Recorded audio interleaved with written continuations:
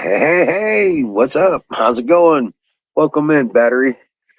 Oh man, guys, sorry I'm late, but welcome to the game. Oh yeah, uh, just been a little busy. I'm the Wizard of Oz, and this is not my show. This is your show. Uh, those who participate make the show. So let's see how this party's going to go tonight. Let the yeah notifications go out, and we'll get the people in. Yeah, awesome. Awfully quiet. I just fired it up. You're close to raising your roof. For your shed?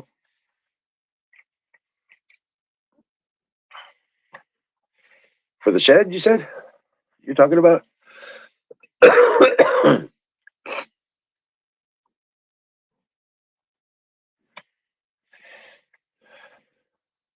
Okay. Rock on. Awesome.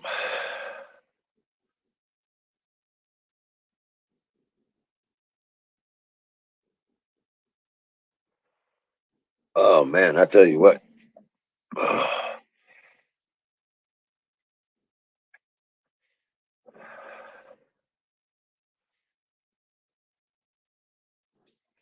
What's up, bumpers?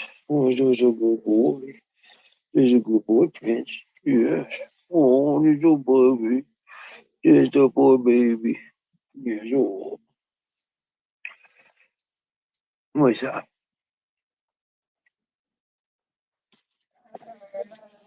You want to go outside? You want to go outside? Look at that. Okay. You want to go outside? I'll let you outside. Okay. All right, guys. Hold on just a second. I have puppy emergency. Puppies need to go outside. Puppies want to go outside? Okay. All right. Yep, they want to go outside. Want to go outside, princess? Princess, want to go outside? Okay. All right. I'll be right back.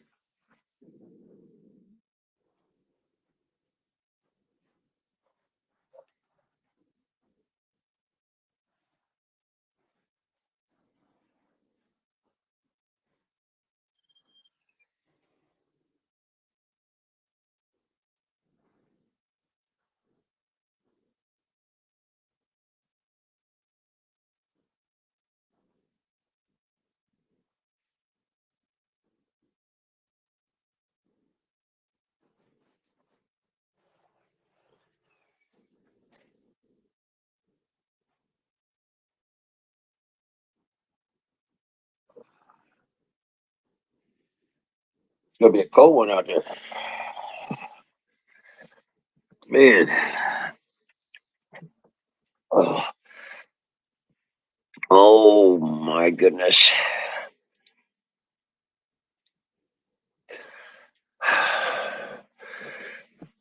Look, excuse me. Oh, much better. It's a cold one outside. So I got a blanket on my lap. So, oh,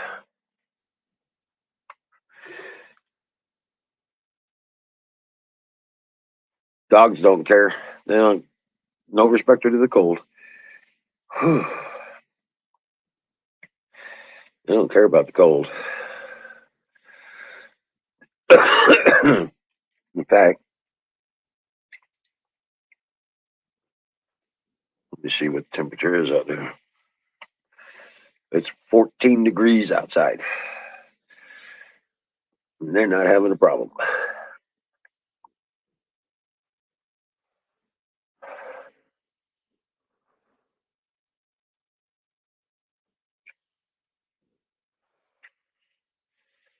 Hell no.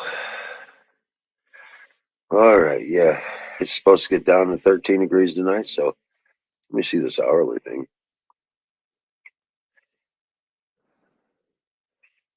Oh, wow.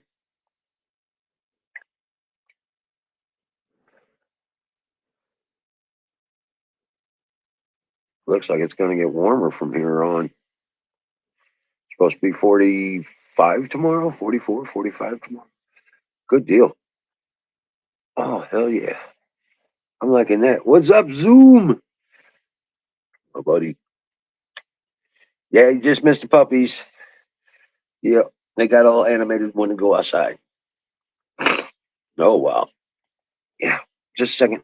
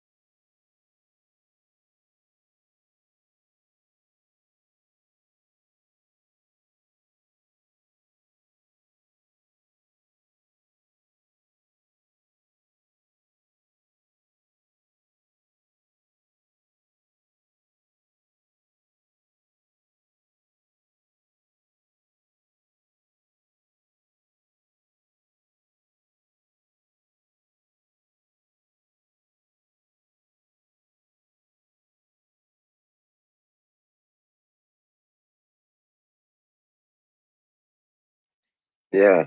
39 would be a heat wave here.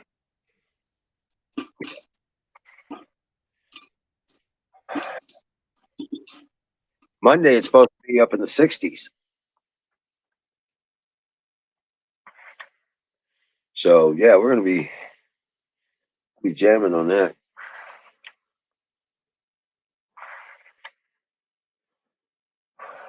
And,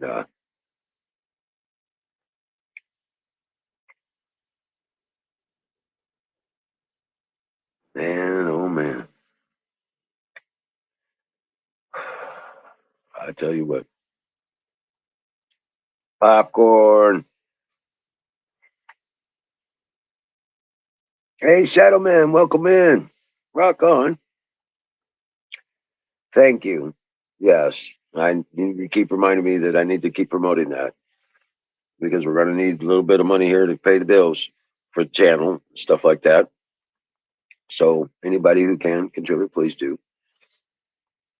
Um, we need to come up with about $60 to keep everything going, so there's no interruptions and all.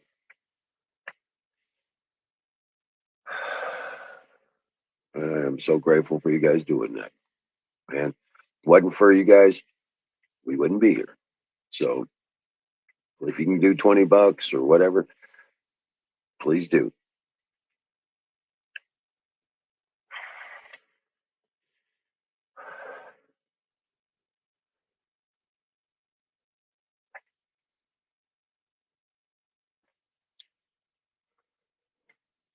Battery, what are you doing? You got yourself muted. Yeah. Oh, because you're making all the noise with the popcorn, huh? Yeah. Rock on. Valentine, welcome in. How you doing? Oh man. Uh-huh. The fake nacho cheddar cheese butter spread stuff. Yeah, some of that stuff's pretty good. Sure, it's not good for you though. Yeah, you keep eating that stuff, you're gonna lose all your hair. Oh, wait a minute. You already are.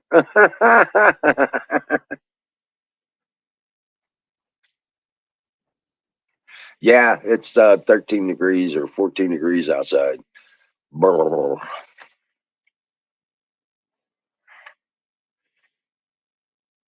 39, yeah, I know what you said. Yeah, 39 out in Portland. Ugh. Valentine just said it's cold. Thanks. Uh, It's 39. It feels like 20.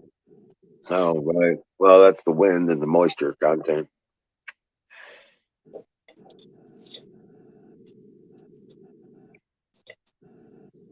But heck yeah.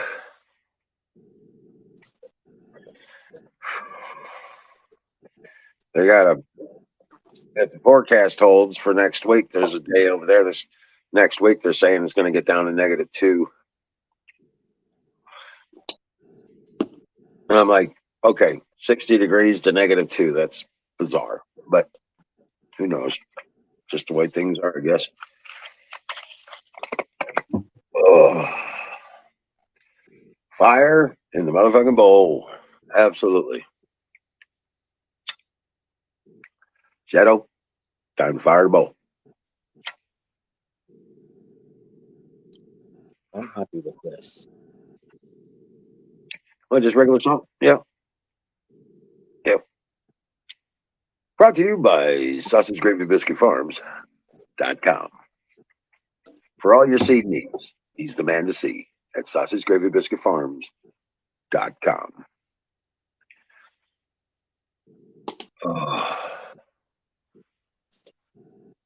Oh man, I tell you what.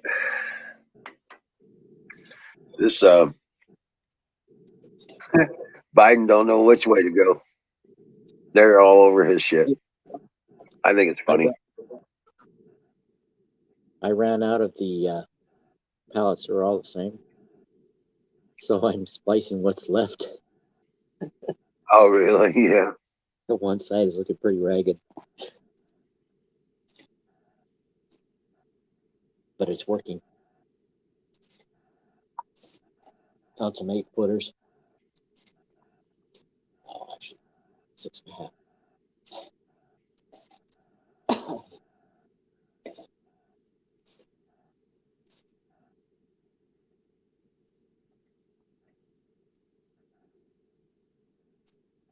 on, somebody else get on. I gotta leave as soon as this popcorn's done.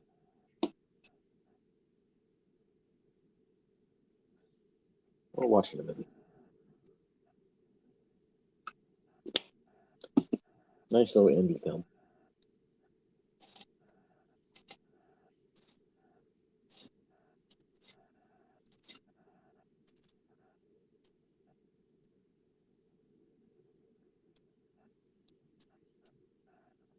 Got music and a little orphan girl.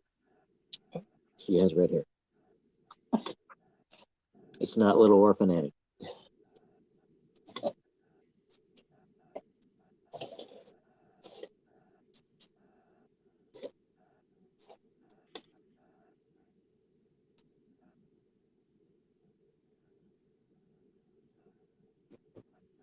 Oh yeah.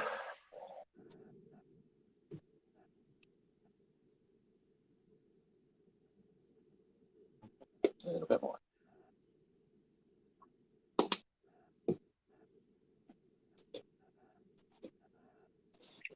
Our own recipe.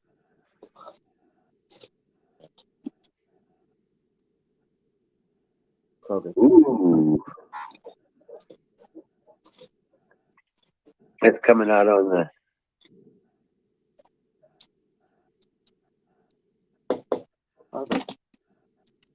Okay. I'll see you later. Oh, you taking off? Yeah, get back to the movie. All right. Gotta Right on, bro. see Well, it on. coming up. Apex. Buffalo Bill. All right. Dream well, Patriot. Have fun.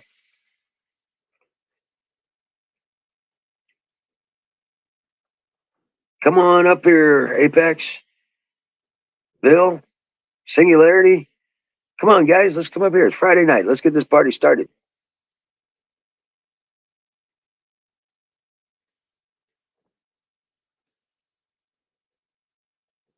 Hell yeah.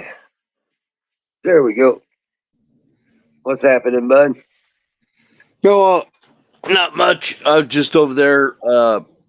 Here. Uh-oh, got a phone call. I got to jump off of here real quick. Okay.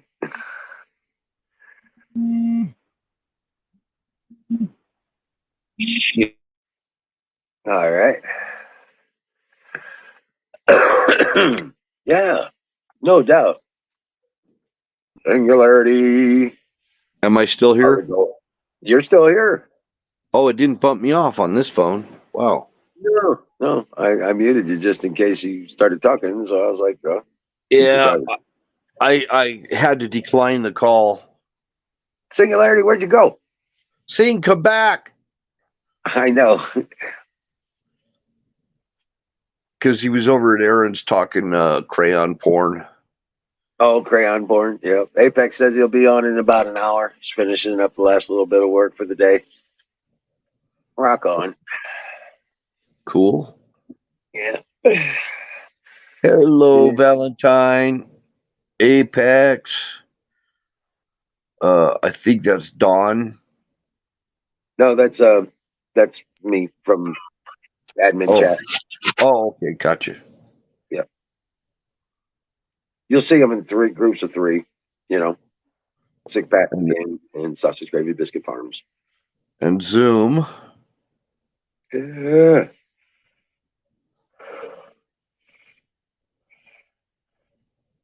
Oh man.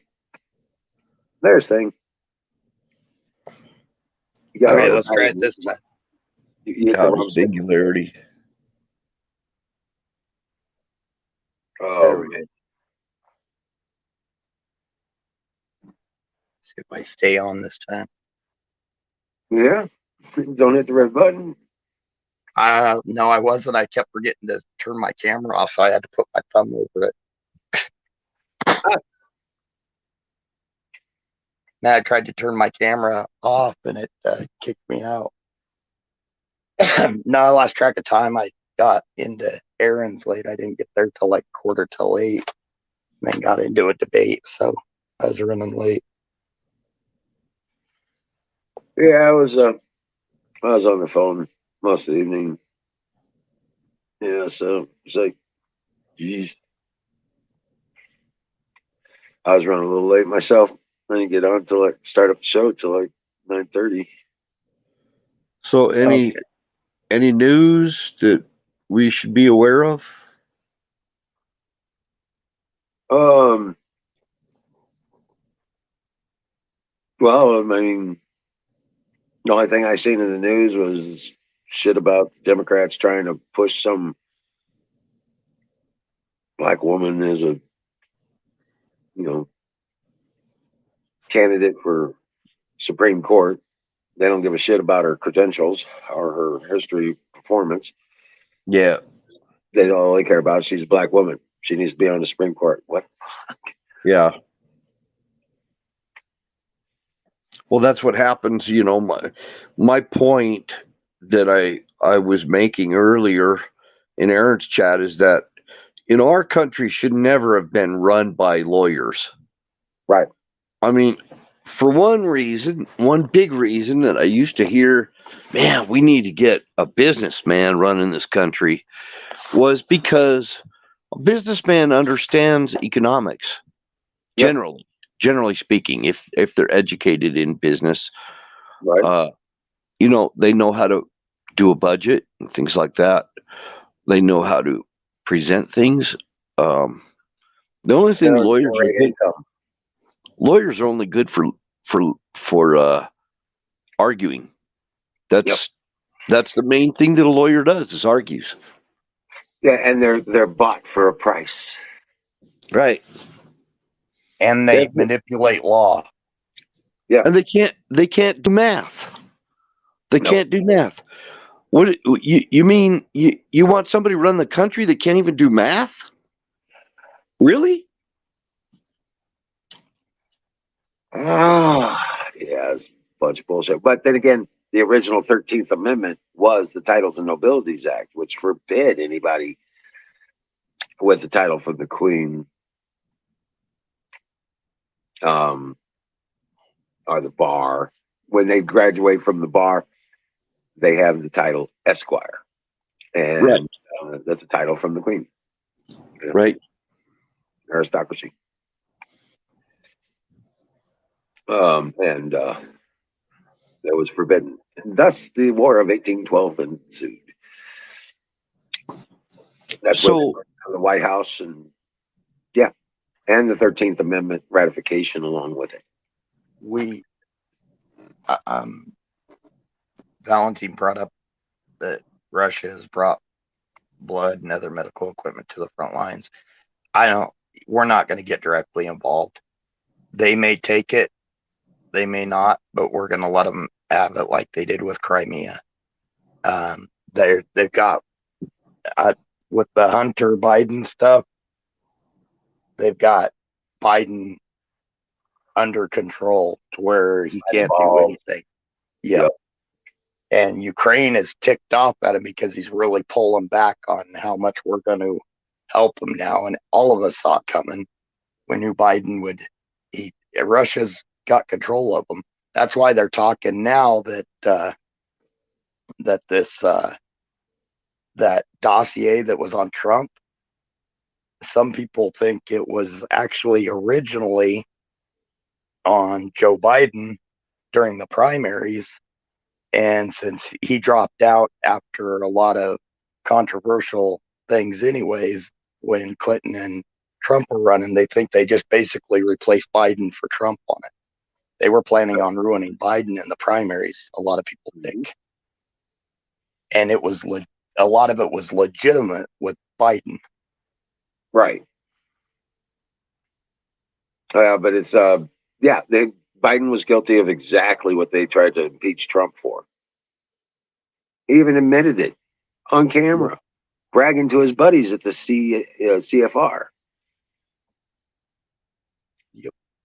I told him, you didn't fire that son of a bitch, you ain't getting the money. Bam.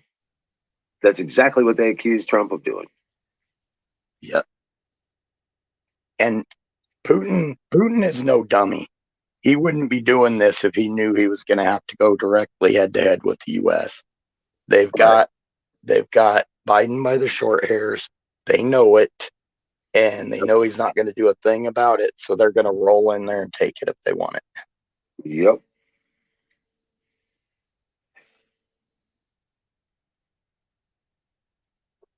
Right. Yeah. Well.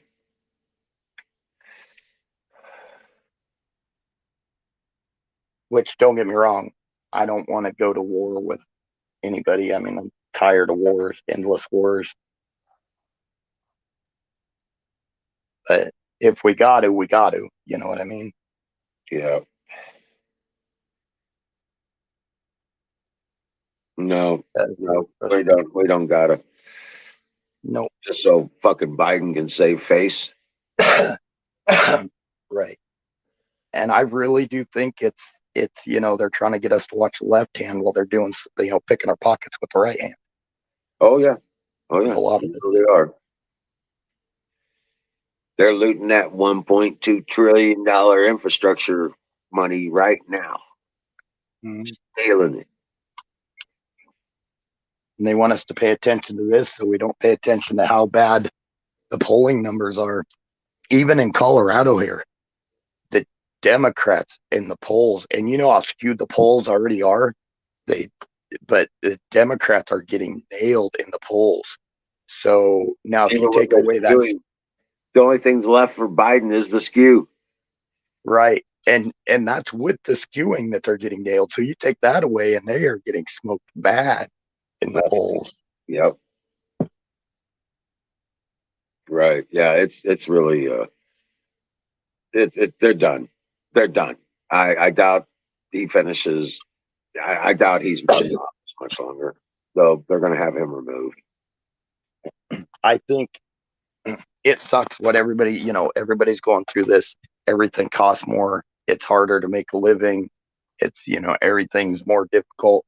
It sucks that this is happening, but I think it's almost a blessing in disguise because the people that didn't want to see it have to see it now because it's affecting them. Yeah.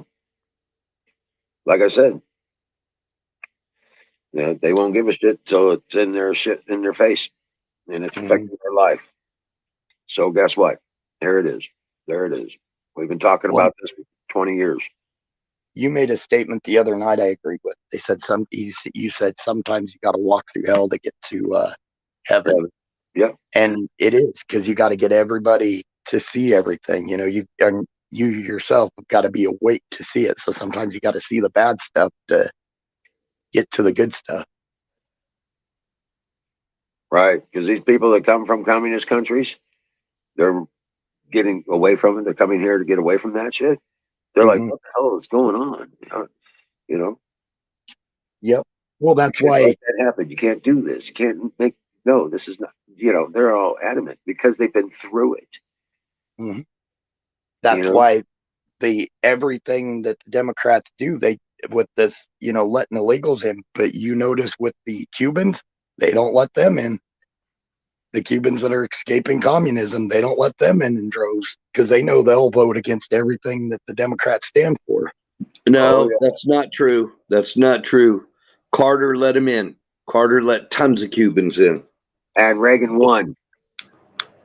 He won with a heavy with those in Florida. I'm not talking about the 70s. I mean, what we've been going through the last 30 years. Even the Democratic Party is different since the 70s. Oh yeah, big time. There's no draw. In fact, there's a lot of them that are not going to run again just because they don't want nothing to do with the Democrat Party and their extortion. Yep. Because in the last 20 to 30 years, they blocked Cubans from coming in flat out.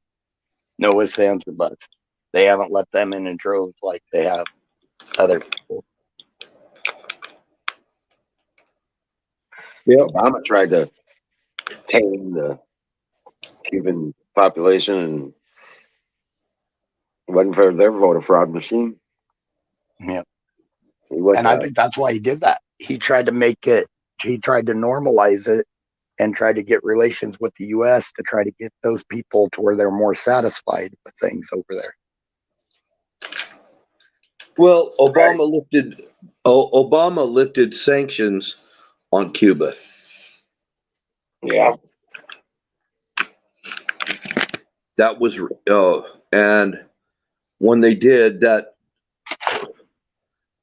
I want my Cuban cigars. That's all I know. Where's my freaking Cuban cigars? Right. I haven't seen a single Cuban cigar since Obama lifted the sanctions.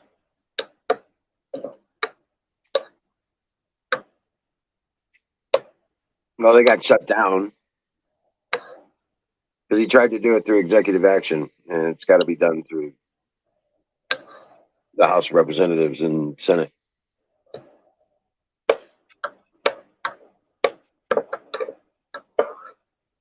Well, it seems to me like they're trying to start a new Cold War again.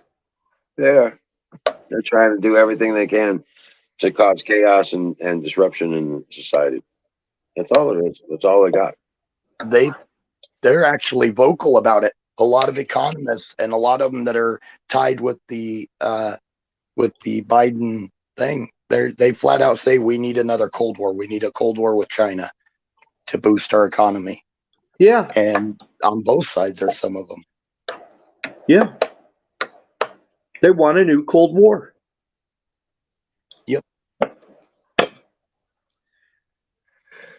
And it seems like the shortages that we're experiencing, the what do they call that? The supply chain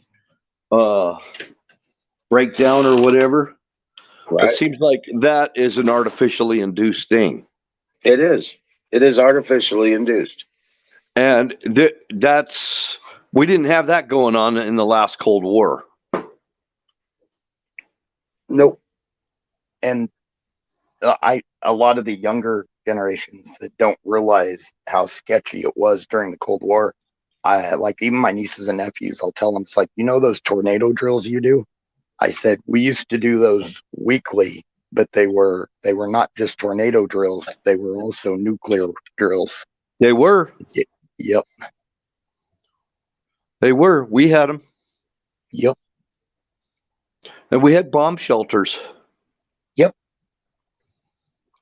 And they had air raid sirens. What you're talking about, those, I think you might be talking about the tornado sirens also serve as an air raid siren. Right. Yep. but we had air raid sirens. They would test it, and they would have drills, and yeah, they were. I don't know.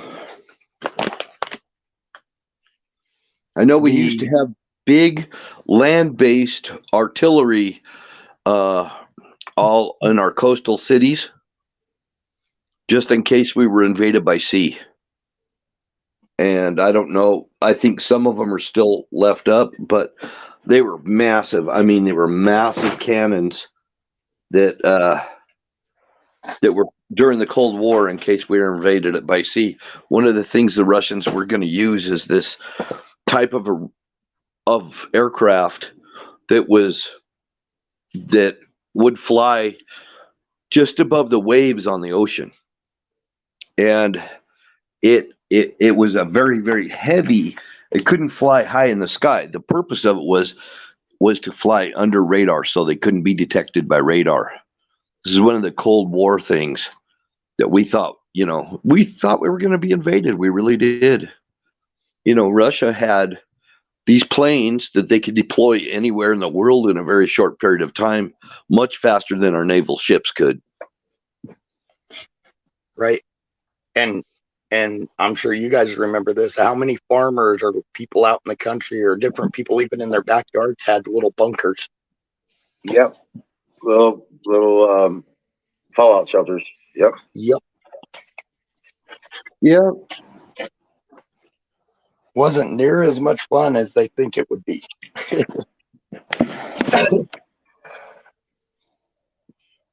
Well, I don't think it's wise to be playing the type of saber rattling that they're playing right now, because us and many other countries still have a large nuclear arsenal. Russia does, we do, China does, and you know that we have enough to blow the world up 10 times over. Yeah, So something like that. yeah. I That believe would the suck. U.S. is actually number 2 in the amount of nuclear weapons. I think Russia's got us beat.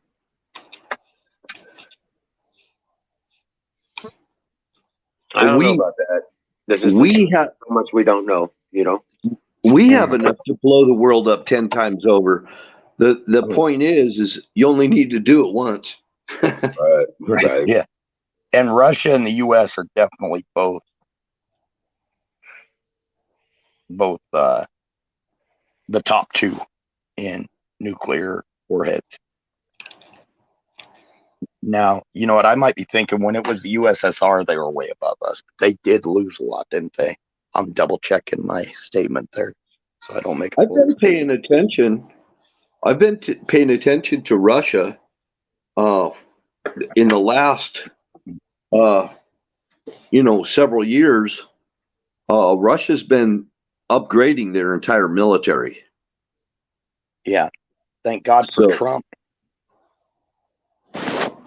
Yeah, thank God for Trump, but where's Trump now when we need him?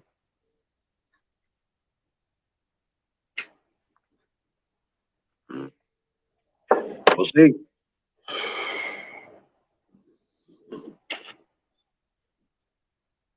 Kind of feel like, the potato's going to get us into an all-out war. I kind of have. There will be wars and rumors of wars, but there will be wars. And then will come Armageddon. If you go estimation value, what's estimated, and like you guys said, we probably got some nobody knows about, none of us know about.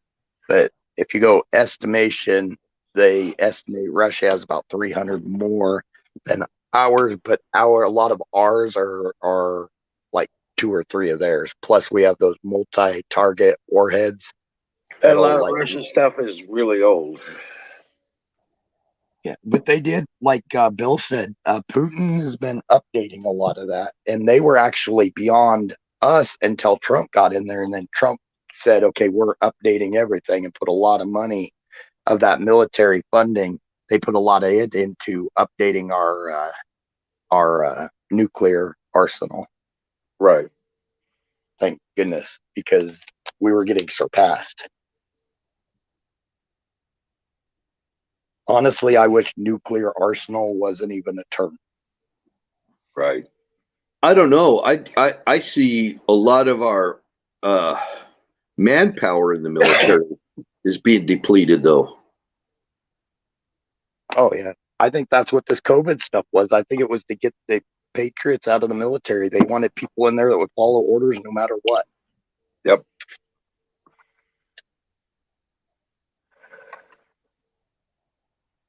Oh, January 6th thing where they were doing purity test on the troops.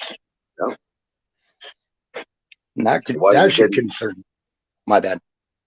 The ones that didn't answer the way they wanted them to were sent to the parking garage. Right. I remember that, and they had to sleep on the floor. Yep. And that was, yeah, that was after January 6th. They sent all those troops, and they're in on the floor. You got to figure it was probably cold in February with no heat in there. Fuck yeah. Dude. And that should concern everybody on both sides, because that means that if they just want people in there who are going to follow orders willy-nilly no matter what and not take their oath as seriously, but they'll take orders over their oath, that should concern people on both sides, because even though one side might have power now, the other side will get power, and those people will still follow all orders. That should concern every American. Well, until I'm sure that the elections were all, full integrity and everything, it doesn't matter who's in power. We're all screwed because we're under a freaking dictatorship. If they don't give us assurance, if they don't give us assurance about our elections, and we don't have the assurance that we're going to have fair and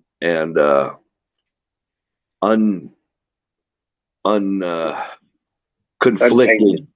yeah, integrity elections. We don't have integrity in our elections. We have Only a nothing. handful of states that haven't adjusted their voting laws. So that's not going to be an issue for most of the country. And I mean, like 3/4 of the states have already, I think it was something like 36, 38 of the country, of the states have already adjusted their voting laws to eliminate a lot of this bullshit. Voter ID, restricted tally counts, like Virginia. They have to have all those votes in before the end of before the actual vote day ends. So Because there's no, my questions about this, Wiz, my questions have not been resolved. I feel like this whole issue is going to stay unresolved, and they need No, to do it'll get something resolved. to it'll get resolved. we'll have to see. We'll have to see. I think I think I agree with Emerald on this, actually, that I think there's enough local governments and county, state, everything that have done enough to clean up voter rolls. I don't think, and I agree with you, Bill, I don't think it's been completely done by any means. But I think enough has been done to where you're going to see 2022 is a big year. It's just as important as 2020 was, actually. But we've got to make sure we get people in there that are not even left, I'm not right, that convinced. are pro-American. I'm not convinced that it's been resolved yet. Not wholly, no. Until it gets announced. No, but there's enough of it there that are ready in place, and there'll be more coming. Well, I know there is. I know there is, but it needs to be resolved with the people. We need disclosure. The people need disclosure. And they need somebody to own up to this, that this was really happening, and the news needs to report honestly about it. They need to report honestly about it. And that ain't happening yet. So I agree with you. It's being done probably behind. I know Mike Lindell and a lot of people are Isn't that doing this behind behind. closed doors? Georgia, Pennsylvania, Michigan, Wisconsin's working on it. There's other places like Arizona's already cleaned that shit up. Nevada has changed their laws. Mike Colorado. Lindell sued. Yep, sued for us in Colorado and had a federal judge order the cleanup of our voter rolls. Hundreds of thousands of people were taken off. Dead people, people that didn't exist, and I agree with you. I agree with you that they did this, but And it's they not instituted voter ID, dude. What are you so pessimistic about? There's nothing we can really, we just have to wait to see. because it's not honestly public knowledge. It's not public knowledge, and it should be. It's only not public for those because it hasn't been broadcast on the mainstream media, and it's not part of their agenda, so they're not going to broadcast it.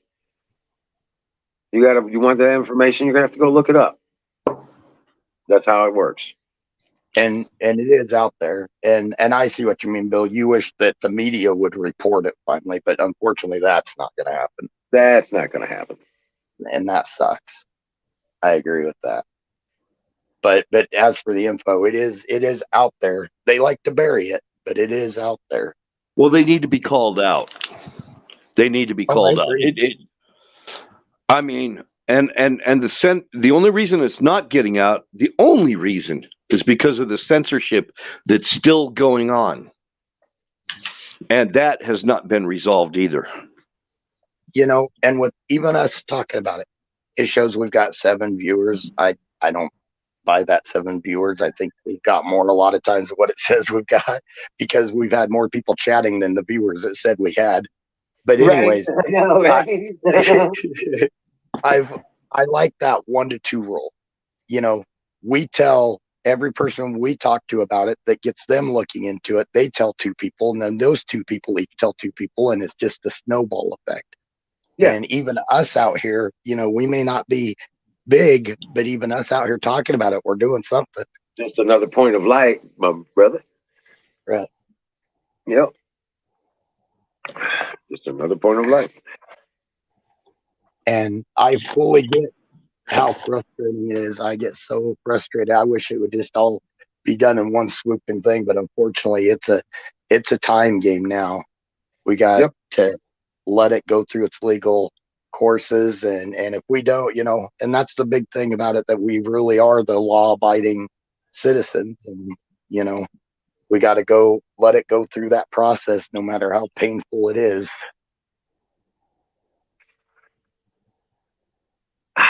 Fire in the bowl. Hell yeah. Well, that's my opinion. Take a hit, Bill. Relax. It's Friday night. This is the time for having a good time. What makes you think I'm not relaxed? Huh? What makes you think I'm not relaxed? Your tone and the way you're talking. I was just saying my opinion. That's all. That's okay. Yeah, I got you. Fire in the bowl. Heck, that opinion gave us a perfect talking point. So that was that's awesome. There you go. No shit. There's a lot of the states that have already changed their laws so that this ain't going to happen again.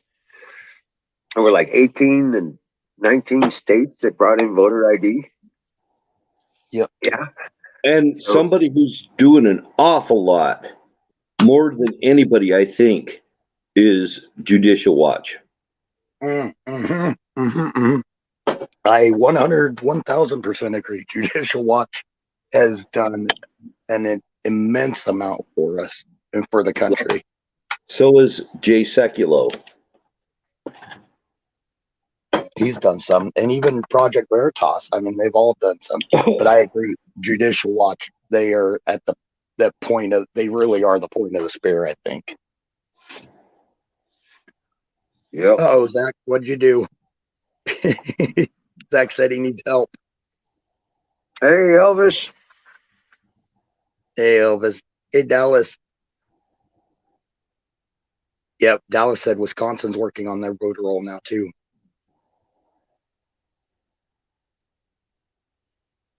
Yeah, this ain't gonna happen again. Yeah, it won't happen again. And they're pushing so hard on so many radical ideas right now is because they know they screwed up, and they're trying to push it through before they're unable to push it through. A lot of They grabbed people, my bad. But no, go ahead. Oh. Go ahead.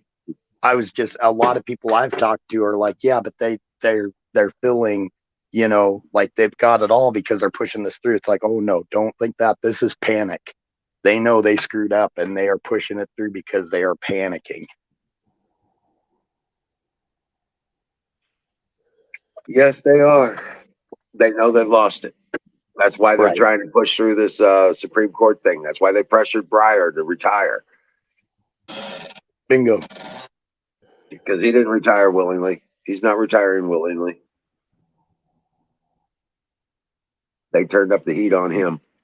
And he's Yep. like, okay, fuck it, I'll retire. Just don't kill my family. I'm sure of it. He didn't want to. He didn't want to go to sleep and end up being found with a pillow over his face, like someone else we know. Right. Scalia.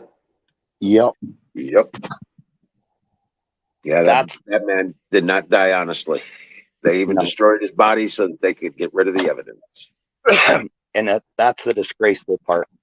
I truly hope someday those people will be held accountable that were involved in all that. I think they will. I think it's just not going to happen as soon as a lot of us would like. But I think sooner or later they're going to weed them all out. They will. They will. Patriot trials are taking place.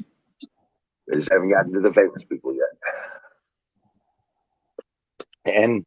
And let's face it, there's a reason why they were probably expanding Gitmo as much as they were. And if you watch like Monkey Works, there's still a lot of its troop replacements and stuff, filing troops in and out.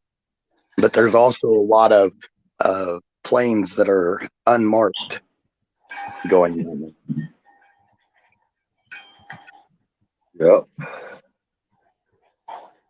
Oh, yes, sir. Just, You guys watch you only hear Monkey about the Works? bad stuff. You don't hear about the good stuff. Right.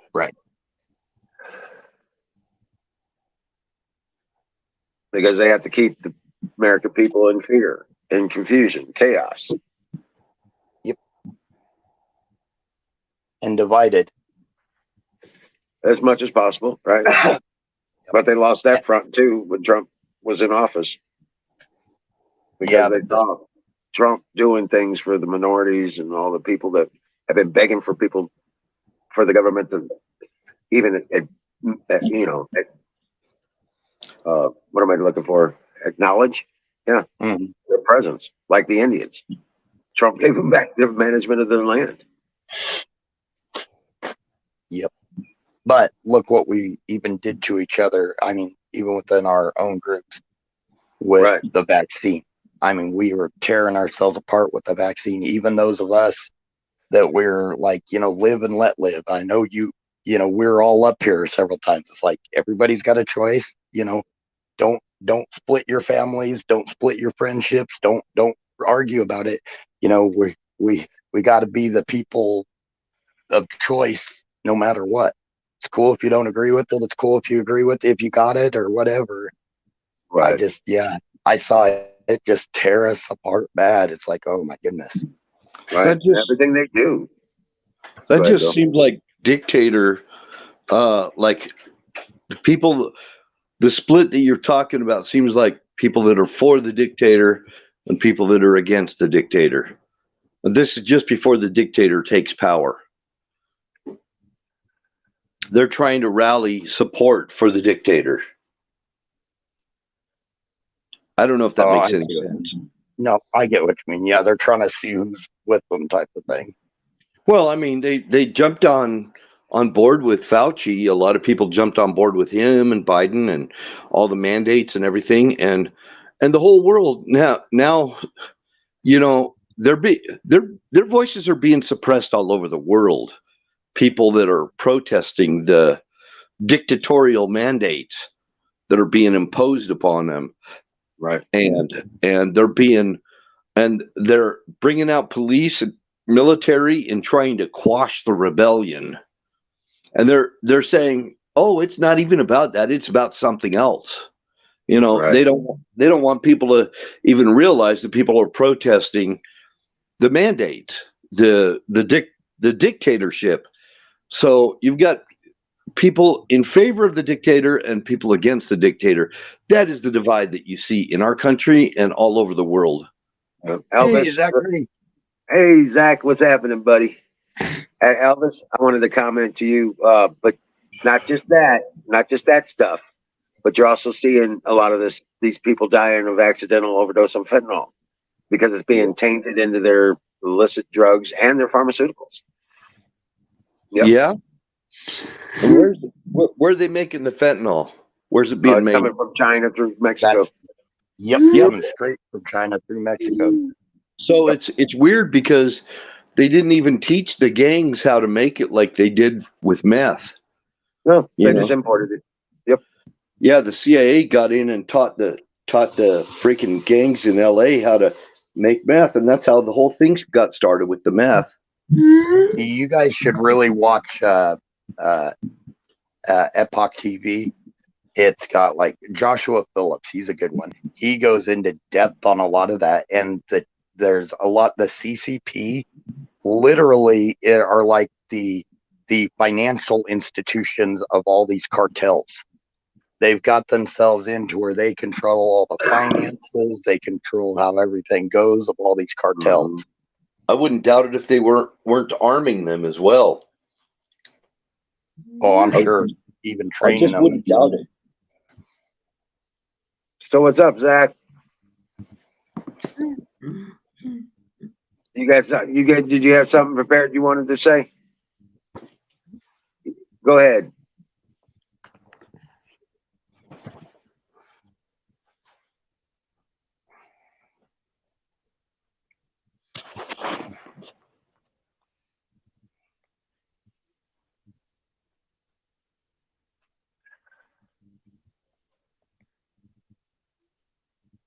Yeah, Dallas, calling the truckers and the Capital 6 police Right. Yep. people. Yeah, the Capital, January 6th, whatever you want to call that stuff, calling that a terrorist action and all this shit, charging the fucking oath keepers with insurrection. That's bullshit. That's bullshit. I don't know of any other organization as dedicated to the Constitution as the Oath Keepers. Period. Lawful observers. Did you see Trudeau's speech where he was literally talking about the crime of wrongthink? Are you serious? Holy, no kidding. Go watch his latest speech about before he went on his little 5-day hiatus about the truckers. Yep. And he's talking about the crime of wrongthink. Oh wow, that's Orwellian. Yeah. Yes. It is 1984. insane. Just wanted to hop up and say hi. Oh, Hi. okay. Right on. Glad you did, bud. Yeah. Glad man. you did. Welcome in.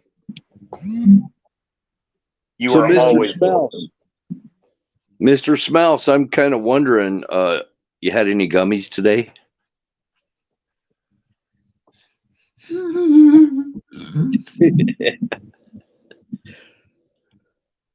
He lives in like the gummy capital of the world.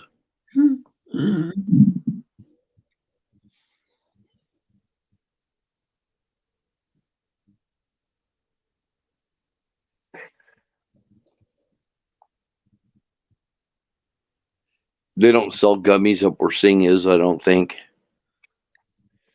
Go ahead. Last night I didn't got 10 hours of sleep. Woohoo! There you go. That'll do it. Those are some good gummies then. Yeah. you guys would like our pot shops here. Gummies, edibles. They've got cakes you can buy. It's insane. I know people that Heck, some of my family and friends smoke and use that stuff, so they're always getting crazy stuff. Right. There's a bakery in a town called Fort Morgan. That's all they do is bake stuff out of that. Oh, wow. Yeah. Yep. Profitable business. I'm betting Wizard could probably, with all his fruit trees and everything, he'd probably could figure out how to make gummies.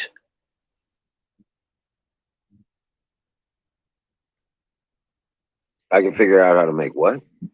Gummies. Oh, They're yeah. made- Yeah, it's not hard. Yeah, they're made from fruit. Yep. Need to get a bunch of lemons. Get the pectin out of them. Go Good, ahead, Zach. In my 8,000 population small town, I have 6 to 8 dispensaries. Holy crap. Zach lives in Colorado too. Holy shit. I'm going to put on some water for some hot cocoa, guys. Give me just a second. So Zach, you're down there in southwest Colorado, right? Yeah. Yep. Me, Zach, and Kay, we're all Colorado natives. Yep. And none of us are willing to give up on Colorado. We're here for the fight, right, Zach? Man, I have got helicopters galore going over my house, military ones, all day and all night. Lot of activity out here too. They're doing testing, or I don't know what it is, some flight testing or training or something. Go ahead. I'm literally 45 minutes northeast of the Four Corners. Oh, okay. Hey, you guys see this? This is a little salsa jar. But I made it into a Crisco candle. This little candle will last 8 days. Running 24/7, 8 days. Cool. It's badass.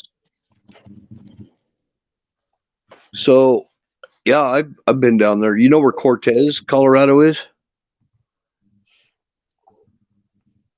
That's where all the beans are grown. That's like Bean Central. There's a little place, I think it's called Lonesome Dove. Go ahead. I'm in Cortez. Oh, dang it, man. Right on. You're close to the Milagro bean field.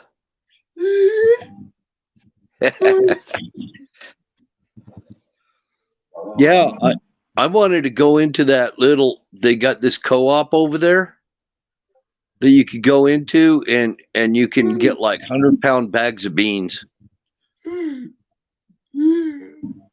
Every kind of beans. Pinto Emerald. beans. Emerald, I sent you that.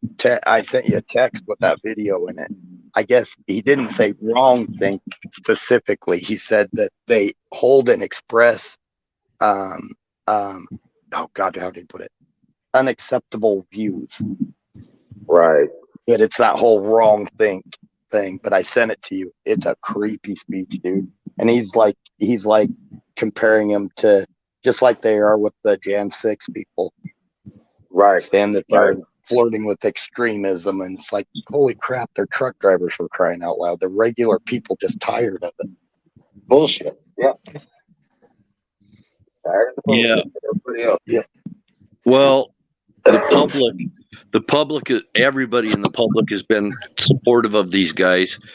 They've been like giving them food, and restaurants giving them free meals, people letting them take showers at their houses and everything. Yeah. And I guarantee you, everybody in America has somebody in their family that's a truck driver, so they know. Yeah. So the amount of support they're getting kind of tells me the public ain't buying it. what Trudeau's saying. Nope, they're not buying it. Oh, fire in the bone. And they're going to twist the narrative on the MSM and everything. They're going to twist it around and say, "Oh yeah, people are going to be angry because of these drivers, what they're doing and everything." No, they're going to be angry at Trudeau. And all of They us. ain't gonna blame the truck drivers. They're gonna blame the policy makers. That's right. They're gonna the people in charge that are pulling this shit, making it impossible for them to do business, do their job. I think it's going to trickle down here to the U.S. Welcome in, Max. Jen.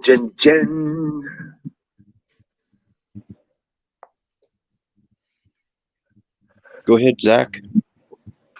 Bill, I'm pissed at the city of Cortez. 2 years ago, they put medians on Main Street. Oh yeah, that's Cortez is right on the Devil's Highway. Yeah, it used to be Highway 666. They call it the Devil's Highway.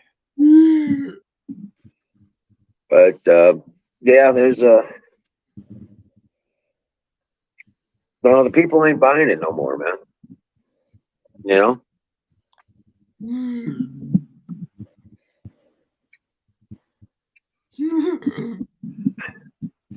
That'd be good for some food stores, though. 100-pound bag of beans, I wouldn't mind getting.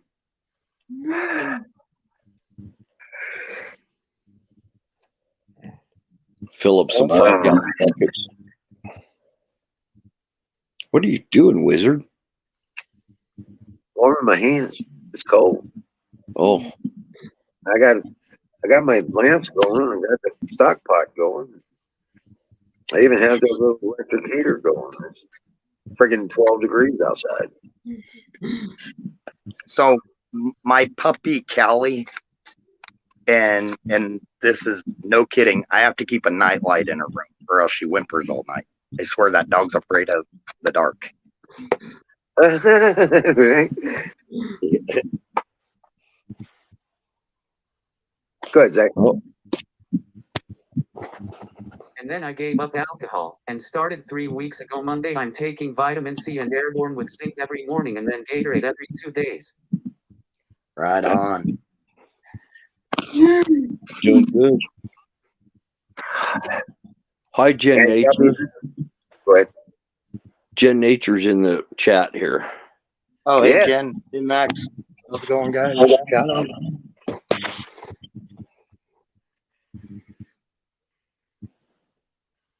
I don't want anybody thinking we don't read the chat. Right. Santa Man, you sure about that? Usually that's the other way around. 6 degrees feels like 3 degrees. Oh, yep. He got that reversed. All right. Unless he's talking negatives. Are you stalking me again, Max? Oh, you're stalking Jen this time. That's good. No, he's just lurking her. Yeah. Hey, Abermectin. The crap. Hey, So- Sasha, how you doing, bud? Is that who Ivor is? Yeah. Sasha. Gosh darn it. I'm going to get you in trouble for saying that word, aren't I? What? Isn't that one of the words that they nail you for if you mention it? Oh, who fucking cares? Okay, right on. I just don't want to get your room in trouble. No, I don't think so. For saying somebody's name on, you know.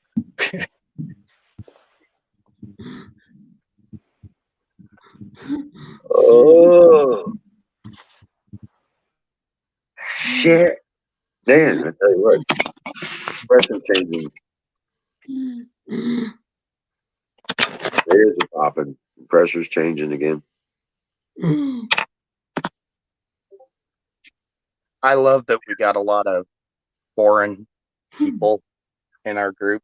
and everything, especially the ones that are pro-American and stuff like that listening. I will Right. admit that it is frustrating the crud out of me with some of the anti-American foreign people that are out there in some of these chats. And yeah, that frustrates me. I love the ones that you don't even have to be pro-American, just don't sit there and rip on us constantly and still expect us to be understanding, you know?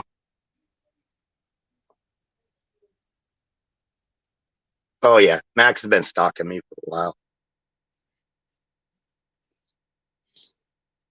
But like I like the ones, you know, of course, you know, we love Shaw, Ragged, Marion. You know, we like those, but there's some out there. There's a couple out there we got that are pretty anti. Yeah, say little digs every so often. It's like, why are you here? This is the most helicopters I've ever had going over my house. They've been going over about every 2 minutes, Oh wow. maybe 5 minutes or 2 minutes, something like that. But they're constantly going over my house. Another one just passed over. Is Aaron still streaming? I don't know. I thought he was going to raid here tonight. He tries to split it up, which is cool. Yeah, But I thought they were coming here tonight. I probably went over to Deer Butch's or something. Nice. Yeah, Or Glostic Willie, they go there a lot. Yeah, mostly military helicopters. There are some civilian ones. There's an unusual amount of civilian helicopters too. You know, like sheriff and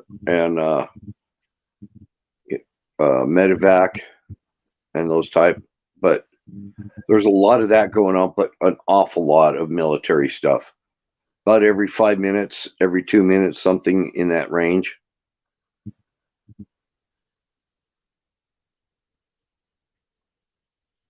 And it's been all day and all night. It's actually getting annoying. right.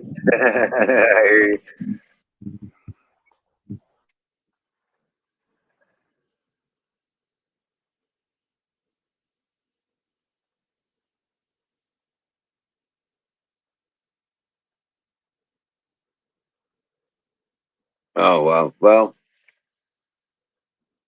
you guys are all silenced. What happened? I'm here. I just kept cutting people off. I felt bad.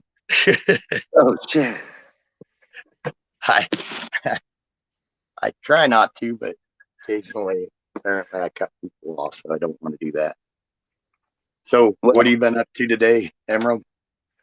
you know, just trying to stay warm for the most part, taking care of the puppies and the animals, stuff like that. I did go outside to try and do some stuff, but I was only out there for like 10, 15 minutes, and my hands were, or even through the heavy gloves, were just hurting. I had to stop and come back inside. Right. We're supposed to get in the 40s tomorrow and Sunday, and then 67, almost 70 degrees, some shit like that on Monday. Wow. So yeah, I'm like, oh man, I'm gonna try and get as much done as I can that day. Right. Right now, God, I don't think we're supposed to get out of, God, even out of the 20s for the next week or two, Right which now, is typical. yeah, according to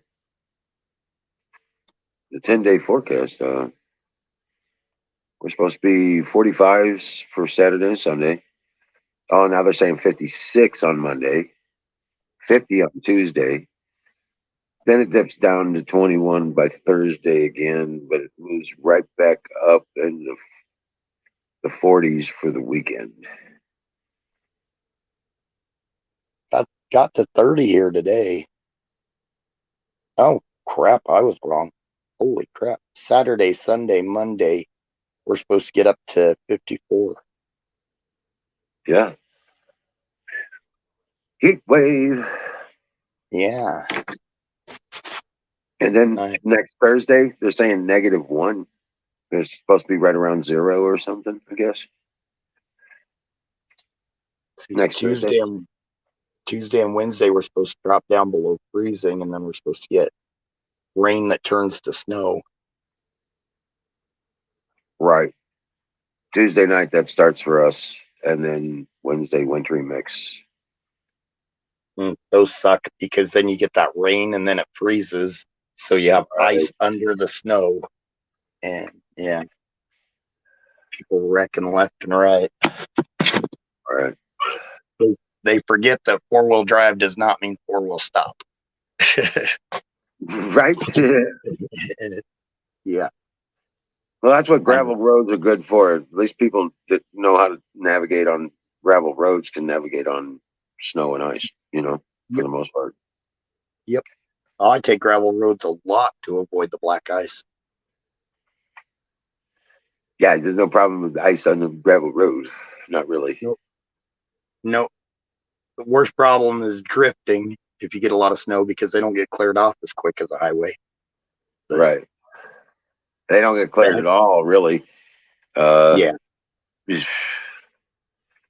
don't want to shovel off the gravel. Yep. Yeah, even when they do, they still leave 4 inches. Yep. On there. And we go snowdrift busting a lot though. Take out a tandem, 2 pickups. So if one gets planted in a snowdrift, you're not digging it out all day. You can just yank them out. Yep.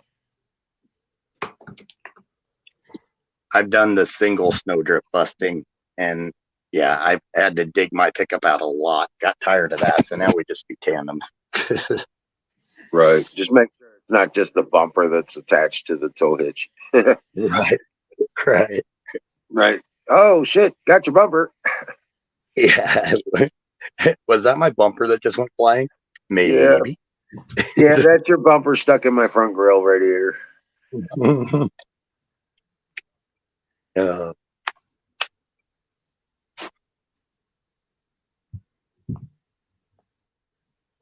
Oh, yeah. Hell yeah, man. I tell you.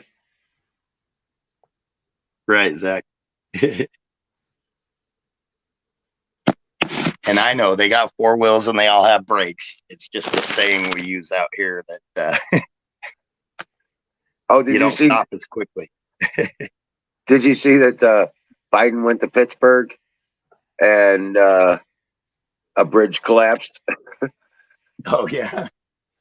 Yeah, it was on the route he was supposed to be taking or something, I think. So the bridge collapsed, and he's out there touting the infrastructure bill. We will rebuild it. God, that guy's an idiot. Yeah.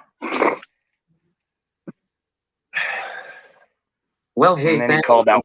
but I'm going to hop down so I can get ready for my show. Have a great night, Patriots. Right on. Take it easy, man. Dream well, Patriot. Thanks for being here, Zach. Appreciate you.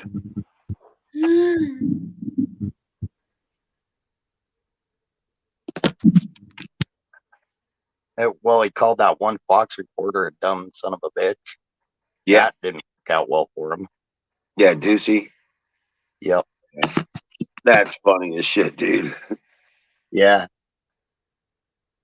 Ducey's like, yeah, okay, whatever. I saw him on the 5 or whatever. He was interviewing on there. And he said, nobody's fact checked it. Maybe fact checked it yet. Maybe he's right. It's like, yeah. You can tell it didn't affect him much. He's like, yeah, go ahead and call me that. Apparently he's a very, very super intelligent guy, that reporter. So it didn't bug him. He's Well, like, his yeah. dad was a reporter too, and yeah, so he was aware of what was supposed to happen there. Mhm. I'll be right back. Right on. Hey, battery.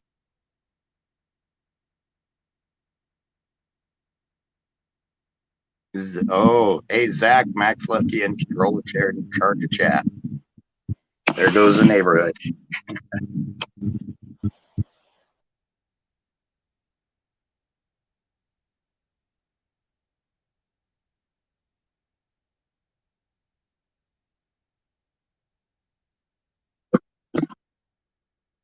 I was late tonight trying to get as much time in with my new friend as I can.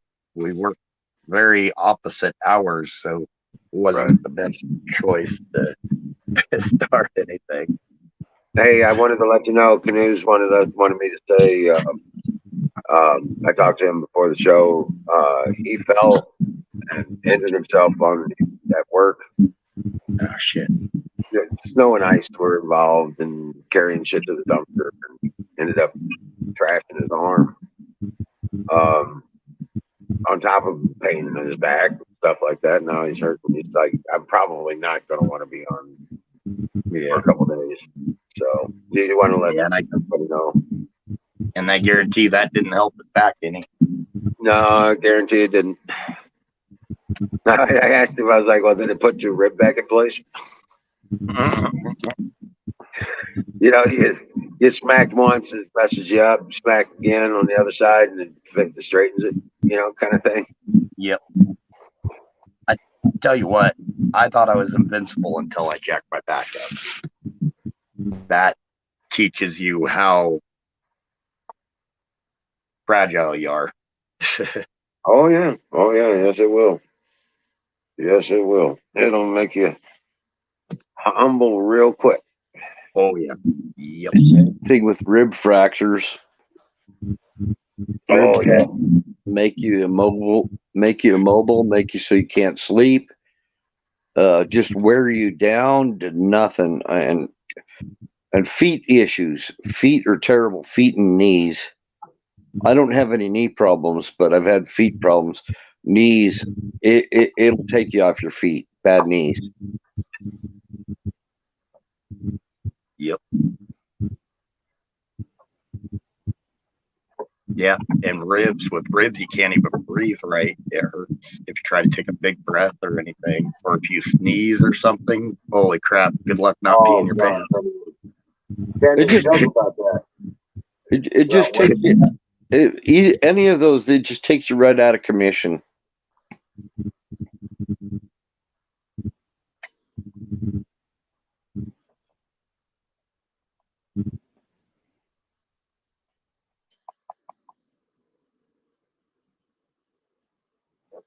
Yes, it will. Pain is no respecter of race or social standing. Well, I mean, you could be in great physical shape and everything's going good, and you're living active life and try to be healthy and exercise and probably go to the gym, probably run 10 miles. And if you get any one of those things happens, it just knocks you right down to ground zero. Because, yeah. Putting in the marshmallows, the hot cocoa.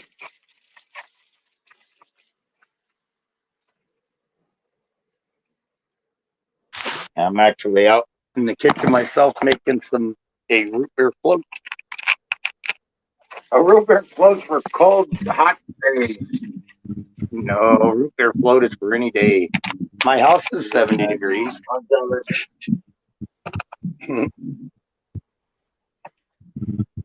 I've actually had one every night for the last week. Usually don't drink soda pop that much, but I do like myself a good root beer float. I know. I'm a big fan. They're addictive. You ever tried a Fresca Freeze? I haven't. It's like a root beer float, except you use Fresca and sherbet. No, not. I've tried it with lime sherbet, pineapple sherbet, raspberry sherbet. All of it's good. Nice. The sherbet's got a lot of sugar in it, though. Hey, Max. Oh, sorry. So it's like, why are you using sherbet when you're using Fresco, which is supposed to be sugar free? I mean, it just defeats the whole purpose. Right. And these Right. sherbet people are like, well, it doesn't have any fat. Well, you're better off with fat than you are with all that freaking sugar, and it's got more than ice cream has. Yeah, I see that. Hot cocoa with the marshmallows.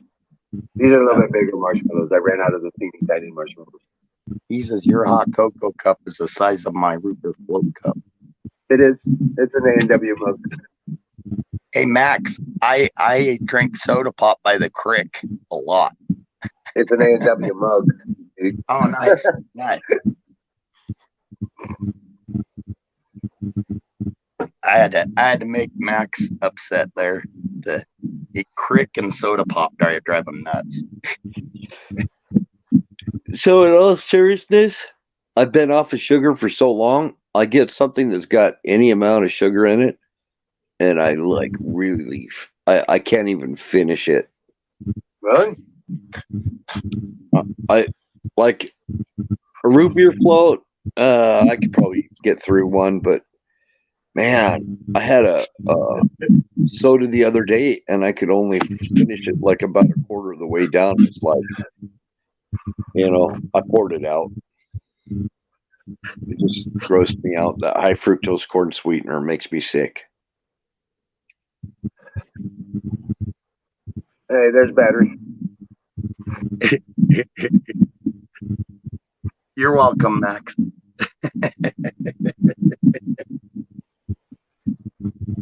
What's up, battery? Well, I've never had a Fresca freeze, but I've frozen a Fresca. Yeah, that's I, good. I know what it, Baloo. Hey Shaw, how you doing? I know what it's like to not have sugar for a very long time and then have some. Oh yeah. Especially like I noticed a high fructose corn sweetener. It actually makes me sick. I just start to get nauseated drinking it. Yeah, I can't have sugar. It's been years. I know you're diabetic. I know. Well, when I do, holy crap. I get a sugar buzz all over the place. Yeah. Just I don't know. I do cinnamon and stuff to keep my sugar levels down too. Yeah. I didn't do my medication today. It's okay. I'll do my pretty good to start fresh tomorrow. Another thing that It's sugar not in your does, coffee yet, Colonel, but maybe you should come on up on the screen there. another thing that sugar does is it could make your body very acidic. Well, so is my medication. Hey, Colonel Shaw, good to see you. That dang metformin messes me up. Makes me feel like I've had sugar. Too bad you can't go straight to eating grapefruits, and because there's a lot of metformin in that. Really? Doctor told me I couldn't have grapefruit. That's because metformin, grapefruits does the same thing as metformin. Colonel says he's not coming on. He's not coming up on the screen until after he gets his coffee. Dave. Oh, yeah. You don't want to do it before you talk. Yeah, you gotta get that first cup of coffee down him first, or started at least, and then he's ready to go. I just spent $160 at Home Depot. You what? I just spent $160 at Home Depot. That's not hard. I needed some lumber for a first thing. Well, that was $6.48 a 2x4. $6 a 2x4. $6.48 for 2x4. Still twice as expensive as it used to be. Yeah, I know. Yeah, I checked it when it was hot, Did we not? but I needed some bits because my impact driver was tearing them up. Turned out I had the wrong one. I shouldn't have had Ryobi. I should have had Bridget. Hey, battery. Milwaukee. Hey, battery. Yeah. Are you feeling okay? I mean, you kind of look like you're kind of under the weather. Maybe it's just the lighting or something. Could be lighting. I feel fine.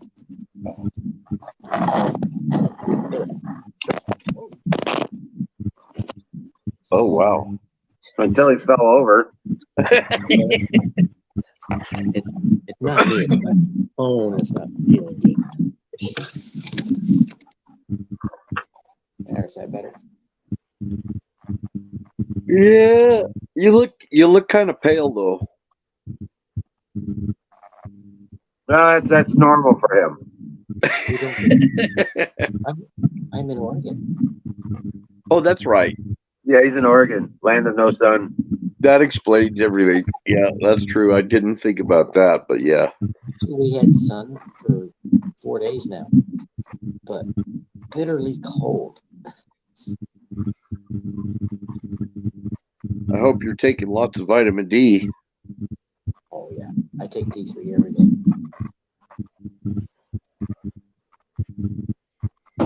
Ever since I heard that reports about the majority of those that died from COVID were D3 deficient. So you're in the Columbia River Gorge, aren't you? No, No? I'm about 15 miles. Oh, okay. That's got its own weather system. Yeah. The gorge does it.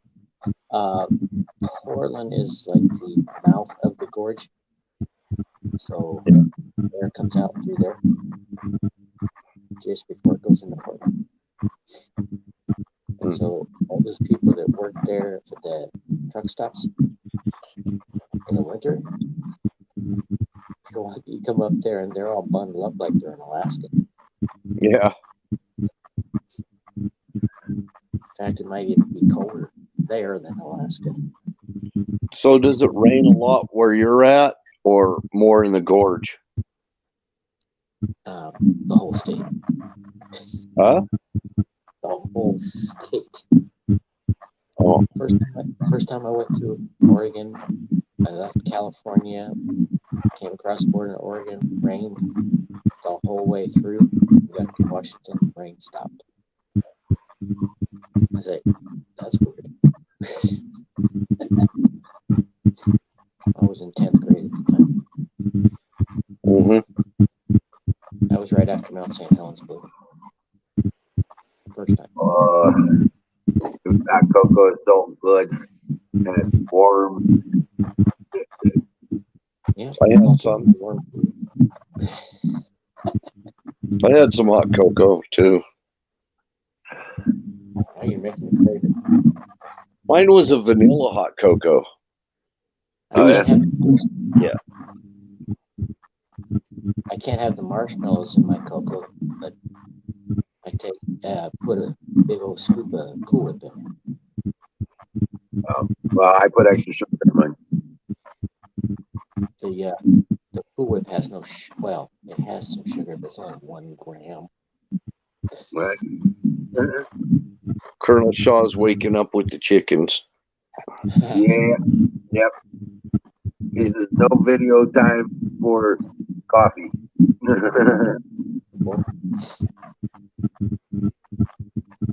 The chickens, the sheep, the cows, the goats. So the climate in Oregon reminded me a lot of Germany. When I was in Oregon, Fit right in with Germany.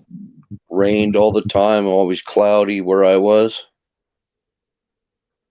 Always cold, clammy.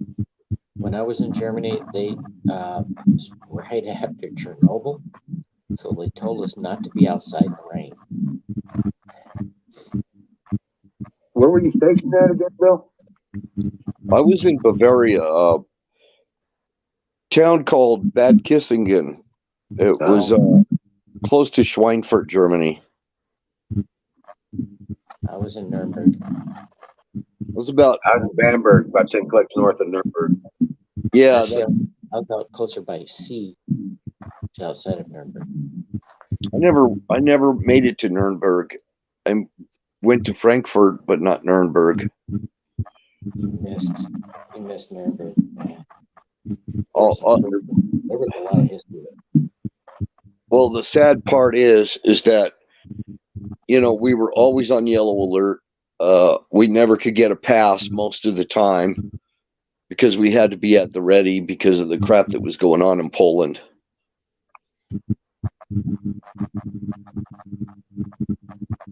There's anything going on in Poland, was there? That was during the treaty with Lefterenza and I think I said his name right. I'm not sure. Lefterenza, and they were on strike or something, and Russia was just outside of their border, and they were going to invade Poland, and they were already starting to secede from the Soviet Union, and it was Gorbachev. I remember all that. But that was after I was there. The Yeah, state, Colonel Shaw mentioned the Canadian trucker convoy thing. yeah.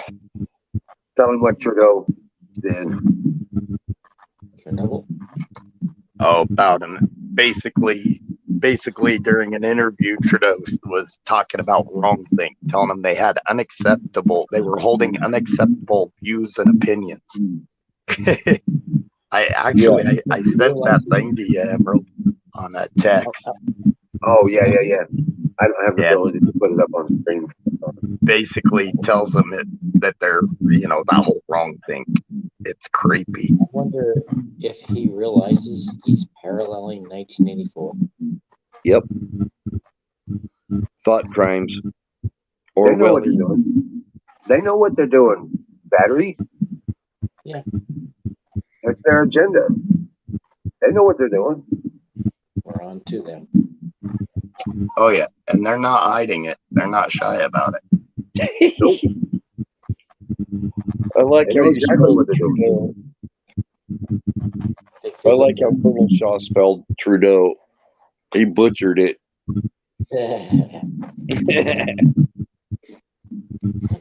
Butcher something else.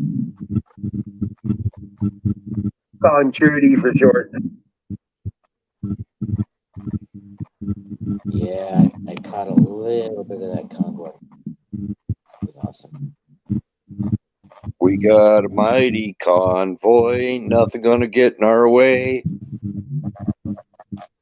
Yeah, remember that song? Convoy. Okay, I'm gonna have to A listen French, to that. a French minority? Yeah, well, not so French when it affects the whole nation. You know what? We need someone who speaks French to make up a song. Boy. In honor of the event. Gotta get Jeff Dunham to do it. That's what we need. You know what? With all this carving and crap I'm doing on these lures, I ought to make a little Biden puppet.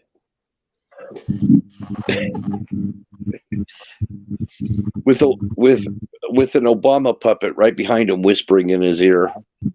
Bite Joe Biden. Yeah, he even called them terrorists, compared them to the January 6th insurrectionists. So I just turned them all into patriots. Come on, man. Oh, you mean the truckers? Yep.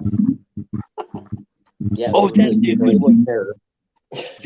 No, you mentioned Jeff Dunham.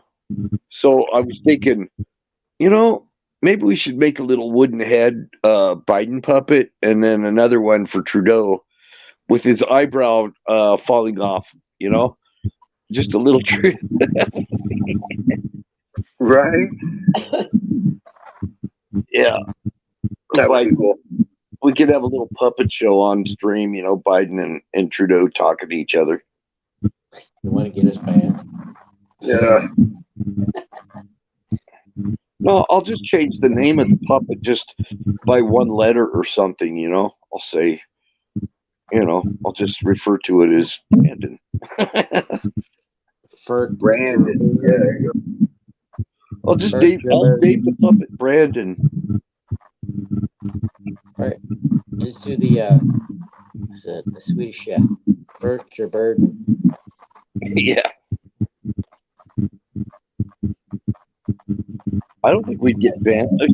That's why they used to do it. You know, a lot of the old puppet shows back during the Renaissance were a way to mock the aristocracy, and that's why they made the marionettes so that they were like they had a lot of the features of their aristocracy. They would just change the name a little bit. And they would listen to Mozart. Yeah. And now it's the same people. Back then, same music, but the same people they were mocking. It's a puppet show. It's a puppet show. We're not overtly mocking.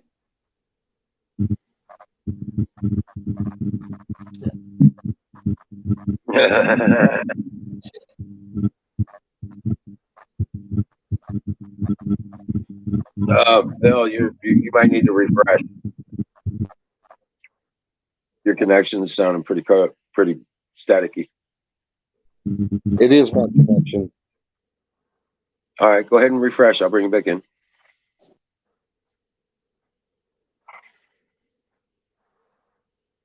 Sounded like we were picking up signals from space. I know, right? ID4. It sounded like the Independence Day countdown. Yep. Or Contact. I was looking for Jeff Goldblum. Right. Contact. No, the Contact's a movie that would have been appropriate for.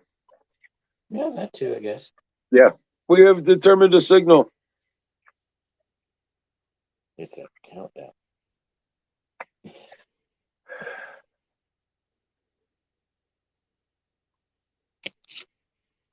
Yep, criminals them all. Well, this is gonna make the French Revolution look like child's play. Are we gonna start beheading? Nope. We use a rope. Less to clean up. And we can use the same rope over and over and over again. Guillotine American style.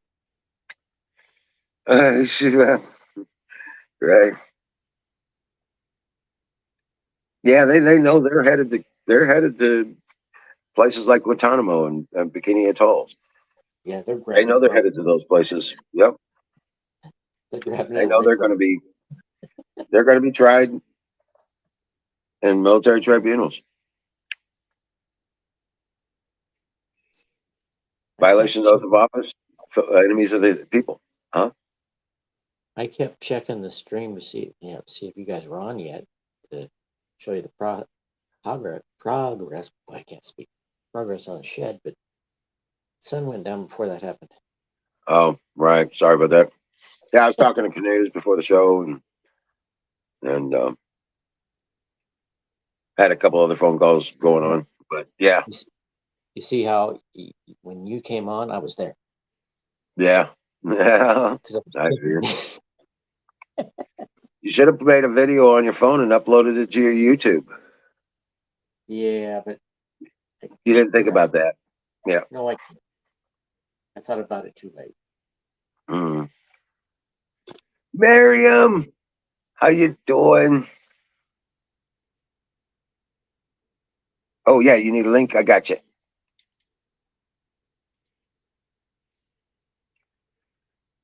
Oh, there it is. How you doing, Miriam? What's the temperature in Yucatan Peninsula, Mexico? Hey, Miriam. Much better than here. I know. I'm just interested. Probably like 80 degrees and sunny. I have 2 exchange student brothers that lived there, Yucatan.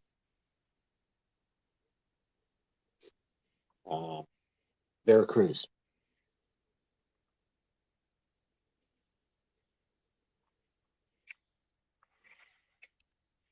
Is Miriam in Veracruz? It was 73 today. I was close. I was so close. Miriam, how close are you to Veracruz?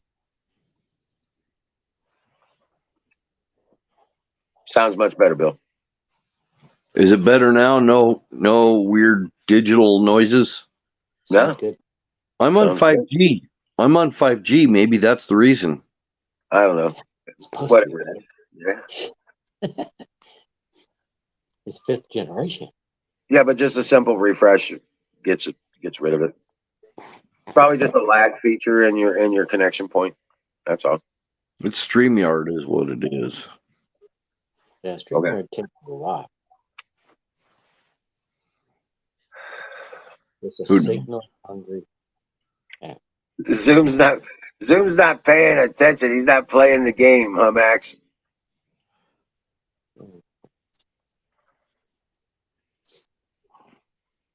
I saw a message from Max.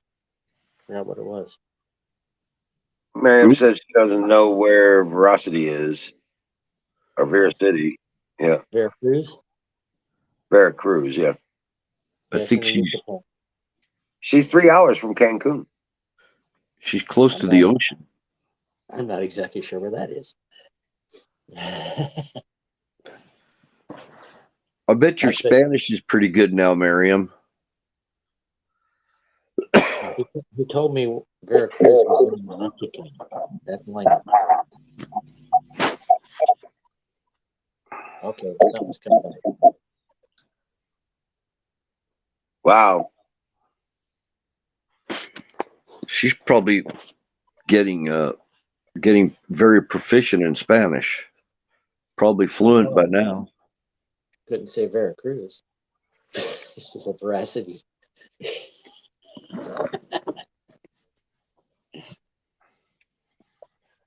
That makes me think.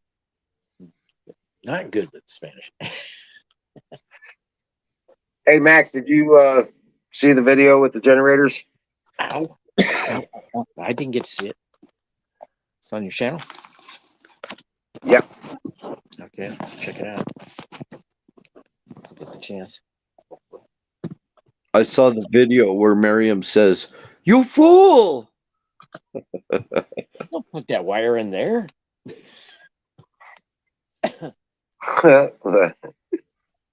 You fool!"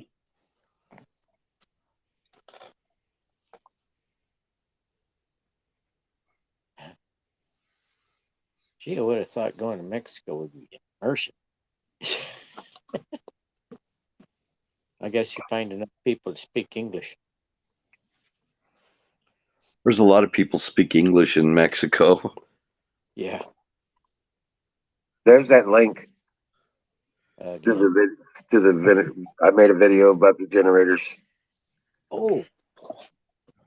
I guess all 3 of those. Way more people speak English in Mexico than vice versa. Same with Germany. Actually, most of the, I guess, 2 generations back, most of them spoke English. I don't know, it could be farther. But it's amazing that the Spanish language dominates a large part of the world. Yeah, it does. The Spanish Empire was huge.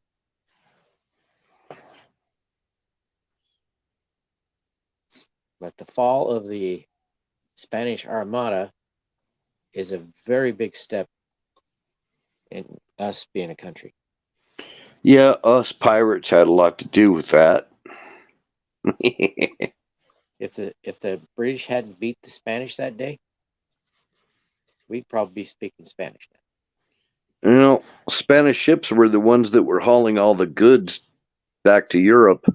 Yep. And we plundered the shit out of them.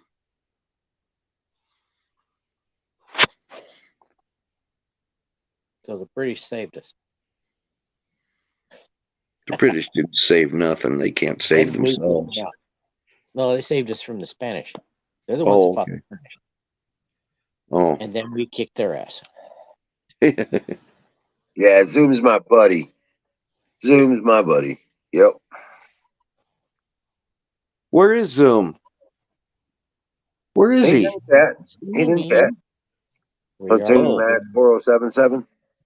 Oh, yeah, yeah, yeah. Hi, Zoom.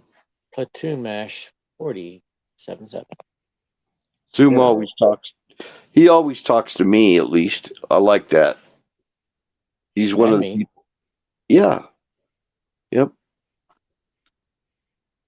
First one, usually. He makes people feel important. I think we all love Zoom. Yeah, a lot of times I can't understand him. Oh crap! I like it's raining. I like the Spanish people, actually. Oh, no. I think I heard rain. I gotta go check.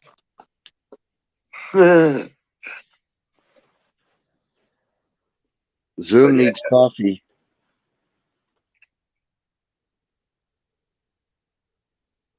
Zoom, have some coffee. Colonel Shaw, he's having coffee. I think I'm going to pour me a cup. Zoom can have a cup with us. Maybe even Miriam will have one. Then we could Okay, stay that up. was weird.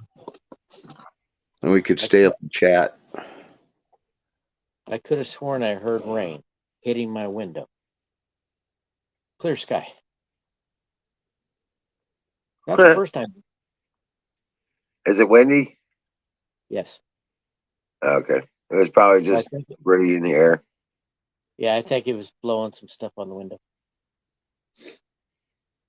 Every day I worry about, when we have wind like this, I worry about my solar panels flying off the roof. Why, they're not Really tied down? No, they're not yet. Wow. They're not in the permanent position yet. I haven't put that roof up yet.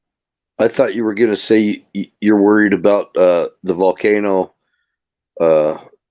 spewing debris on your house there. What, you mean like St. Helens?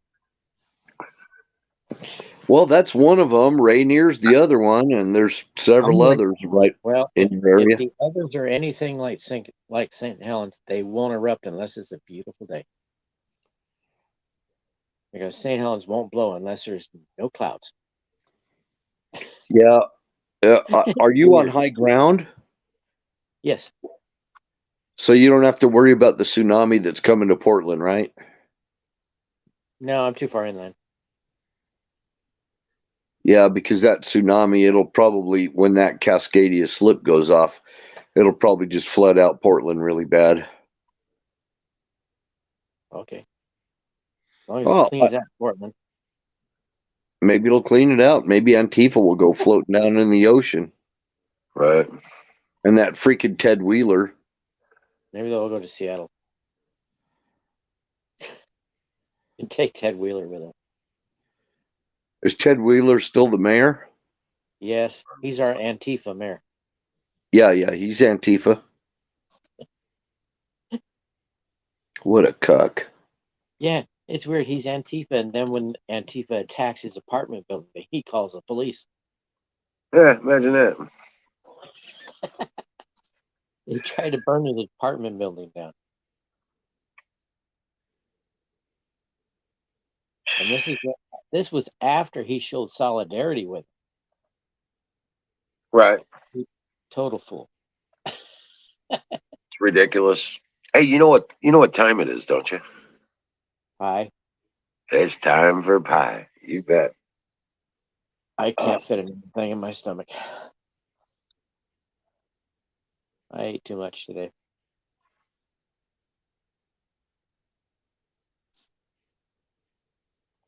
I probably won't eat till lunch tomorrow.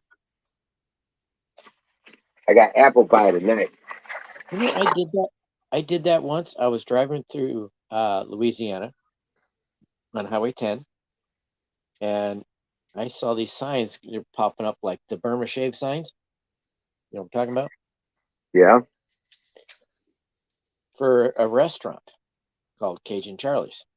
So for Louisiana, every one of those was on a different sign. And I thought, hey, no, I'm there. Mm.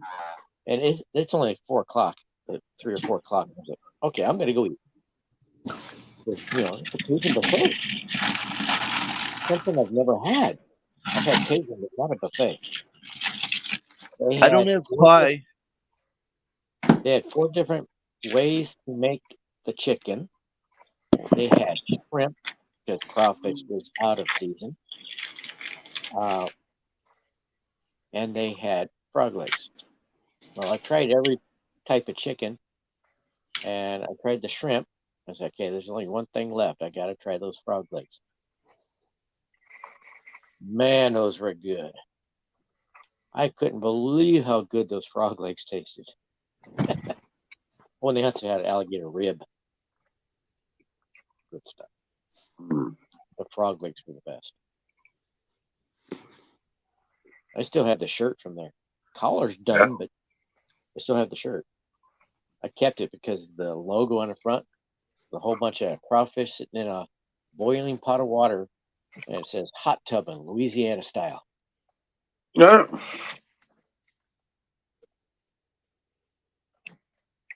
Yeah, Cajun Charlie's on the back. And I was talking to Hippies for Trump, Yeah. and he was telling me where he was at. He was doing a flag waving for Trump, and nobody said a nasty word to him the whole time. They were all giving him thumbs up. And he mentioned that where he was at was near Sulphur. I'm like, dude, are you from Sulphur? He says, yeah, I'm from Sulphur. Oh, wow. Do you know Cajun Charlie's? I think so. Hang on. Yeah, I know Cajun Charlie's. It's a bar. When I was there, it was a buffet. Oh, he says, they still do that. Oh, okay. Glad to see they're still in business. The food was so good. And I did not eat until about mid-afternoon the next day. I was so full. Mm. I slept like a baby. I'm back. I stopped at a campground. There was still plenty of light left. And set up my tent. Went to sleep. I woke up and the sun wasn't up yet. This was summer. So you can imagine how early I got up. And I wasn't hungry. I just had a cup of coffee. Went somewhere, watched some TV because there was no internet yet. Well, I don't have any pie, but I had a Hey, couple of Reese's peanut butter cups with you. hey, that works. There you go. You're torturing me. I love Reese's. And Butterfinger, Almond Joy, I'll be right Kit back. Kat. Those are my favorite candies, and I can't have them. Right. Whatever happened to the carob candy? I don't know. What's carob candy? It's supposed to taste like chocolate. It doesn't quite. It's not as good as chocolate, but you could get used to it. I don't know. I've never heard of it. But I've got some chocolate that I can have. Let me find it. That's Do you not it. remember? Do you remember Abba Zaba? Do you remember Abba Zaba candy bars? Yeah, never had one. Oh, they're so good. They got peanut butter in the middle. It's taffy with peanut butter in the middle. Killing me. So good. I like to put anything with peanut butter, even pickles. Pickles and peanut butter on a hamburger. Oh, You know what's good is peanut butter on Polish dogs with onions. Oh my Oh, that even god! sounds good. Hey, I just got done eating some really badass pie, but you guys are making me want to. My stomach turn. Ugh. It's good. Oh, yeah, where are those chocolates? Don't knock it till you try it. Yeah, I passed up the hamburger with peanut butter and pickles for a long time. That sounds disgusting. And I'm I said, wondering, all right, I'm gonna try it. It's good. did Sing pass out? No, I'm here. I'm just letting you guys talk. Oh, Yeah, just letting us make a fool out of ourselves. I thought maybe all the talking about peanut butter and pickles No, made him pass out. I just had some Here. badass hot cocoa and apple pie. I'm Look feeling at this. jamming, but This is from Costco. baked chocolate. Right, it's apple at Costco, and I said, okay, how much sugar's in it? Oh, none. It's not made as a sugar-free candy. They just didn't put any in it. Yeah, that's the one I was thinking of, is the all beef Polish dogs from Costco Oh, with those are peanut butter good. with peanut butter and onions. Well, And hopefully someday I can try that. you know, it sounded gross to me. My stepdad got me eating it, and he said, "Well, you won't know unless you try it." So I tried it, and I was like, I was hooked. For Oh me, shit! for me, pickles are just like putting bacon on it. Colonel says he had a flat tire on the highway the other night. Last night. Was it a blowout? Isn't that a good party? Well, that sucks. A blowout is a good party, right? No, it's not a good thing. That's where you hear a big It's explosion and party. your tire blows out. You call a good party a blowout. Oh. Well, I always say I got to blow this taco stand. The thing about this candy is it's just dark cocoa in a chocolate form. I'll just eat it. Get her done. The one thing I can eat as much of this as I want is, well, there is a certain thing with doing that. The more you eat, the more you have the runs. So I can't eat a whole lot of it. It's a diuretic. Oh, really? Diuretics are good for you. Help keep you regular. But if you have too much of it, you know the result. If you like dark chocolate, this is great. Road service helped you out there, Colonel. Good deal. Chocolate's good for you, too. Mm-hmm. Right. It's got zinc in it. And stuff. You know, chocolate is an aphrodisiac. But the kind of chocolate she likes just makes her fat. Like milk chocolate. Yeah. That's not good for you.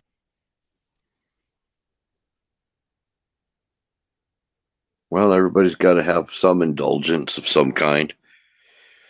Yeah, I'm just glad she doesn't eat them. But Especially when your life is very austere. she hates this one, but I love it. I'm glad it didn't be worse for you there, Colonel. Could have went really bad.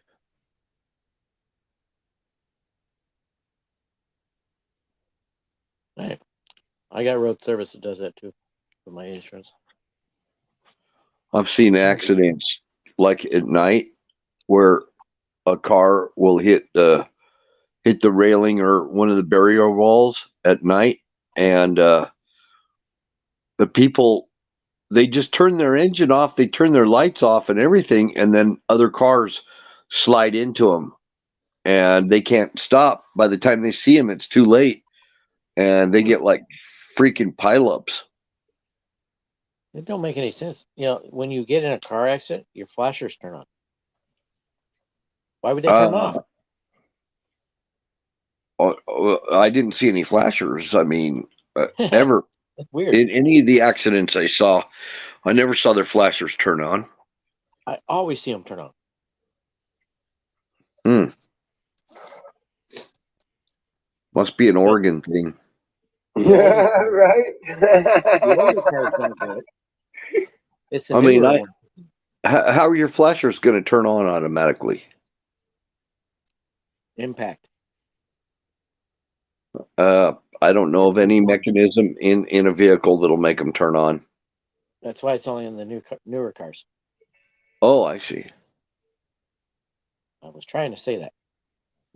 Okay, gotcha.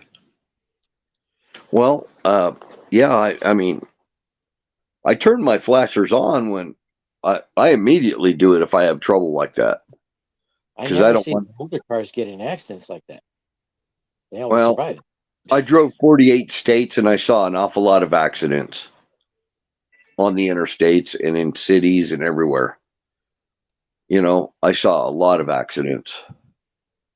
Fortunately, You can see that in India just driving 50 miles. well, you'll see, you don't have to drive anywhere here. It just happens right in front of my house half the time.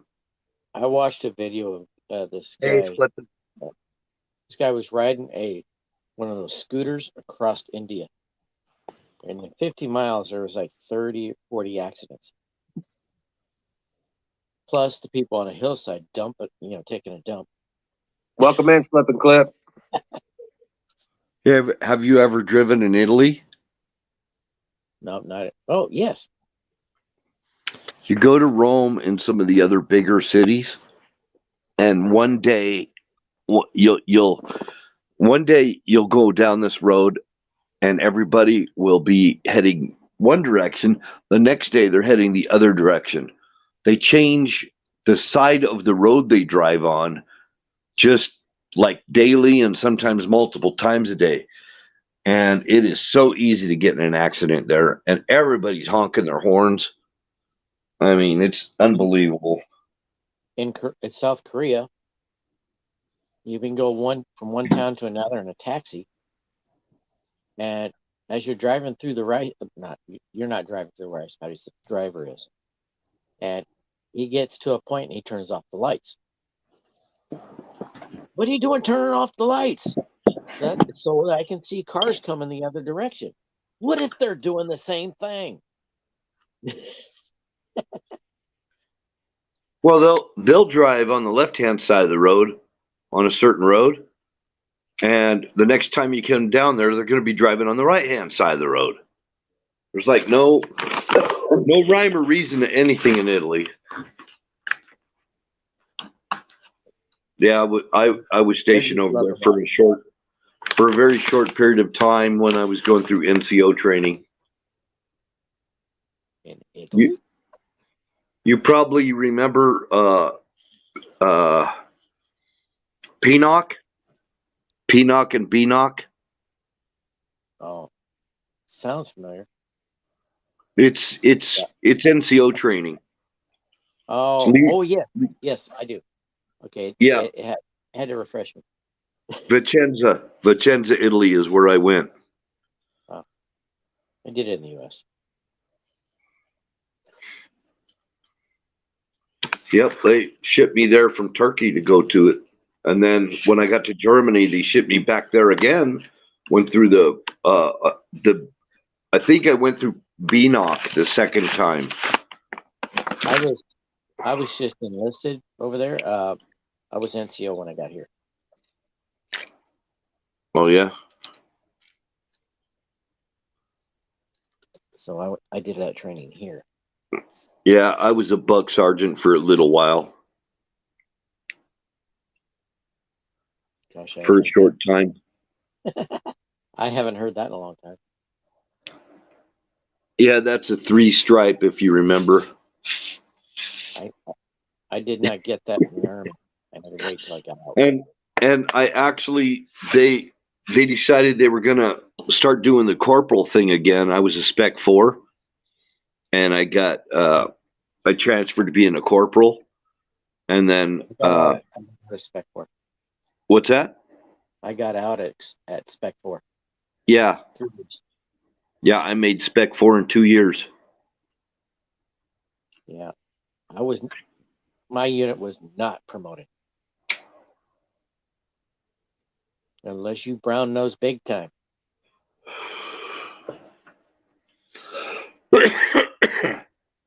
We had But we had a couple of shammers in my unit that they got promoted pretty quickly because it, according to the drill, according to the sergeant, he was going out and doing his job every day. And, they were loving that. There you are. I chewed this up. Ryobi bits suck. So then after I got promoted to it was a promotion from Spec 4 to corporal, and when I got corporal, they made me an acting E5. I wasn't a full ranking E5, so That I got. I was still Spec 4, but they had me acting E5. I had E5 stripes. I just didn't have. I just wasn't. I had E5 stripes, but Hey, Carp. I didn't get the pay grade. I went over to the Air Force as an acting E5, and they quickly promoted me. And then I got an Article 15. I got one of them. I got an Article 15 just after they gave me the acting E5. I got in a fight at a beer fest. Well, and I got in trouble for destruction of government property, blah, blah, blah, disrespect to an NCO, blah, blah, blah. Done that. I got pulled over on VA property with a 70% empty fifth between two people, but I was the driver. Not good. I didn't do that again. Yeah. I wasn't gonna follow my father on that. Yeah, there's a lot of things I didn't want to follow about my father. But I can tell you this, my father made a big turnaround. He's now a very active member in the church. When he was drinking, he wouldn't step foot in the church. So he's Mormon? No. Baptist. Oh, okay. When I hear the word active member of the church, it sounds so Mormon-esque to me. Oh yeah, I can see that. But he was active in the church in the way of he was actually active. He was helping out with the church. He was helping out with other people, driving people to appointments and stuff, bringing in food. Yeah, that kind of active. That's good. He even does the shopping for the church. Well, it sounds like he changed his life around. Must have done him some good. I can tell you when that happened. He was driving home from work. Before they leave work, he was working in Portland, lived in the Gorge. And at the end of the day at work, they would all sit out in the parking lot and have a few beers. And then they'd all drive home.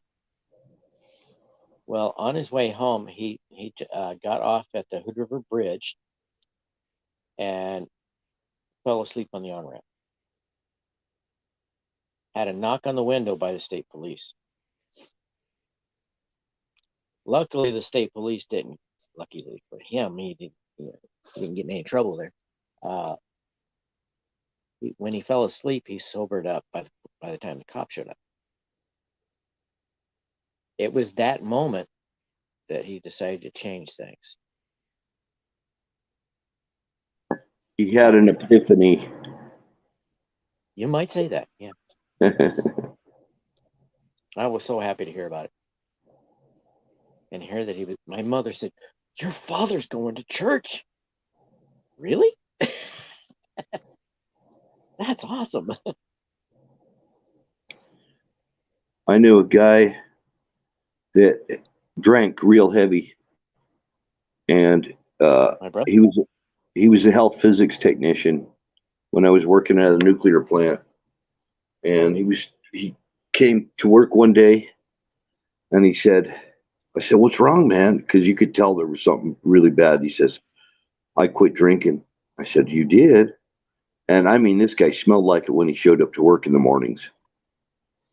And he was a heavy, heavy drinker. I mean, his skin was yellow because of the drinking was so heavy of a drinker. And I said, he said, my dog ran out in the street and got hit by a car, and I couldn't do anything about it because I was too wasted.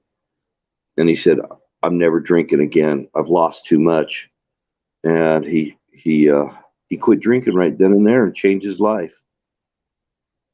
I don't know if he's still, sober or not, but he really wasn't drinking for the rest of the time I worked there. I knew him. He never smelled like it again. He said it just cost him too much grief and too many problems. Carpenter says a very youthful 60. He's older than I am, I guess. Who is? Carpenter. Oh yeah. I'm About 61. years. I'm Huh? 61. I'm 61 years old. I'm going to turn 62 in next September. I hate to say it, but I wish I was 60. So I can get that Why? retirement. So I can get my retirement. Well, They won't let me have it until I turn 60 because I finished in the National Guard. life doesn't end when you get your retirement, though. You can still be working and have a job and everything if you want to. I know. My father did. He retired 3 times. I know people that they draw Social Security, but they still keep on working. My father just could not stop working until he medically he had something that kept him from working. He's got in both his arms, he snapped the tendon. It just rolled up like a shade, one of them roll shades, and they had to stretch it back. And he's never been the same. My stepdad worked until he was 78. Plus, I think he has COPD. My stepdad worked till he was 78 years old, and he stepped out of a truck. I mean, all the whole time. I mean, he was jumping over all kinds of obstacles. He was an engineer, civil engineer, and worked out at the mine. Right. And he stepped out of his truck and had a stroke, and that was the end. I mean, he didn't die then and there. He lived for quite a while, but eventually it took him over. Yeah. You ever notice how some people can do all that bad stuff that they say is unhealthy and live to a ripe old age? Happens all the time because nobody knows the number of their days. My grandfather, my father's father, he had his first medical scare at 86. He had a stroke. Up until that point, he was top of the health. I know an old guy, 98 years old. He's still alive right now. Still smokes cigarettes, and he's 98 years old and still out doing things. Well, soon after he had his stroke, he didn't last long, but he continued to drink and smoke. So did my dad. My dad had my dad had prostate cancer. He had esophageal cancer.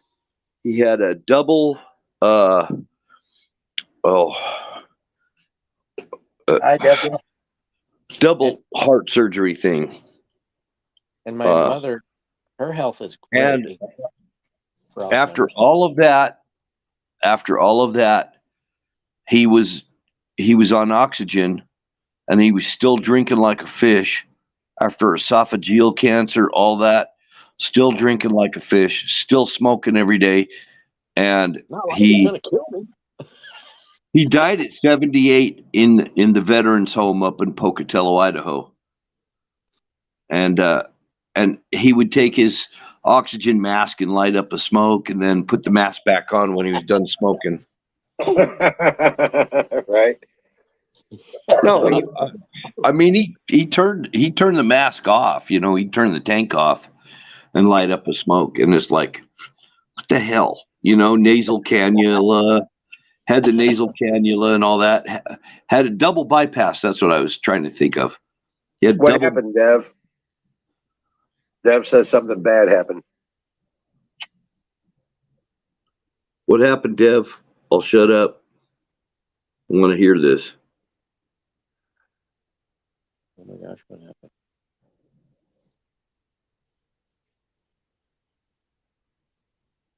Yes, Colonel Shaw, the world does need you. Always. We need our Superman. She said help.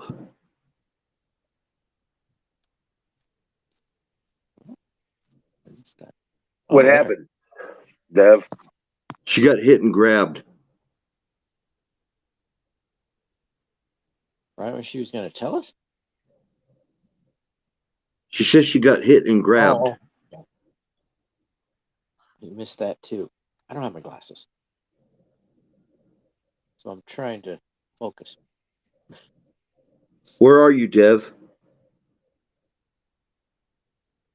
Uh-oh, her husband.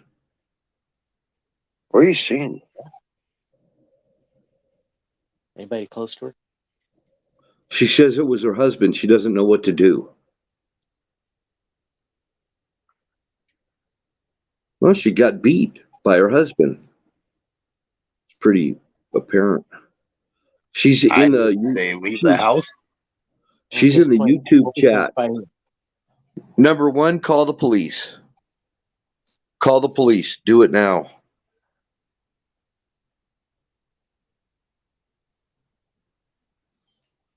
Call the police. It's domestic violence.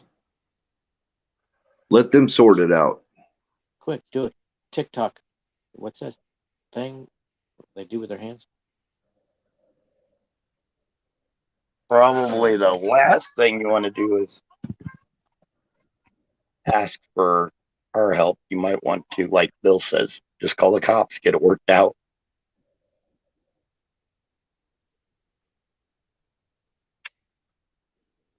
I don't even know what state Dev's in.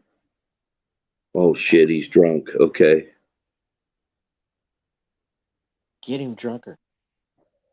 No, he's passed out, I think. She says he's sleeping. Oh, that's a good time to get the hell out of there. I would get the hell out of there. I would do it now. Get your stuff together and all that. Please, Dev, Don't worry about getting your stuff together. Just go. No, just get your stuff together. He's sleeping. He's not going to wake. He's not getting up. Well, if you got time, do that. He's probably so drunk he probably won't even remember it, but it doesn't matter. You don't need that. Like I said, I hope he comes by here. I don't know what state she's in there, Battery. I don't need it. But that's a dangerous situation. You know, you got to do something so it never happens again. No woman deserves that. Drunk is no excuse. She's in Ohio.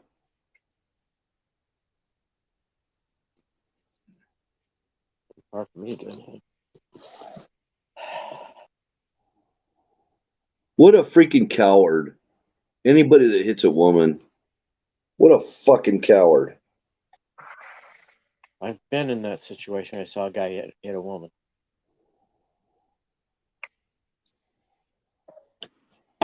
I laid him out cold.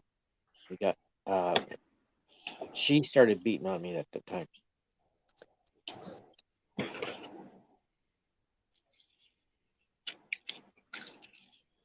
She didn't look like she was having a good time with him hitting on her, and when I decked him, she hit on me.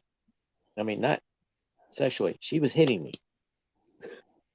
Well, she needs to get somewhere safe. Go to a relative's house or something. You have any relatives you could go to? What part of Ohio?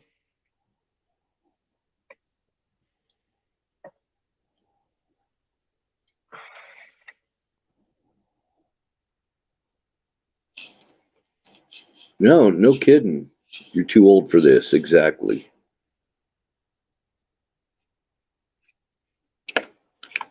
Age doesn't really That would be a have good idea. everything to do One with thing it. about cats, Dev, is they're very portable. Yeah, they are. That's a good idea, Colonel Shaw. Get him arrested, then let him wake up in jail. That's what I was trying to say. Call the cops, get him arrested, let him wake up in jail. He's not going to even know Cincinnati. what he did. She's near Cincinnati, so she's not near anybody I'm aware of. He'd be totally unaware. Yeah, I'd call the cops and just let him show up, and they'll wake him up and throw him in the squad car and make him sleep it off or whatever.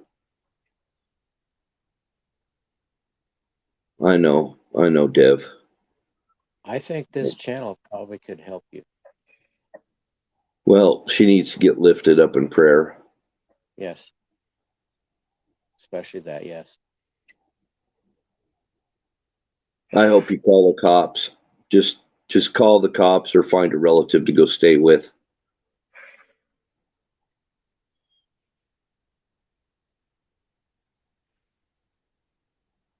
You'll be a lot better off. You're going to have more health problems if you get beat on some more. Screw the health problems. I mean, you're going to have worse.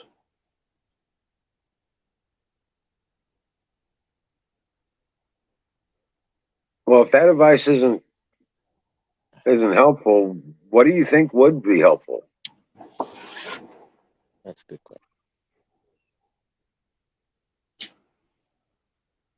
Mariam, Anything can backfire.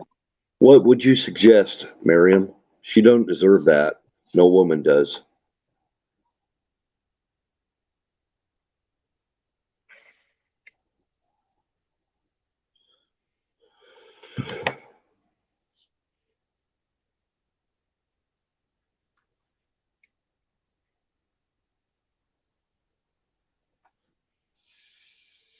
God.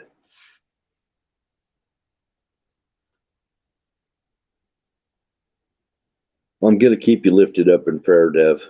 Yeah, we'll be praying for you. That's the only thing I can think of.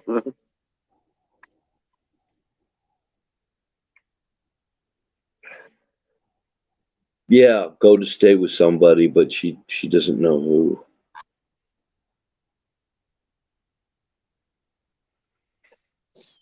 Take the cat too. You might go nuts on the cat.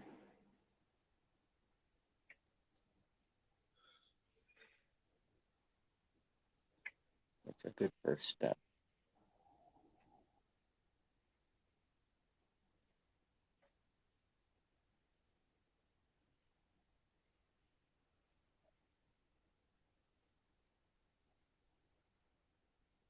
Man, I'm here, Max. Just giving everybody else an opportunity.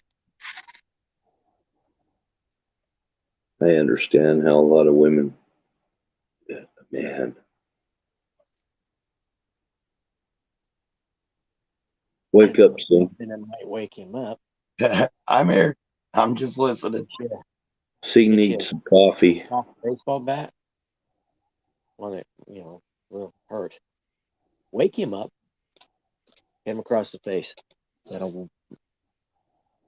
He won't forget that.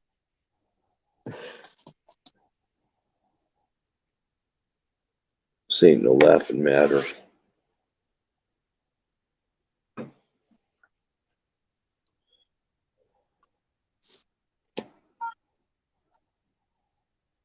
Are they picking on me?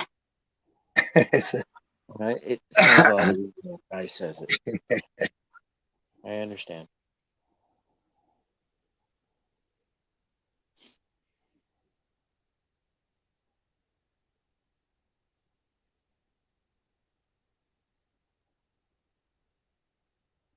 Not for self-defense, you won't.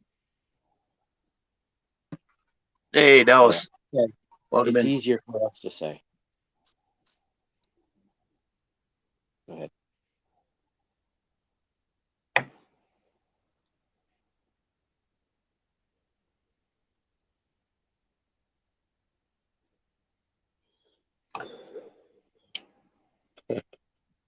Yes, way.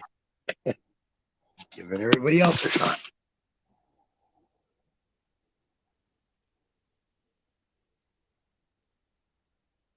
Your turn, Well, Sam. we're all here for you. I ain't got Whatever much. you need. I'll BS with Chad a little bit. They're giving me guff about not talking enough. Stuff that I talk about might bore you guys. Hell, I don't know. Shaw, I heard they've got a lot more protests over there again. And it sounds like Europe's about ready to get shut down with their trucking too.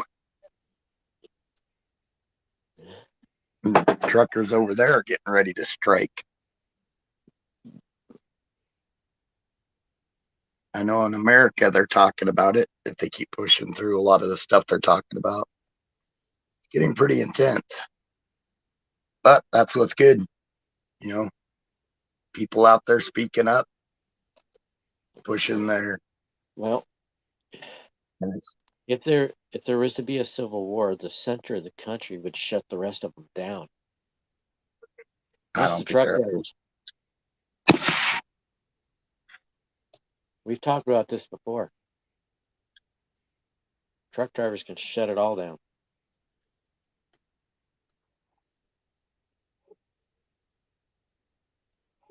My tablet just started talking out of the blue. This week he said, nice. Cool, Shaw. That's cool that everybody's standing up for their rights worldwide.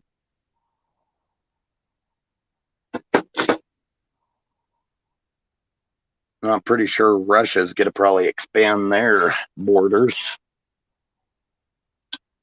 At Is it best, expansion it'll be a. with there to begin with? Yeah, it wasn't really there. It was never theirs.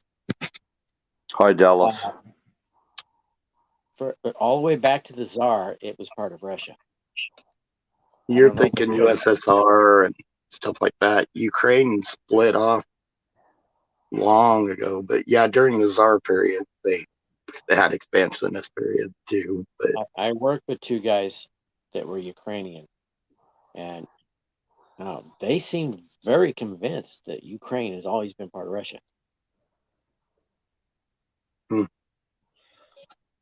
see, as soon as they won their independence, I figured that made them. Now, I work with a guy from Ukraine now, and he says that's pretty much true. But Right on, Max. they did break That- away from them after the Soviet Union fell. They were separate prior to, correct? If I remember right, they were separate prior Well, yes. when When the Soviet Revolution happened, Ukraine broke away, but Russia went in there anyway and choked them off, starved the people and killed millions because they wouldn't During the bullshit. bow down to the revolution. Soviets. Okay, hey guys, I got to drop out. I will see you tomorrow night. God bless you all. Dream well, Patriots. Saying you got the reins. Jeez. Right on. All right. I'll keep it up for a little bit. I hope everything's okay, Wizard. Yeah, everything's all right. I just I got to shut down and get to bed and get up and do some shit tomorrow. I got to get the dogs all put in. And Oh get yes, the I got to do farm the shut same. down. I got to do the Alrighty. same thing. Don't have to bring the dogs in because I don't have any dogs. All right. I'll see you guys tomorrow night. Dream well, All right, Patriots. thank you, man. I hope everything goes well, Dev. Colonel Shaw, God bless you. Carpenter Patriot, my you brother. You want to put the link out one more time just in case Shaw or somebody wants to come up? Yep. Good idea.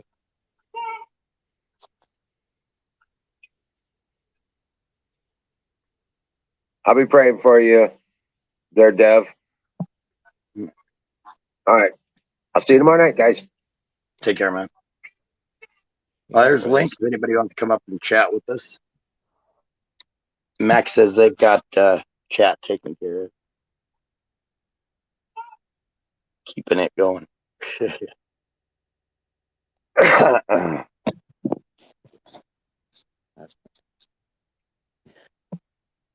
Carpenter, I saw you talking about your hobbies.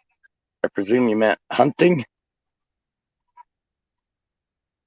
I've been wanting to get back into RC planes again. Not drones, the RC I'm planes. gonna get mine here. Nice. I have a 4-foot Cessna. Oh, nice. Nice. They're a lot of fun. I used to enjoy the heck out of it. I've never gotten mine in the air. I don't have servos or remote. Oh, really? Nice. I bought it from somebody for $100. Nice. Can't touch the motor for that. It's got a motor. Nice. That's a good deal. Yeah, the muffler on the motor is about half the size of a Sharpie. A little bigger. Nice. Carp says anything outdoor. I don't know if you do much four-wheeling or anything like that, Carp. I like taking the four-wheelers up and going off-roading in the mountains. There's a lot of trails up there that are just amazing. You get back into some valleys. You wouldn't be able to get a vehicle down most of these trails. I mean, you've got to have a four-wheeler. The heck? InfoWars came on my screen. Trying to find out where to shut it off. 2 shows at one time is too much.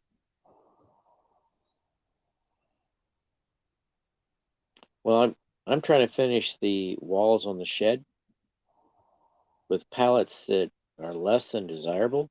So far, it's working. They're not as strong as the ones that I planned on using. But I went to where I got those pallets yesterday, and they still don't have any. So I think that was a company I was working for at the start of the pandemic, and their business was cut back a lot for some reason. They metallized medical equipment. I really hope that they were while I was there, they were building an automated line for the IV components.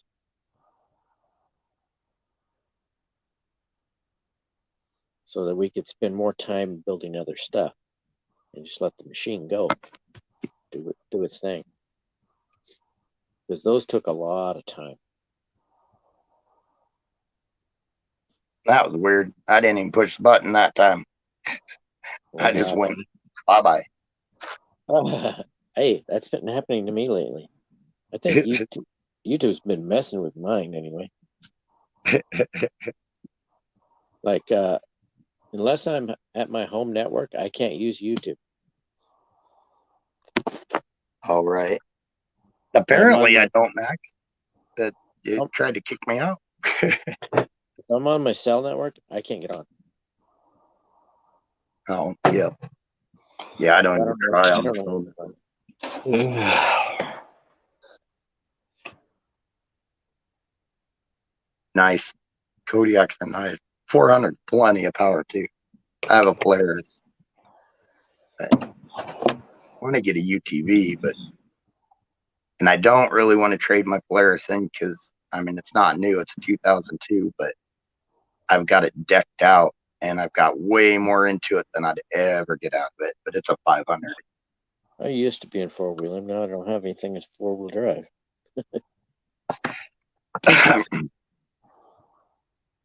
Worst thing about it, when you start dressing them out, you can really quickly get in way deeper than anything you'll ever get out of it. I never dressed mine out. It was for fun, not showing. Oh yeah, mine's for fun. There's a lot of stuff you can put on it, Dad, for fun though. Racks, just different racks and stuff. Functional. Yeah, I like I had a roof rack just right above my roll bar. I like dirt bikes.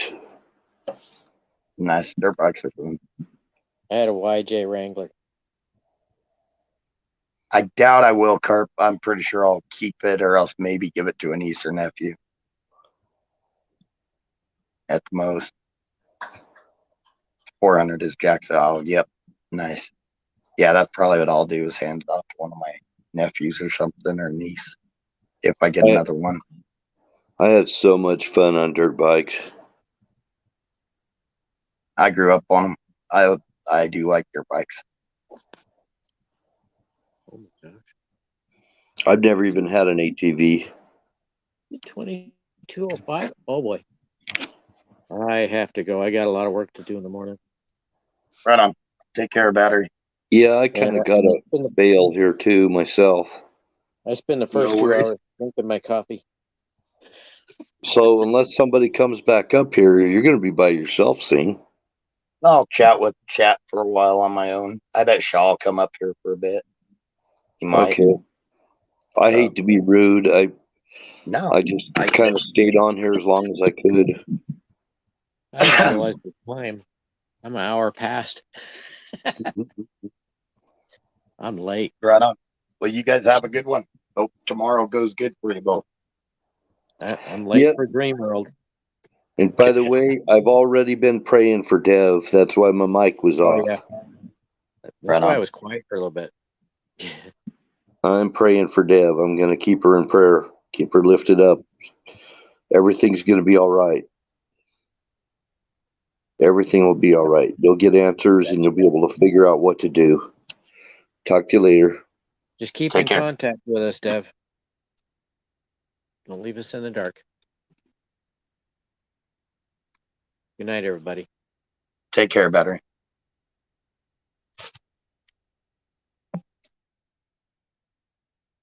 Y'all are stuck with just me now.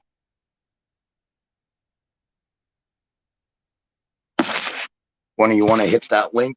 You're welcome to come up. I can let you in. I think battery's still with us, partially, showing on mine anyways.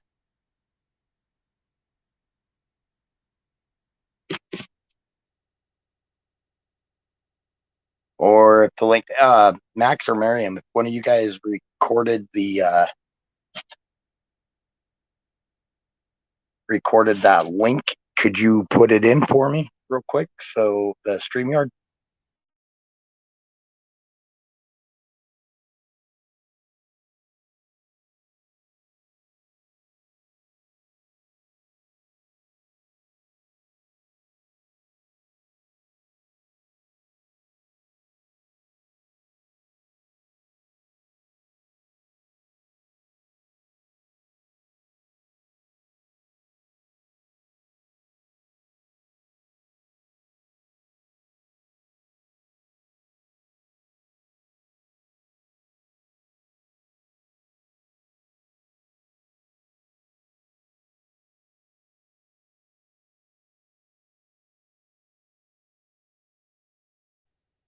Awesome. Thank you guys.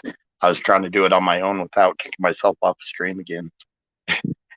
But if one of you guys want to come up, you're welcome to come up. If not, I can just chat with chat, keep chat entertained a little bit. If it keeps rolling through good.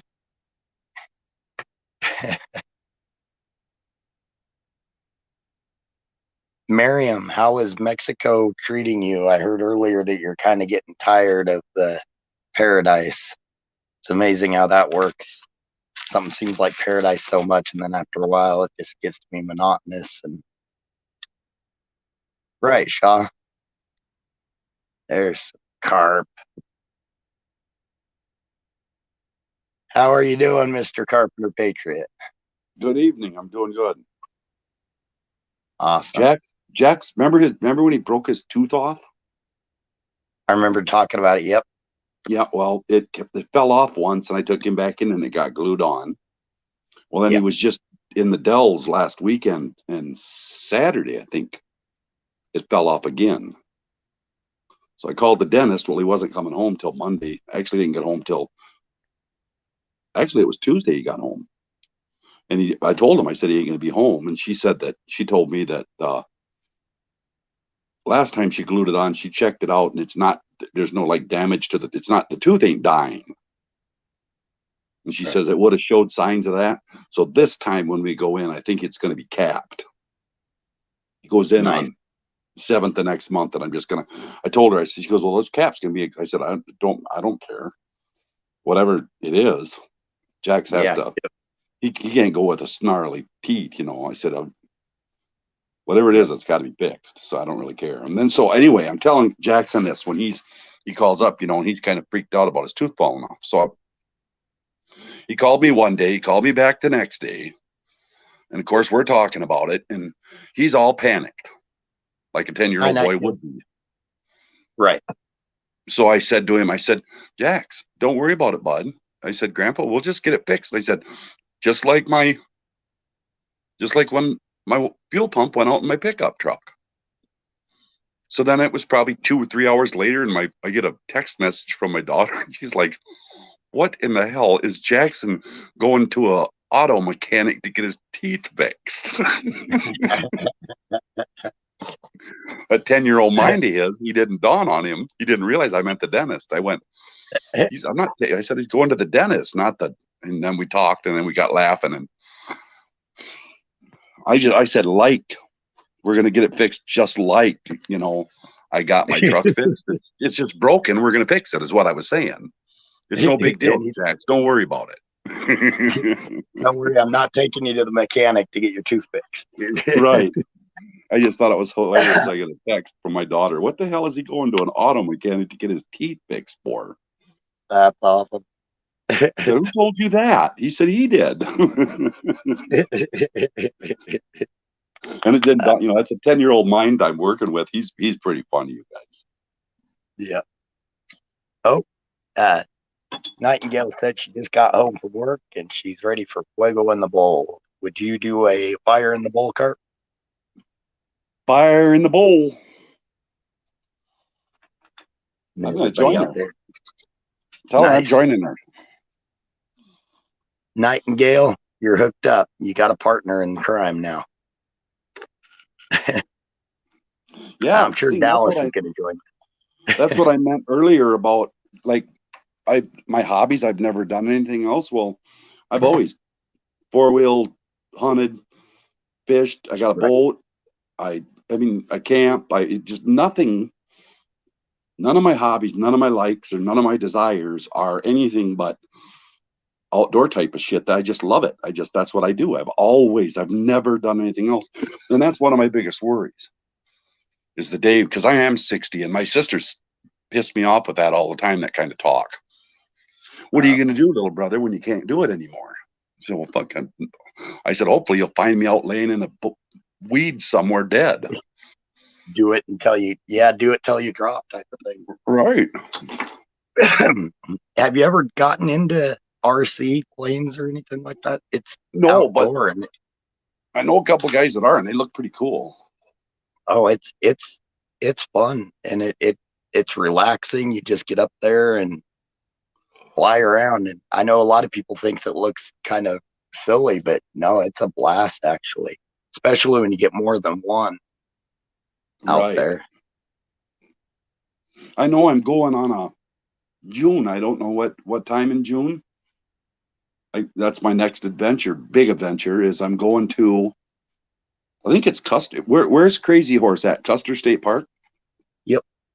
I'm going to I'm Nice. going 4-wheel on Custer State Park. They do buffalo shoots up there too.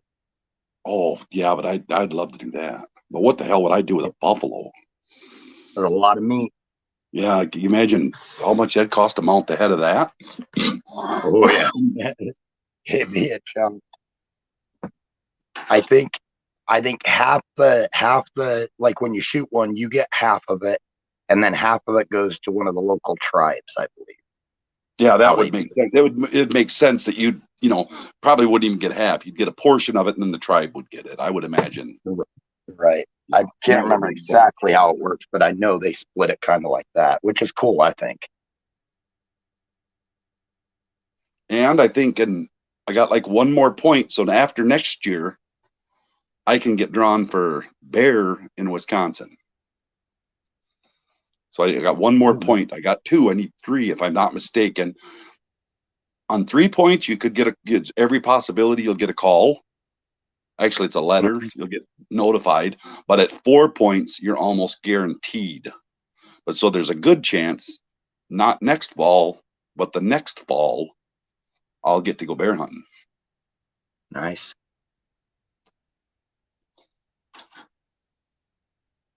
Nice. I've never been bear hunting. Actually, to be honest, I don't hunt much anymore.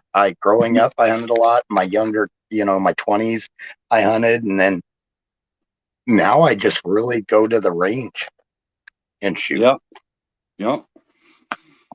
It's just kind of I'm in a hunting area, and everybody I know has land, so I can. I mean, my relatives farm fucking 3,800 acres. So Right. I can. Well, I have all these places that I've gotten through my work connections. Out here, you work a lot for farmers around here. You're pouring Right. barn floors and footings and putting new roofs on buildings or whatever I was doing. And I just ended up with all these contacts, and they all knew I liked to hunt. So now I've got permission at all these really good hunting properties. So I'm pretty lucky that way. And I've got a lot of family. Oh, hey, Michael. Yep, definitely. Let's go, Brandon. But I've got a lot of family that they used to get irritated at me because I wasn't going hunting as much. Now they just quit asking. You haven't got to get gone back so into it. long. You know what? And years ago, I was like this rogue hunter, and it was all about killing, getting out there and getting whatever you were hunting that day. I was going to get the limit or get the most or get the biggest or, hunt the hardest. Right. And the truth is, vast majority of the time I sit out there, there's times we'll go duck hunting. I don't even pick my gun up. Right. I just like to Right. watch them.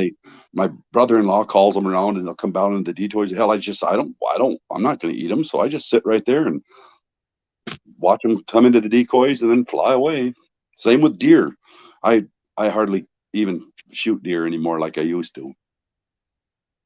Right. Oh, And I just, getting older, and I enjoy more of the experience and ain't so much the rogue end of it, it's the, I don't know, I guess camaraderie. Is that a good way to put it? You're out there hanging out, the peace and yeah. Yeah. Well, they think I'm nuts because you'll make hunting plans to go duck hunting or deer hunting or whatever, and then people will cancel out, and then this guy ain't going, so this guy ain't going. Before you know it, it's just me by myself, and they just can't believe all the time I've never missed a hunting trip, never. And they're like, that fucker's crazy. He don't give a shit if anybody goes. And that's just how I don't know. It started when I was a little boy. I was probably fucking 9 years old. I bet I'd wake up on the weekends and school on the weekends, and my dad would have 3 or 4 20 gauge shotgun shells on the breakfast bar where I'd eat my breakfast. I'd eat my breakfast, grab my shotgun shells, my 20 gauge shotgun, and I'd pedal off on down my bike to the woods. Nice. And it started way back then, and it never, ever, not for 1 minute in my entire life, has it ever went away, got boring, got old, even by myself. I mean, I can go with the crowd or I can go by myself. Don't matter to me. And it just- unfortunately, I got caught up in that go, go, go thing. And that's where I got out of hunting because I Yeah. always told myself I just don't have the time and I shouldn't have done that. I ran into that for like 20 years where it was just making me mad because work kept coming ahead of it. You know, like I'd have some big job going and I wouldn't get done by opening day. And then you'd end up missing the duck season, but you'd still get to hunt the deer season. And then you'd miss walleye opener. And it was driving me crazy. I did that for well over 20 years. And then I just fell back into it. And like everybody always says, you got everything. Well, I've spent a lifetime at this, you guys. It's expensive. If you want to go out and get like set up for duck hunting, it's expensive. And I mean, it's a lot. We were sitting there one time. We got to the boat. We quit. Shit, we got 96 stand-up full-body Canadian geese for field hunting. We got another 65 or 70 mallards, another 30, 40 wood ducks, green-winged teal, blue-winged teal. We got canvasbacks. I mean, we fucked dabblers. We got it all. And I think we quit that one day. It was like $8,000 or $9,000 in just our decoys and just our equipment. We didn't even talk on our guns. And then we got to the boat and then we all looked at each other and I said, let's not talk about this no more because this is getting really expensive. Yep. You know? And see, my big thing now is I still fish and I fly fish too. So, and that can even get pricey if you're just like people that just jump into it. I'll tell you what, I'd like to get you. You'd like my kid. My kid is a fly fishing nut. Oh, he fishes for walleye on the river with a fly pole with a fly rod, not with a fly, but with a fly rod. Yep, that's all he fishes with. He's a fly fishing fool.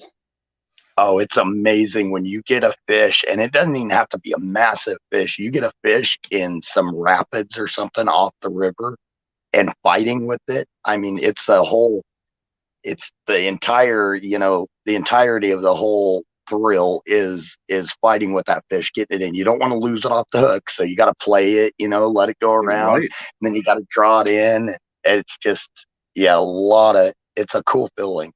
I love it. I think his pole, the one pole, the lacrosse pole he uses, I think that was like some retarded amount, like $350, $400 for the pole. Yep. That's not the reel or nothing. That's just the pole. It's handmade. Yep. And you can spend that much and more on the reel that goes with it. And he does, and he has all that. Yep. That's why he work his way up, Yep. I have a case that cost me $150. Everybody was giving me guff about the $150 case. I was like, well, that $150 case is protecting a $600 and some rod and reel total. Right. And I would know exactly if you said you had my fucking case is 150. I would know whatever you had in that was good equipment. Yeah. Now, you'd like him. He'd go every day with you. He just loves it. Nice. It's relaxing even before you get a strike on it. Just, getting that rhythm going. It's almost like a overhead lasso a little bit, but you're kind of zigzagging it and you get it fully drawn, and then you're pulling it back in to dry it, and then hit, tap again. He can run that line out 70 and 80 feet, 100 feet, and I'm just guessing. I know it's all of 70 or 80 feet. And he'll line that thing out. And I swear to God, if you put a paper plate out in the yard, he'll sit there with that pole and he'll hit that paper plate with that fly. And you'll hear it go snap, snap. He'll do it for hours on end. And it's unbelievable. I'll see him like there's this really good spot on the other side, but so you can't cast into it because all these trees have grown over it. But it's like a deep hole with branches down in it. So the trout are just lousy in there.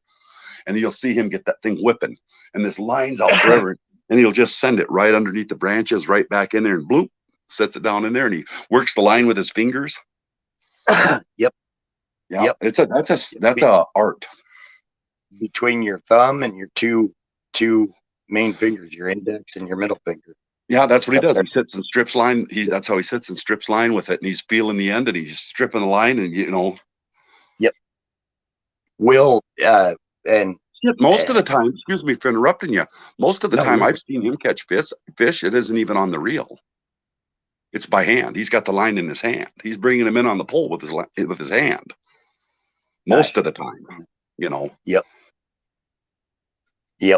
It's a yeah. I'm surprised you don't fly fish. It's just a I kind of relaxing. do, and I can throw a fly half-assed if I'm in the open and there's nothing there to get in the way. But I kind of do, but I just always I trout fish with a spin and you know a little 30-second ounce white rooster tail. That's what I throw in them Little- rapids yep. all day, and that's just And what I I like do. lure fishing. See, I run a double stamp. So I can bottom fish, I can cast out bottom fish, and then while I'm there, I can leave that one on the bottom, set there until I get a bite, and then I can also do a spinner or run a lure and everything on the top. That's what Michael. Yeah, Michael can do all that. He's really good at that. I mean, I think you'd like him. You guys would sit and he'd talk. I'd just go sit in the other room and look at the internet while you guys talk trout fishing. Oh, you guys Yeah, would love. You guys would love Colorado fishing. I'm telling you. And we even at night we'll take the hook off of like the fly rod, and we'll whistle it. Put a little whistler on the end of it. It's just a little plastic piece and everything, and we'll zip it through the air. And there's bats, a bunch of bats up in the mountains. You start hovering around and chasing that whistler. That's cool. That's cool. It's neat. Yep. I love bats. Yep. Oh, you would like fishing up here, especially if you go northern. I'd go in a minute. You know, it goes kind of in spurts for me. Like some years it's really heavy into the hunting, some years it's really heavy into the fishing, and then four-wheeling, it's between four-wheeling and fishing with a boat. And some years I use the boat a lot, and some years I use the four-wheelers a lot. And it's just kind of like whatever I feel like doing at that time. But I've got like 4 or 5 different things I do. So that's why my biggest concern really, that's why I don't get overly overweight. I try not to get overweight and get out of shape. And I try to, because all my hobbies rely on it, you know. And the good thing about it in construction, it keeps you in pretty good shape. Oh, nice. Right. Max likes fishing too. He's in construction also. Must be one of those construction things. We all like fishing. Right. Well, I think it's an outdoor thing, you know. It's like going out there. How many times have you been out in that weather? Like he's talking either the heat or the cold or whatever. And been thinking, what in the hell am I doing this for a living? And then you wouldn't ever think of doing anything else. Yeah. You know, so I think it's an outdoor thing. You like to be outside. Right. And even on the interior job, if you're stuck inside hanging drywall or doing some finish work, you're looking out the windows. It's like, there's something, it's a nice day. Is there something we could be doing outside instead of being stuck in here? Right. They get all them old siding in the backyard. I'll go clean that up, you know. I ain't paying that kind of money to pick up siding, you know. Yep. A lot of people, when I go up in the mountains and I go on vacation, they give me guff because they say it's not a vacation. They tell me I work harder up there, but I go through like old tailing bits out of mines to find like gemstone chunks, little chunks, right? And then and I like to pan also through some of those streams coming out of those old gold mines, coming off the top of them. See, now I'd be anything you've mentioned here so far, any of it. I don't give a shit what it is. I don't know what I'm doing, but I'll pick it up and catch on. I'm a quick learner. Right. I'd love I don't care. I'll do any of that stuff. I'd love to go panning. I would love to go sit on a lake. I wouldn't care if I'd like to find a little bit of gold, but if you didn't, well, you know, I'd love to do that. Go looking for gems. I don't know what I'm doing. I'd have to have a book, but I'll go. Yep. You would like it, I guarantee. I mean, and it's really not hard work, you know. It's not leisure like most vacations are, but it's fun. And it gets your mind is clear and everything. And to me, that's a vacation. Right. Right. So I love that. I just like anything to do with it. It really is immaterial what form. I have the things I like that I've grown up doing, but I am totally wide open to anything else. Nice. If you ever do go to Colorado, I tell everybody this, go to northern Colorado above Fort Collins. It's called Poudre Valley, Poudre. Oh, Poudre. Okay. Yep. Oh, nice. It's the Cache de Poudre is what they call it. And it's not commercialized like most of the mountains are here in Colorado. This is still, you can rent the cabins, the old rustic cabins, for a night, a week, a month, or whatever. And the most up to date thing they got in there, you got running water inside, but you've got lights, but everything else, even your stove, your cook stove, is wood fired. So you have to burn the wood to cook, and it's just, I don't know. I like Cool. it. I enjoy that. Yeah, kind of it. I love all that shit. I don't mind that a bit. Yep. I think it's why And then- really my diet's pretty bland.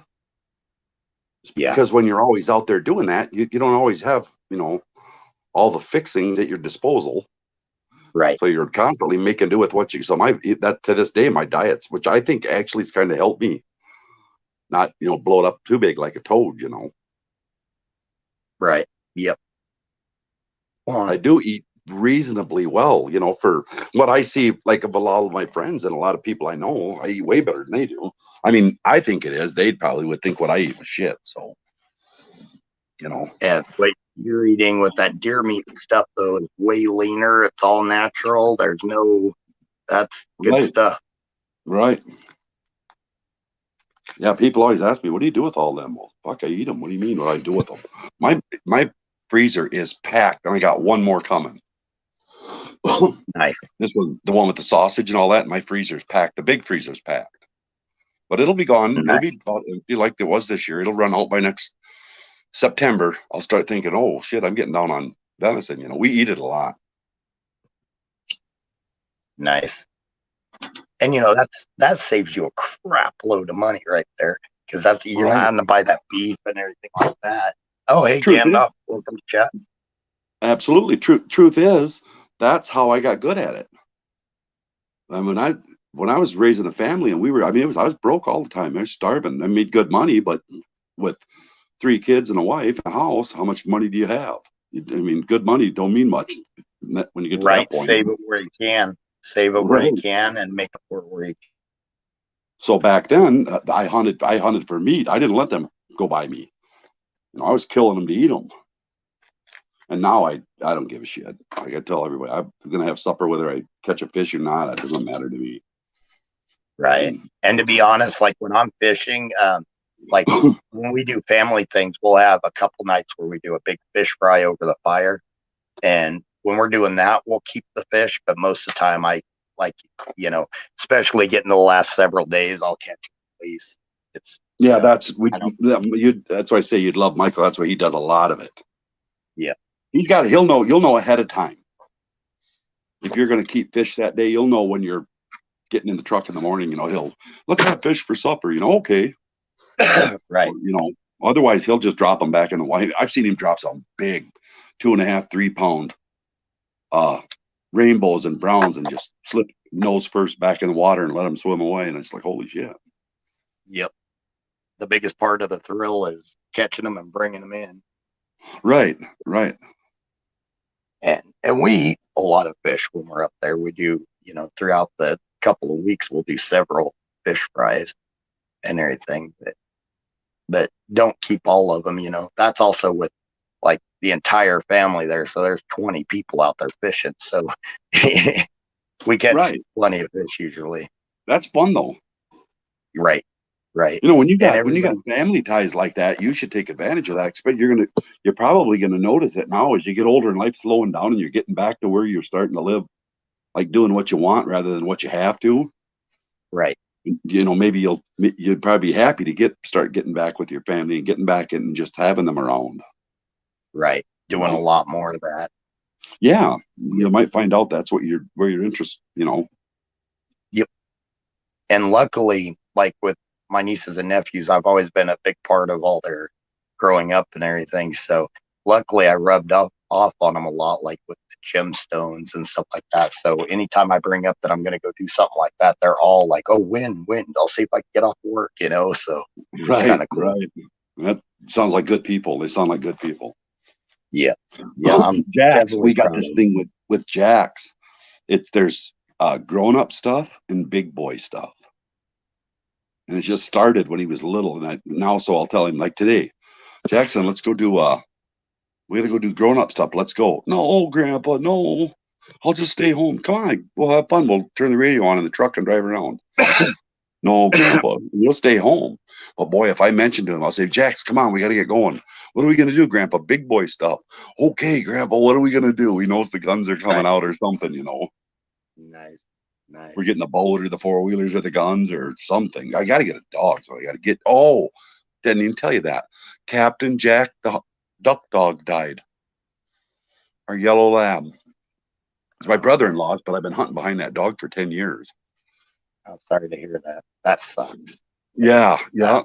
He just started shaking. They called the vet and was trying to get a hold of the vet, you know. I think it was like Yeah. a Saturday night. And he was trying to get a hold of the vet and all that kind of stuff. And finally got a hold of the vet, and they went back, and he was dead when they got back there. Yeah. So he didn't even have time to get him to the vet, you know. You know, it sounds bad, but it sounds like you went quick, which is a plus. Yeah. Yep. Oh, there's nothing but that dog had a pretty good life. You know, it was a pet a really good pet that he just happened to like to hunt too. So he hunted all the time. Yeah. He's a really good duck dog, but he's a house 10 months of the year. He was a house dog. Yeah. Bucky, come up and lay on your lap. Big Bucky's 120 pounds on knot. And he'd go off we had this 8-foot bank down on the Zumbro River where we shoot our wood ducks. It goes into a woody area where the woods kind of overgrows. That's what wood ducks like, where the woods overgrows the creeks or rivers. That's what they like. So we were down in this area. Well, we're up on it must be an 8 or 9 foot tall bank on this one side. And there's nothing, I don't think there's anything more beautiful to watch than when them ducks come down that fucking river and someone splashes one in front of that dog and it'll take off. And I'm not shitting you, at a dead run, just head down, dirt flying behind it, and it'll bail off that 8-foot, 9-foot tall wall, just floats in the air, splash, down he goes, and after him, and he'd get him. And so he was a good dog. He was a hell of a good dog. You'd be hunting. First time he ever did it, we thought he was going to die. We got this duck, and of course the duck was still alive. He couldn't get hit it again. It dove right away as soon as the dog hit the water. The dog went over, then went underwater, and all he had was his tail sticking up. And it was to the point where me and Bob were both standing up and starting to unhook our waders. You know, we were just standing up on the shore, and I was looking at Bob, and Bob looked at me, and we both stood up and started clicking our hangers on our waders to start kicking them off. We were going to go in and get him. The fucking retard was going to drown himself. And I'll be darned if he didn't come up with that duck in his mouth. He went down. All there was the tip of his tail. So he had to go down, and it was all in this brushy, and all I could see was him getting snagged up and dying down there. It was in current, water flowing everywhere, you know. And he went burrowing down into this just knothole of shit. And I'll be darned if that dog didn't come out with that duck. I could not believe it. And after that, he was just insane hunting dog. Nice. But more pet. Hey, and what's that? More pet though. Right. You know, well, that's like how I mine used are. to. Right. You know what? That's what I had an English Springer, and he was just a lap dog. But out of boredom, sitting in the backyard because I didn't have nothing else to do after work, I would go out there. And of course, he's a Springer, so I got him a duck decoy, and I'd throw this stupid duck decoy just for fun. I had a duck and a pheasant, and that just in the yard. I didn't really even think about it. We went hunting with these guys, and I get that duck. I'm going to break off and tell you this is about how he was well behaved. He was a good hunter. I got a ton of stories on him, but this is how well behaved he was. You could go in town with the town just bustling wild, busy as you can imagine inside of a city, and I could get out of my truck, and that dog would go with me to the door, and he'd sit down at the door, and he'd wait till I come out. And he did it all the time. And we got to the point at the one gas station I went to all the time, which was a busy one. He was used to it. Well, I go in one time, and Hank, he's sitting out by the door, and I come walking out, and this lady standing there, she's just looking at him. And I come walking up, and so I said, buddy, of course he stands right up because where he's going with me. And she looks at me and she says, what, don't you think he should be on a leash? And I didn't even know what to say to her. I just looked at her. I said, does he look like he needs one? I mean, my God, my dog just sat here for 7 minutes in the middle of a busy huge intersection gas station with cars everywhere, and he sat by the door and waited for me to walk out. Right. Don't think he needs any. All these little kids are petting him and playing with him. He loved them, you know. He loved little kids. Yep. That's how my chocolate lab was. All I had to do was give a quick like that, and she was right at my heel. Right. And she was right over there. Didn't have to holler at her. She was just a well-behaved dog. Right. That's just, you know, all that is just spending time with them. That's all that is. That people don't realize. You don't really, like, you're not a little bit. You're teaching them manners and the little bit, but pretty much just watch the dog and learn. And he'll tell you what he's doing. Right. Yep. You know, they'll pay attention to you. They want to make you happy. Yep. And that's what drives me nuts. A lot of people, they'll be like, oh, I had a lab once and they were really wild and everything. It's like you didn't spend enough time with it. That's why it was wild. Exactly. You know, it's like, I mean, when you got home, you didn't commitment. take him with you for the night. Yep. You know, you get home after work, you take a shower, you're running over to a buddy or two. Take the damn dog. Yep. Or the people that are like, oh, my dog keeps destroying everything every time I, leave for the weekend. It's like, well, quit leaving your dog alone for the weekend, Right. Would you leave your What do you kid? think? Yeah. Right. Jeez. Some people, though, they just don't think about it, don't think it through. Right. They don't. They get caught up on the part of that's like where I'm at right now. See, I'm torn, although he's getting old enough now. When he was really small, I didn't want to get Jackson, pull him away from the family. Because you had to keep him in, around his family. So I was stuck. I had to get something for around here, And now I'm thinking about bailing out of here. I don't think he'd mind it either. Nice. Go over to Wisconsin somewhere. Oh, nice. Something out to South Dakota. Oh, South Dakota would be pretty decent. Yeah, either of the Dakotas. Well, the place I'm going to is a relative, and they got the land butts up to that park. His backyard butts up to that park. Oh, nice. And then you get out on the road, and it's a half-a-mile road down to the road driveway. That's on his land.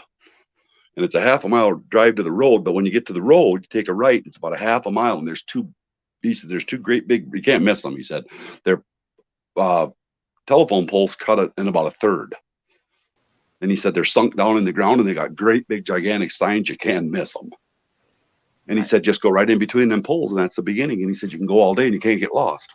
Every single place you stop at has a way to show you how to get back to wherever you want to go. So nice. He said, and it's huge, I guess, just 30, 40, 80 miles. Nice. Hey, Canoe, how you feeling, man? Like shit. Oh, that good. Yeah. Just got back from the hospital.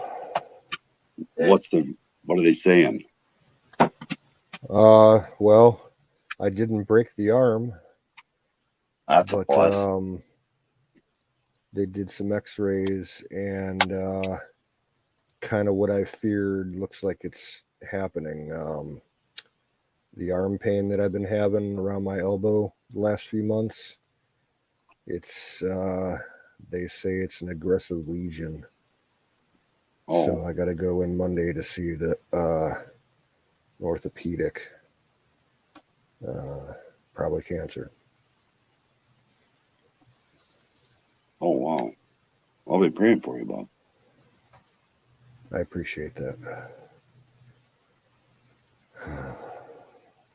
Well, let's hope it's one of them ones they can just hack that fucking piece off and throw it away. Yeah. Right. I overheard the PA who saw me after he was going over the x-rays. He was in another room, but I could hear him, and he's like, man, I've never seen nothing like this before. So that was his words, an aggressive lesion. So that contusion that I had just below my elbow was probably, tumorous. I don't know to what extent.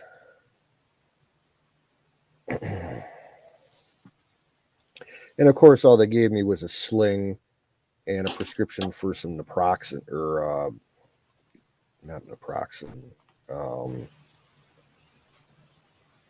gabapentin, I think. Yeah. You know, that's what they give you for nerve damage. That shit made me like, I'd go to walk and it was like, if I was on, like even carpet was flat enough or the concrete, I was fine. But as soon as you got on grass or anything like that, pavement was fine. Gravel roads were fine. But as soon as you got off into terrain, it was just like walking, like, you know, them cats that have been hitting the head too hard, how they kind of walk funny. They got nerve damage. That's what it's like on that GABA. That's what it was like for me on that gabapentin. But you Well, don't I've fucking taken need it. gabapentin before. It's just, you know, yeah, it's specifically designed as a non-narcotic painkiller Right. that fights nerve pain. But I'm like, I was kind of hoping to get, you know, some hydrocodone to help me fucking sleep, because I don't know if I'm Yeah. going to be able to get into bed tonight. I may just have to sleep in my chair. Well, I just call them back either tomorrow or, you know, in the very near future and just tell them, you guys, you got to do something. I got to get some Well, sleep. I'm Because off that'll the drive you next. fucking nuts. I've been I'm in that off the same next. boat. I'm off the next 2 days, and they scheduled me an appointment with the ortho on Monday. So go from there. Right. That's all I can do. Like when I got home, all right, this happened at like 5:20 or so at work, and I got a ride home about an hour after that for my buddy, and he's like, well, you know, if you think you need to go to the hospital, you know, just give me a call, I'll run you up there. I'm like, okay, you know. So got in the house, fed the cats, and I was going to take a shower, you know, and just soak myself on that arm run out the hot water tank. I went downstairs to go to the shower. It was so painful, I couldn't even take my fucking shirt off. Oh, wow. That's how I couldn't move my arm in a way to allow, you know, me to get that sleeve off. So I just sounds like it and might then have I been. couldn't Happened, put my fucking jeans back on because I, you know, couldn't use the left hand to do anything with the buckle on the belt or nothing. So I just put on a pair of sweatpants and a jacket and called my dude up. I'm like, yeah, I need you to take me to the ER. Oh, boy. He's like, well, you know, if you know, depending on how long you're going to be up there, I'll be up until about midnight. And, you know, it was just taking so long that I ended up calling an Uber home. Just got home. Oh, wow. Well, let's just hope it's something they can just cut off and throw away. Yeah, they'll probably have to run an MRI on it. And then you'll have to do the whole thing. I'm sure you'll end up in them. Yeah, is that an MRI? What's the one where you lay on your back and you go in that tunnel? Yeah. That's an MRI. Yeah, I got no problem with those things.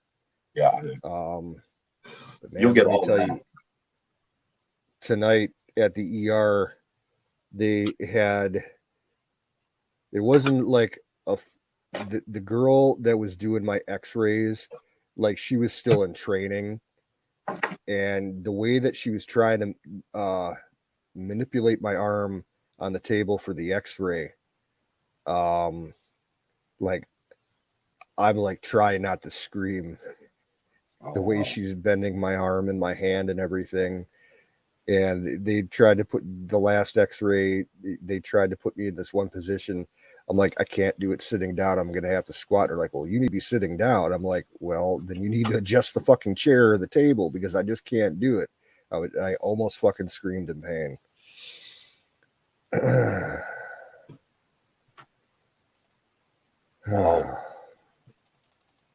And luckily the ER wasn't very busy, but you know how doctors and shit take their time with stuff.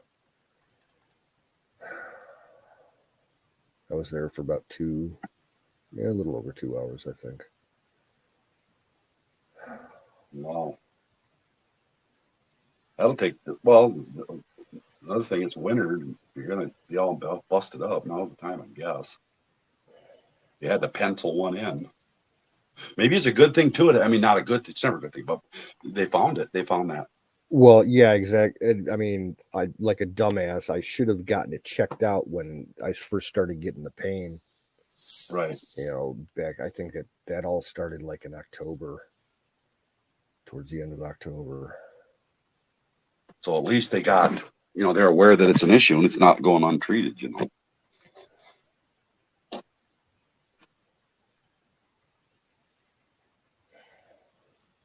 Yeah, depending on what that ortho says, you know, I may have to go see an oncologist. I don't know what happened, but Well, it depends on where it's at. If it stayed local or if it started traveling, you know, if it starts traveling, then you're gonna, I'm sure you'll go through hell, man. well, I asked the PA, and he's like, the place where the ortho's at that I'm going Monday is just a couple towns away. It's not very far. I should be able to get a ride there.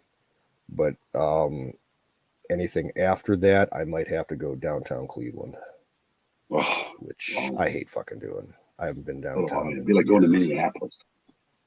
Fuck. Talk about feeling out of place when you go in there too. Every time I go to a place like that, like dead center down there, I just feel so out of place. It's just then to go in there with under them circumstances, feeling out of place. Yeah. You know. No, I'll keep praying for you. I promise. I want to know what. Let me know exactly what they find out when you find it out. You know. Yeah.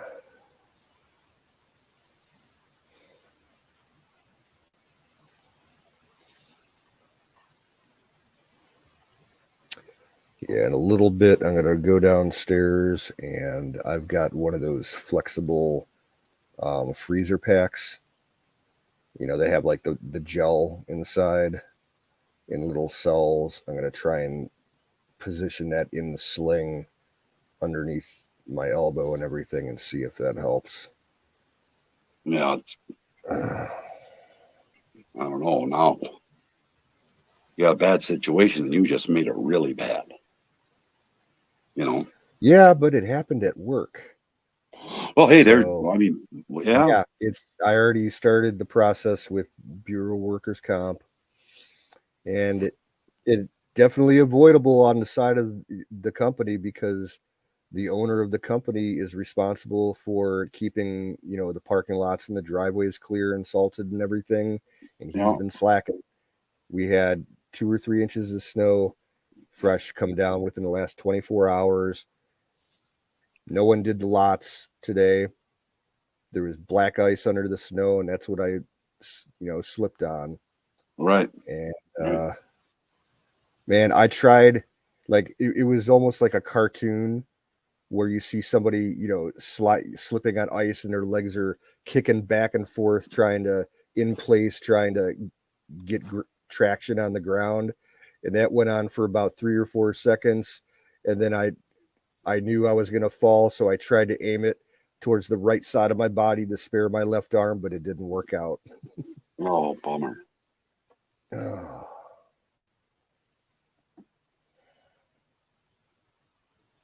Yeah, there was a customer who was parked in the actual parking lot facing me, and I'm sure he saw it and was laughing his ass off. He didn't even get out of the car, to ask me if I was okay. Yeah. You hit hard, huh? Yeah. Yeah. Hard enough to, aggravate to all hell that contusion or lesion or whatever I've been dealing with. Well, how'd your back? Is your back still back your really? back was sore? The last few days, yeah, it's a little sore. I'm careful how I move my torso and if I have to lift anything. So during the daytime, it's not really all that bad. It's just whenever I cough or sneeze, you get that, that motion moving your muscles and everything kind of aggravates it. And then trying to get down into bed at night, to get a comfortable position and everything, and just trying to get up and get out of a seated position into actually laying down, that is painful. I didn't even mention that at the hospital because it did, I'm just concentrating on not screaming with the pain from tonight. So when I go see the ortho, I'll let him know everything that's up. Yeah, a lot of times they'll wait too on the pain meds because they'll, sometimes you can hack it and sometimes you can't. Yeah. See, I'm not a big pain meds guy either at all, but there's times. Well, neither am I. Everything I take is over the counter. There's times you have to have them though. There's times when you have to have them. I've been busted up pretty good, and there's times when you got to have them. And for me, okay, yeah, I've taken hydros, 50-50 Vicodin, hydrocodone, whatever they call them.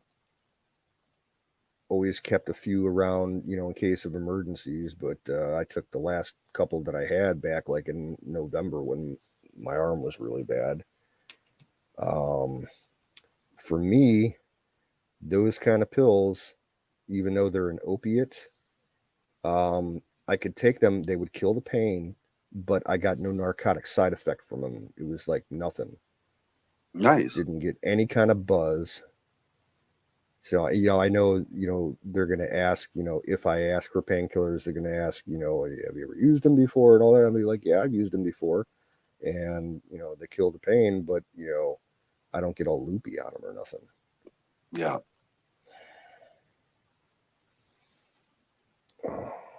Yeah, they're best. I mean, if it is at all possible, it's best to avoid any of them.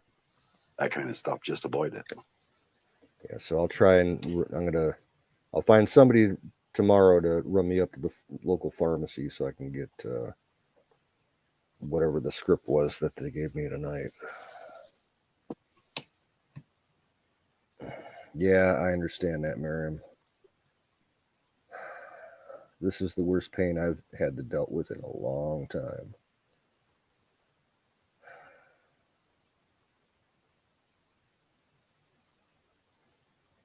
Right. It's a good Miriam's thing right that about that. It's a good thing that this is all happened with my left arm, which is not my dominant arm. If this all happened with my right arm, I'd be fucked. I do everything with my right arm, and I'm pretty good at using my right arm and hands to do things that my left hand would usually do.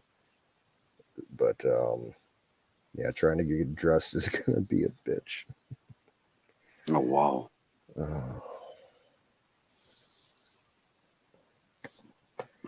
Yeah, Miriam, I've seen my dad get hooked on the painkillers. Yeah, I won't let that happen to me. Yeah, I don't like that either. I was, one time when I busted my elbow up, they called me into a lawyer's meeting. And I had two teams, and then the team that was against me was like three companies.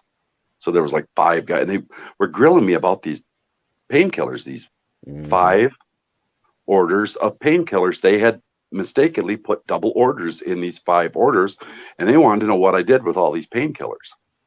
And I was like, I don't know. I didn't take them. I didn't get them. And they're like, yes, you did. No, I didn't. They didn't even bother to check out. I only went to one pharmacy. They didn't even bother to check out that pharmacy. They looked stupid that day. Fucking guys coming from 50, 60, 80 miles around, a bunch of them, for no reason, to go there and find out that I never picked them up because I was like that. I didn't like getting all messed up on the painkillers, so I just left the prescriptions. I never went and got them. Yeah. Well, here they were double prescriptions, and they wanted to know where they all went. And I was like, back in their hopper, I guess. I don't know. The garbage, I have no clue. I didn't pick them up. So. Yeah, it's a control thing. I can't stand the feeling of being car sick and head all foggy, and I can't stand that stuff. I don't. Right. I I don't either. don't know. Another thing I've always been afraid of is if I stumble on it one time and I'd like it. It's like, that's what happened with booze, and that's what happened with pot, and that's what happened with acid, and that's what happened with fucking coke, and you bumped into it, and then you thought, oh, this isn't bad. Well, I don't want that to happen. Yeah, the only times that I've ever taken the narcotic painkillers like the hydroxycodone was for bad toothaches and really bad sinus migraines. That's it. I'll admit, I've never been prescribed them before. It was either my dad giving them to me or a friend. I'll admit, when they did all that teeth work just a couple months ago, I told them no at first. I was like, no, I won't need these. They're like, no, you will. And so they had me take the prescription. Well, I didn't even go fill it. and this is on a Friday night Yeah, and smooth everything. moving, I'm like, bud. I won't need them. And Saturday morning, I was in there waiting at the pharmacy. It's like, crap. Okay, they weren't kidding. I need them. Yeah. No, there's them times when you don't have no choice. Right. And I think he's Canoe's running headlong right into one of them. Yeah. Hey, Canoe, were you going to be up for a bit? I hate to ask you. I was going to shut it down at noon, but if you're wanting to chat for a bit, I'll chat for a while. Yeah. right on. Right on. I might go. I'm too only worked gonna up hang around right for a now little. to try to sleep anyway. So Cool. Right on. Okay. Well, I will go to chat for a while. Carpenter, thank you for coming up. And Canoe, I'm never good at knowing what to say. I just hope you get better, man. appreciate it. Thank you. Yep. We'll all go into chat and bug these guys for a few minutes. All right. Night. Later, dude.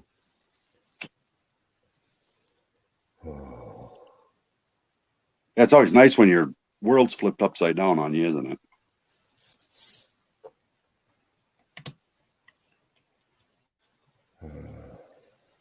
I just took one of those 800 milligram ibuprofens my friend gave me earlier. So let's see what that does. I took one before I went to the hospital.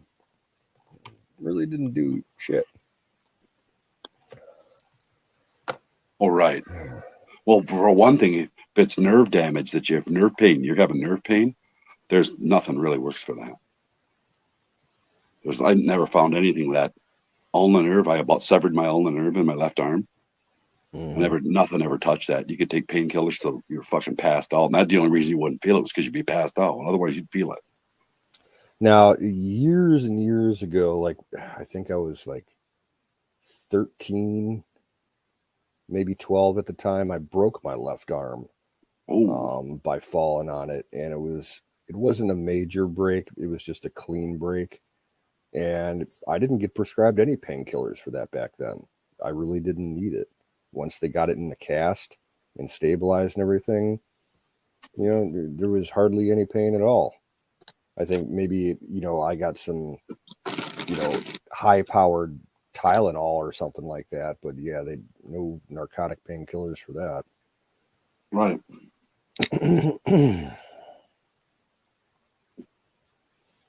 I've had them really heavy-duty ones a bunch of times. They are something to stay away. It killed my sister. Yeah. Sorry to hear that. Yeah, it is what it is. There's nothing you can do with it. You try as you might. There's nothing. That one wasn't up to me. It wasn't lack of effort there. So that kind of that weighs into it too, So I'll always stay clear of them. I just seen some bad shit from them painkillers and all that. People get hooked on all that crap. Yeah, I saw that with my dad. Yeah.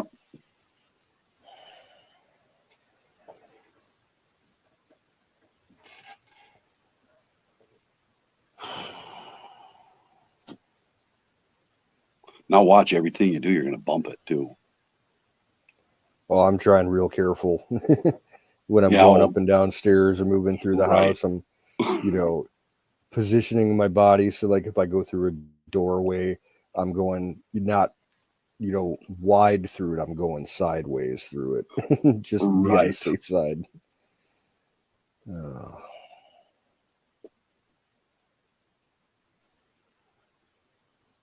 And I was looking into before I left because I've never used workers' comp before. I've never had to. So I went on their main website and just the information page for people that are looking to make a claim. The way it works here in Ohio, like the initial time that like from when you're injured and your first visit and everything, it looks like the state will pay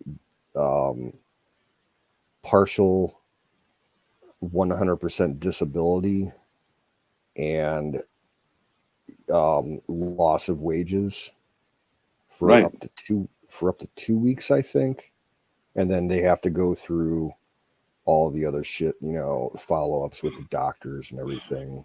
Yeah, that the hospital, when I've ever went through it, like mine were through work too, and you never had to do nothing. My problem Sign a is paper here or there. I've never really had to go to hospitals all that much in my life, so I Right. don't know how any of that paperwork and everything works. Well, So that's probably most what of I'm it, going to do tomorrow. you're is lucky look there. up a lot of information. Right. Well, most of your paperwork they'll do. You don't do it. They will. Yeah. It's a lot because it's an injury through work and all. It's all legal shit. Yeah. So you won't touch hardly any. You'll just sign a bunch. You'll just have to sign. You got to sign here. You got to sign there. And you don't worry about it because that's everybody has to do that at the injury state. My You sister couldn't knows sign how a it paper. They works. couldn't bullshit you and sign your rights to a further Mhm. argument against that injury. You couldn't because you could. It won't work because you could tell them I wasn't in my right mind. I was going through the process, so they don't even try. They don't. It's not even a thing. They'll do it. You watch. You won't have to do much paperwork yourself. They'll do it for you. Workman's comp, they do it. You're the one Well, injured. here's the way I'm looking at it long term. Like, obviously, I need to get the possible cancer thing checked out and taken care of. But I'm at the point. This is a type of injury that I would personally classify as making me officially unable to perform my job duties. So I may end up just doing the disability route, try and get full disability. Right. Because I'll be honest with you, like the last couple of months trying to deal with, that loss of strength in the arm and loss of range of motion, it's been horrible. I can't lift the things that I normally lift. I can't stock stuff. It sucks. Yeah, right. Yeah, anytime. I think what that gets classified, that's a catastrophic injury. When it affects your life like that, there's like 3 or 4 different categories you'll fall into. And that'll probably go in catastrophic. Usually a loss of a limb like that, that's where it goes. Yeah, and my father dealt with workers' comp for various things, for 20, 30 years. But he was always trying to squeeze the system and the employer for everything that he could get.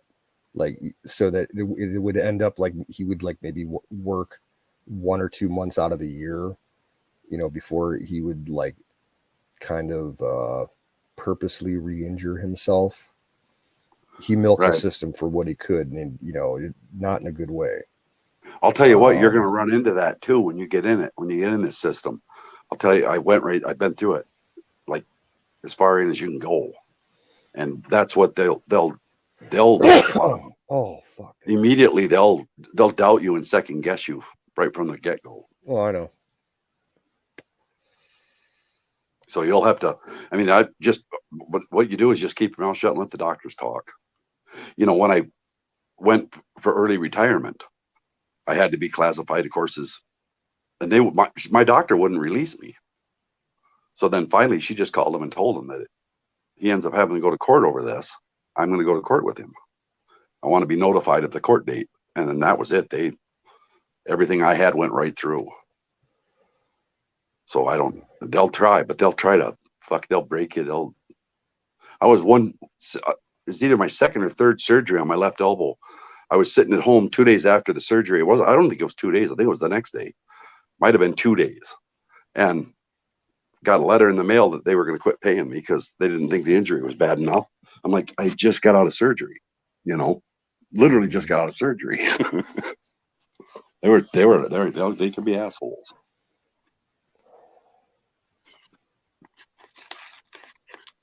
None of those systems are set up to help you there. But I mean, it's like so many guys have went in there and pulled that shit on them that now they're all, whoever, even when you come in with a legitimate injury in a legitimate situation, you're looked at like you're like some kind of sneak, some shady fucker. But just go by what your doctor says. They'll let your doctor push it. Your doctor will push it all through. Watch. When he talks, they'll listen.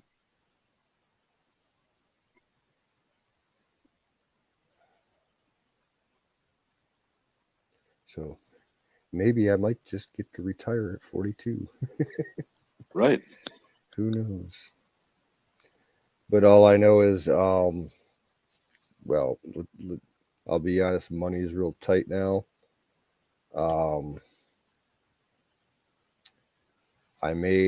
going to look into tomorrow. I do have some money with a pension fund from a previous employer that I could, I think there's a method where you can withdraw your pension without penalty if you're facing like a family or a medical emergency. You know, you don't have to go through the typical 6-month waiting period to get that check and everything. So I may end up having to do that just to get, you know, help get by. But if I can get it, I got probably about 16 grand Oh put wow, away for that. that'll help. You know, another thing is they won't take you long to. They'll get you paid. Start paying you right away. And I think Your when I was checks will looking come through as the workers' regularly comp as your stuff, paycheck. they said that like the initial hospital visit, you know, is covered by the state. So I shouldn't have to pay anything for the visit and the x-rays and all that from today. No, you won't have to pay for nothing. You won't. No, nothing will come out of your pocket. Yeah. And they'll start paying you. It'll go like 2 or 3 days. You feel like nothing's really happening, and then all of a sudden they'll want you to sign and talk, and then the next thing you know, on a week or 7 days later, you'll get paid, and then it goes on the regular thing. Then Mhm. it's just walking to the mailbox and getting it. You know. No, they don't get a monkey with that. They don't get a monkey with your paycheck. So that they'll pay you right away. You watch. You won't miss. You'll hardly miss a paycheck. I'll bet. I bet you won't. I mean, you might have to wait like an extra 5 or 4 days. I don't know what your pay period is. You know. Well, the thing is, I've got I'm sitting on 2 uncashed paychecks right now. Right. So Well, that's another that's thing good. I got to get to the bank because the first set of my property taxes is coming up and I got to pay my aunt some money. So I need to do that tomorrow for sure. Yeah.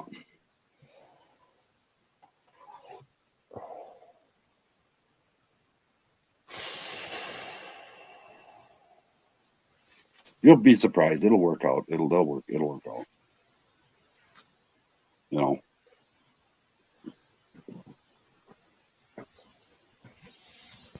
And this sling that they gave me is an absolute piece of shit. Right. Ain't blue, is it? Dark blue.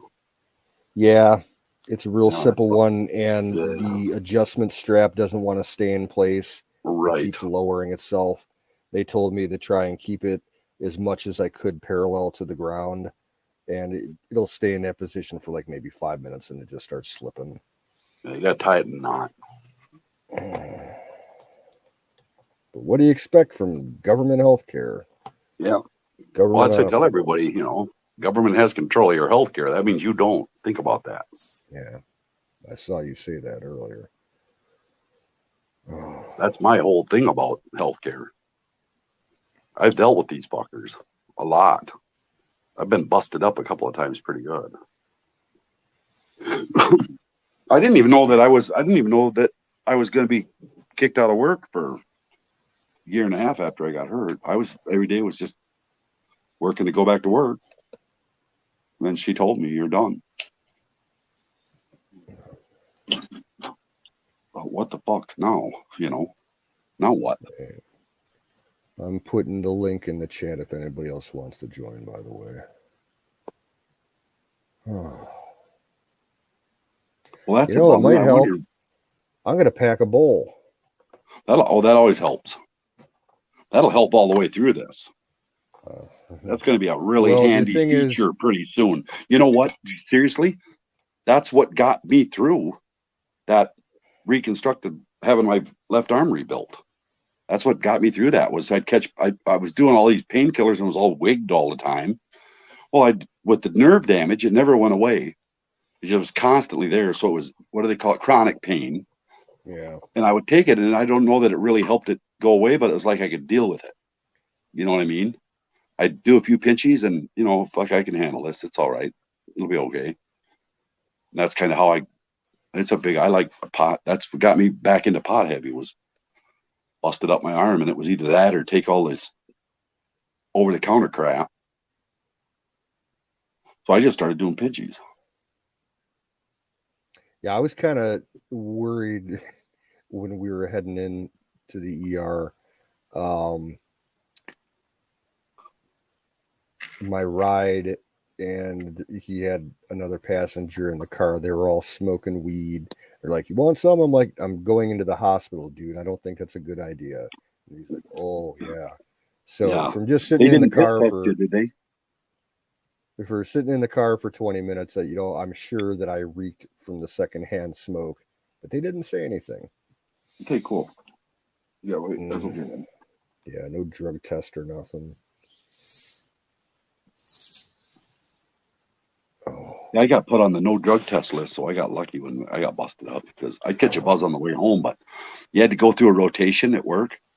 It was a random draw.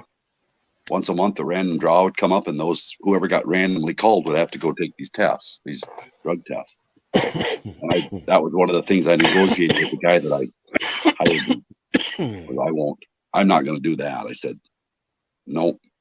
And so he took me out of the rotation. My name wasn't put in there to come up, because I told him, I said, if my name gets called, I'm quitting. And it's just so you my know. company doesn't do drug testing unless you present yourself like obviously that you're coming in constantly fucked up or something like that. Then Oh, right. No, it was nothing like that. But I catch buzz every night after work, so I would have tested positive for pot. Yeah. And my previous employer, the gas station I worked at for 13 years, not once was I ever given a test. And you were subject to a test, whenever, but they just never did anything. I don't even remember any employee in my entire store having to get tested. Nice. They didn't want to pay the money for the tests. Well, you're out of it now, because once you go to your first visit, I found this out. Once you go to your first visit, when you walk out of the door after that initial visit with them, then it's done. There's nothing they can do about it. It don't matter if you have pot in your system. It doesn't matter then after that. Yeah. But if they test you because they said something about it, I said, no, I'm not. Does your company drug test? I said, no. And so they didn't send a person up to me. So I didn't have to. I got lucky, But I wasn't I quit drinking long before that, and I wasn't a fucking waste toasty. It wasn't like I woke up in the morning and did pinchies. But it helped me through I kind of always smoked pot, every night after work. You do a couple of pinchies on the ride home every night. But other than that, not really. I didn't smoke it. I never got high on the way to work. Fucking all that. Do that shit stoned.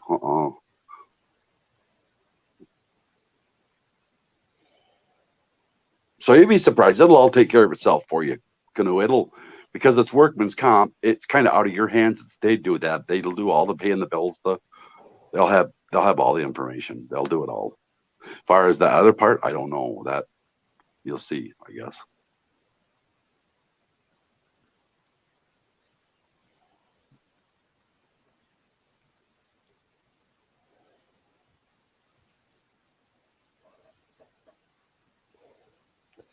Yeah, I don't even think I'm going to try and get into bed tonight. I'm going to just stay in my chair.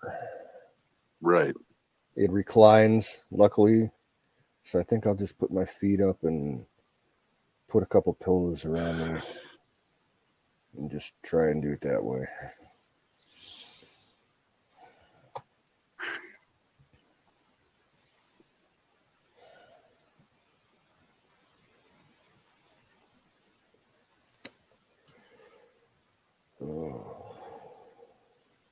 There's nothing worse than sitting around in pain either. Well, to be honest, it's sore at the elbow, but if I have it immobilized like I do right now, and it's not, nothing in the arm is moving. It's bearable. It's whenever I try to move that, like, Right. even just a minuscule amount in a certain way, it's just like you get the sharp shooting pains. Just keep it a mole, and that's all you can really do. Then don't move Yeah. it. It's like when I think back, you know, when I originally started having the pain issues in the arm months ago, like you kind of try to visualize what's causing the pain inside your body. And I'm like thinking, I'm like, okay, on the surface of my skin just below the elbow, I can feel a bump. And you think, like, what's right there? And, you know, underneath that in your anatomy, I'm like, well, there's going to be some muscle, some tendon, some cartilage, nerves. So, like, in my mind, I'm thinking, well, maybe I have like a small cyst or a tumor, and it's, you know, compressing those nerves. And I think that's what it was. And I must have hit it like square in that area. Ouch. Because, like, literally when I hit the ground, like, for a second, like, it just flashed white. All I saw was white, that initial burst of pain. And then I opened up my eyes and I'm like, holy shit, did that just happen? Oh, didn't lose consciousness or nothing, didn't hit my head. Nice. But man, thinking back, I should have tried to just let my feet slide underneath me and fall on my knees. It would have been a little better, instead of trying to time my fall to the right side of my body. That just didn't work. Right.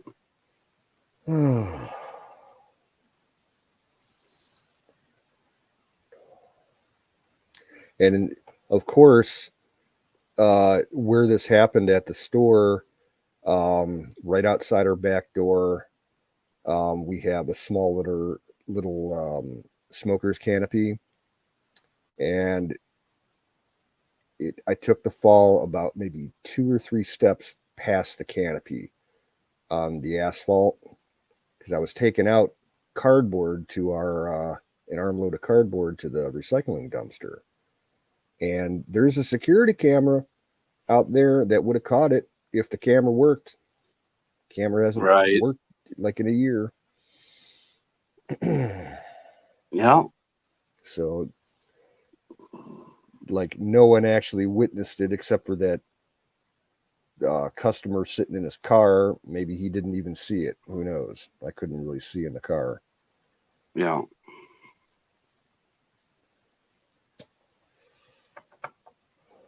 But, like, I lucked out because, you know, after it happened and I went back inside, I'm like, I sat down, and the other employee was up front covering the registers and dealing with the customers.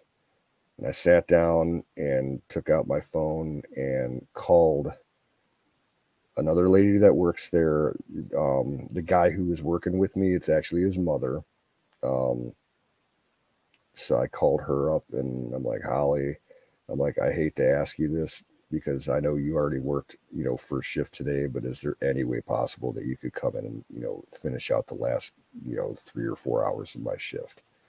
And she's like, she thought maybe I had like a stomach ache or a headache and was just trying to wimp out. I'm like, no, I just took a spill and fell on my arm and I have to go to, you know, get it taken care of. She's like, oh yeah, let me get dressed. I'll be there in like 10 minutes. And then I went back up front to her son. And I told him, like, your mom's coming back in to finish out my shift. And she'll be here like within 10, 15 minutes. And I walked back to the back so I could text my sister about what happened, because she's the manager. You know, you got to inform management as soon as possible. So I took care of that. And then he came back into the back room. He's like, what's the matter? You're not feeling well? I'm like, no, I just fucking fell. He's like, oh, sorry to hear that. And he went back out front. I'm like, okay. I'm like, I'm done. I clocked out and started getting my shit together. How'd you get to the doctor? I called one of my I got 2 best friends. I called Yeah. one of them up, and he lives right down the road. And he happened to be out on the road. He was on a shopping trip to the hardware store and the feed store, and he's like, "Do you mind if I finish up my errands real quick? Can you wait a half hour?" I'm like, "Yeah, no problem, dude." And then, like 40 minutes later, he showed up. Nice. And yeah, he's very rough around the edges. He's uncouth hillbilly type, but when it comes to helping out friends, me and him, we're pretty tight. So he ain't Right. got no problems giving me a lift somewhere like that.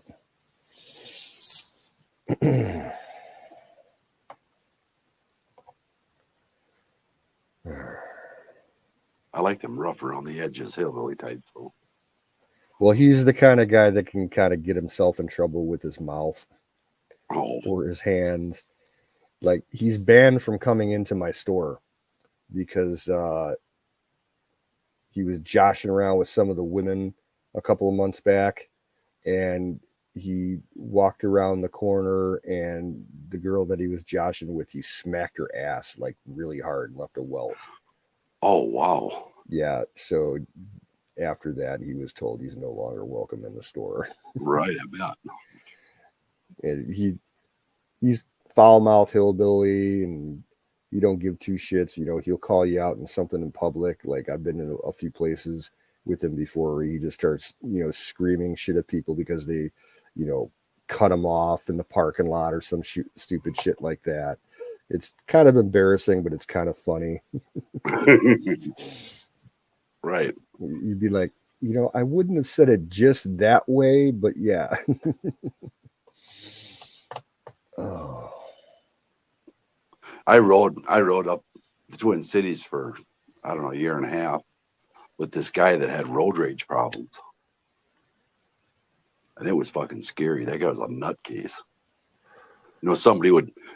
He'd get locked in this fast moving lane and the guy wouldn't be going over the speed limit, so he couldn't get around the next vehicle in front of you. Shit like that. He'd just go off, One day we were going 85, 90 miles an hour down Highway 52 coming south into Rochester, and he's bumper jockeying with this guy. Like kind of moving over like you're going to bump into him, and the other one moving like he's going to bump into him. And finally, I like fucking shut this thing down, bud. Who gives a shit? My dad used to road rage. Yeah. And it got kind of scary sometimes because Right. like someone would pull in with front someone of them. that has road rage. Yeah. Yeah, he would lose his shit like if somebody pulled in front of him without using a turn signal or something like that. And he would actually, follow them. He'd be honking the horn, rolling down the windows, giving them the finger, shouting and screaming. And he'd go out of his way to follow them for, half a mile or so. Right. That's what this guy was like too. He was like that too. The car. And you'd want to save on gas, back then, it was all the big rage was saving money because that's when the gas spiked. But anyway, he'd drive like half an hour out of his way to save 5 cents a gallon on gas. Mm-hmm. And then I told him one night, I said, "Bud, we're losing a half an hour at night going home over 65 cents. Just let me know. Whatever the difference is, you find the cheapest gas in the area. And if you drive me straight home after work, I'll pay the difference." Well, no, it's not that, it's the point. Yeah, you're wasting a lot of money. And a half an hour of our time, we're already stuck on the road. And another half an hour to go get 5 cents. You save 43 cents, All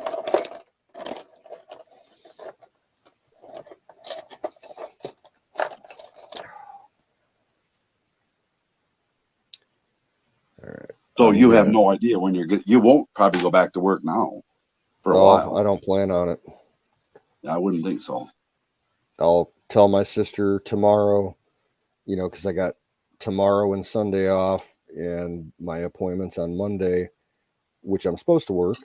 And I'm just going to flat out tell her I'm not coming in Monday, and I probably won't be in for the rest of the week. No. I might just ask if you put on medical leave indefinitely. Yeah. They'll probably make that call for you. That's what'll happen. The doctors will make that call when they see it. You know, they'll tell you. They'll tell them. I am trying to attempt to take off my hospital wristband.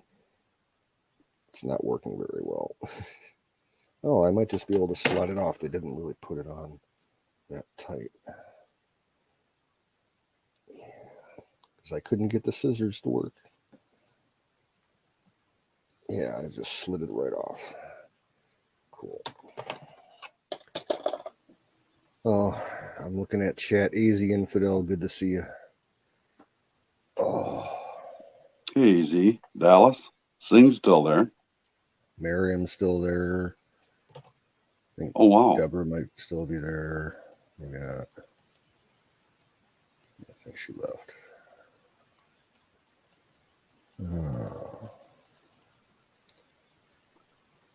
Good night, Nightingale. Yeah, good night.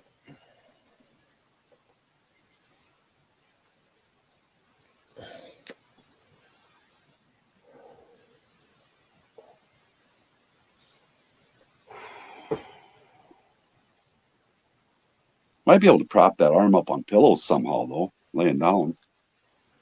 I got it on the edge of my armchair, the armrest. I'm trying not to put that much pressure on it, but yeah, a pillow would be nice. But I don't feel like walking away from that far across the room, to be honest with you. Really, I hear you.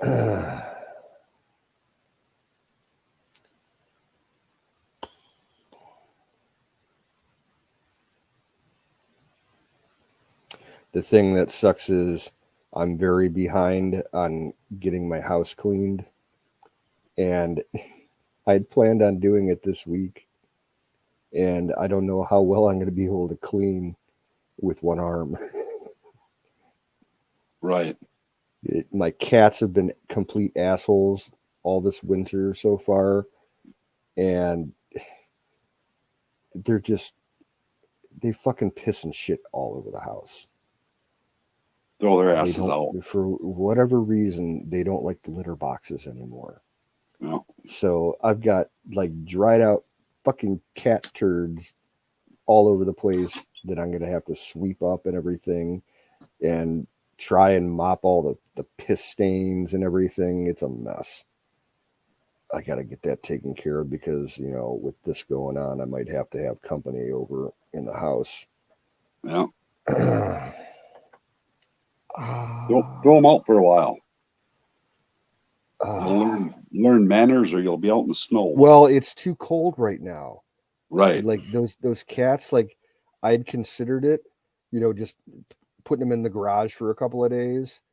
But it's too cold to do that right now. They wouldn't last, you know, more than a couple hours out there. Right. Well, they don't have their winter coat on, you know. Not like they would if they were outside. I think part of that problem is because the flea issue that I've been dealing with all year, it's nowhere near as bad as it used to be, but it's still there. So I've had them quarantined in the front end of the house. I haven't let them in the back family room or my bedroom in, probably 6 months. They're probably pissed off about that too. Oh.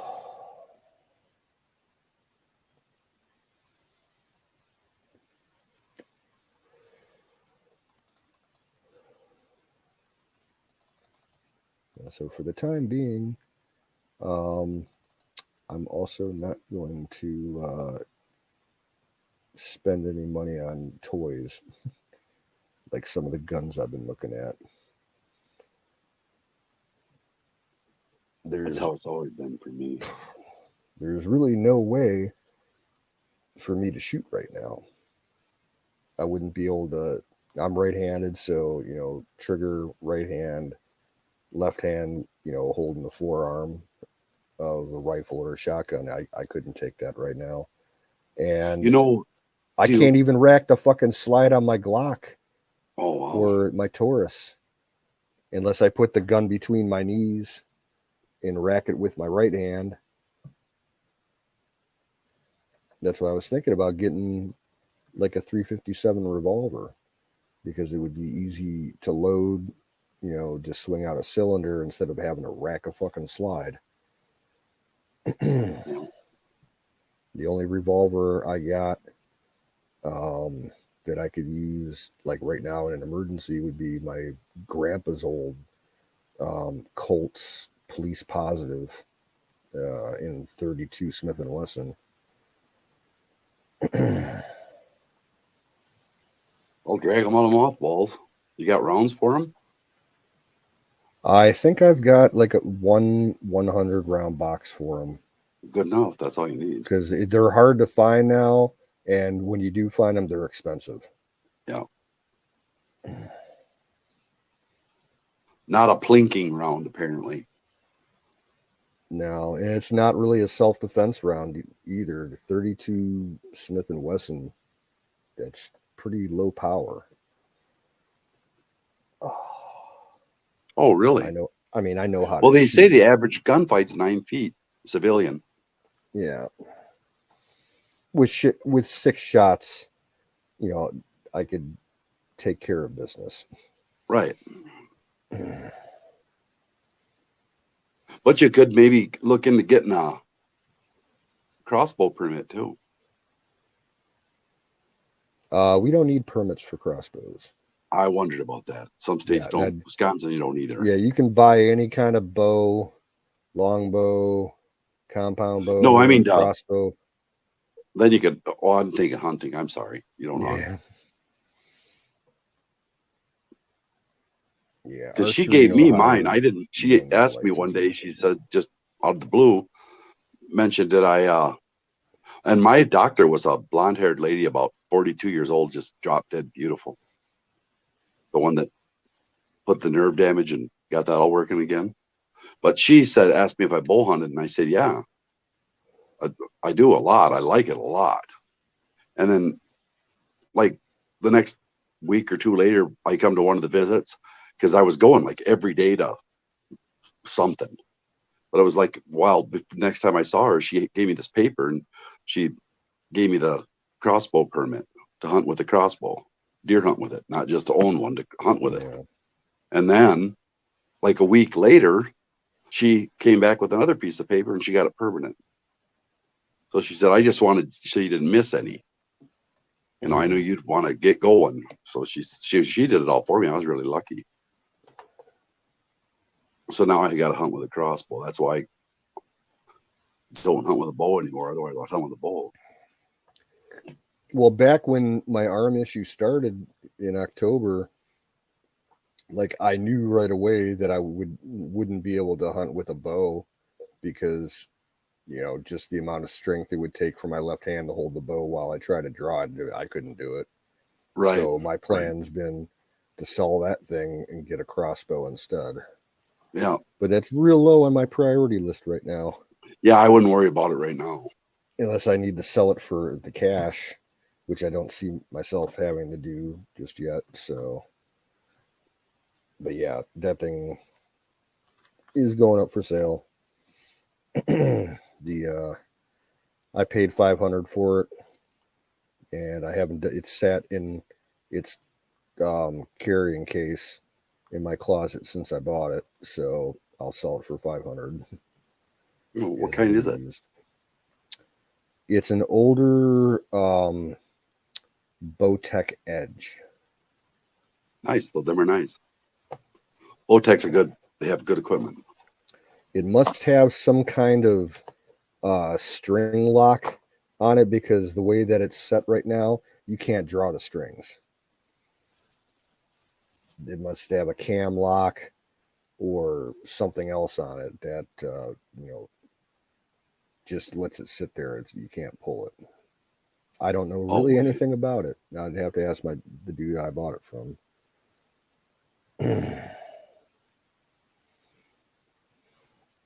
Well, you won't be able to lift nothing with that arm for a long time now. Yeah. That's why I was saying, I'm like, I can't perform my job duties, so I'd be lucky to hold a glass of water. Oh, I wouldn't even try that right now. Yeah. No.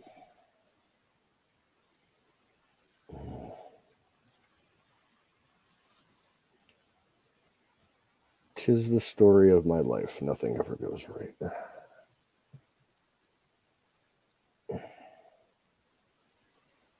It sounds like AZ's got a 357.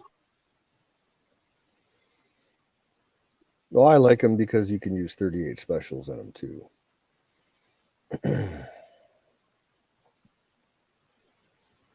Yeah, right. Forced time off.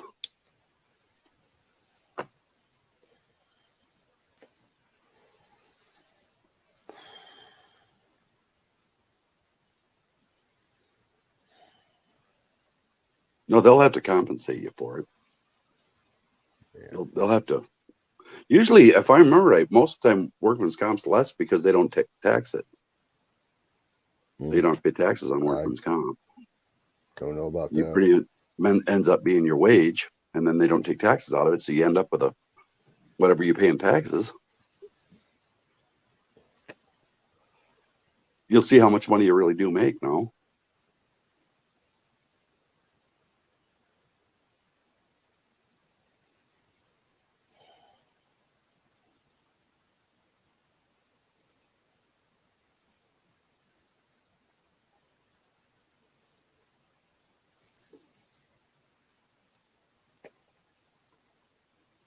It's gonna be tough though, getting back and forth to the doctor, isn't it, vet? Well, my sister will help me out if she's available for rides, and my two friends, the guy that drove me tonight, he lives just like down the block from me, and he's up and about all times, day and night. My other friend, he's not so available, but I can always try. Right. And I got a cousin who will, help me out if I need it, but she's a teacher, so she's not available during the daytime. Well, really, you just have to pay the Uber. They'll have to pay you back. I bet you any money in the world, what they'll do, if I remember right, what they'll do is they'll give you a number, a phone number, fax number, and then any of your receipts go to this fax number. They'll Oh, mail it. interesting. I Yeah, didn't even think about that. right. You're taken care of. You're pretty good taken care of. I remember right. That's what they gave me was I had a fax number, and then whatever I did that was like if I had to get a ride somewhere, which I hardly ever did, but the times I used it, you just faxed whatever was out of pocket expense to me. I just faxed the receipt to them, a copy of the receipt to them right there, and Gotcha. in a day or two. I mean, like a day or two, you get your money back. It's probably all emailed nowadays. Right. But, yeah. Kind of automated, and it's actually pretty easy if I can figure it out.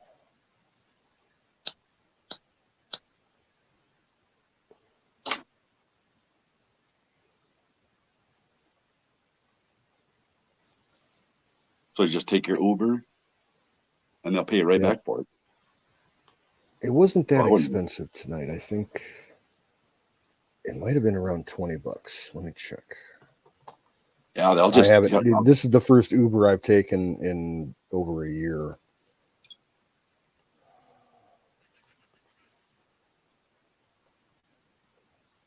Yeah, I'll bet they give you a number for that. Workman's comp, that's how that works. They'll give you a number for it, and then you send any out of pocket receipts to this number. It's pretty obvious. I mean, they know it's pretty obvious what's going. They know what's going on.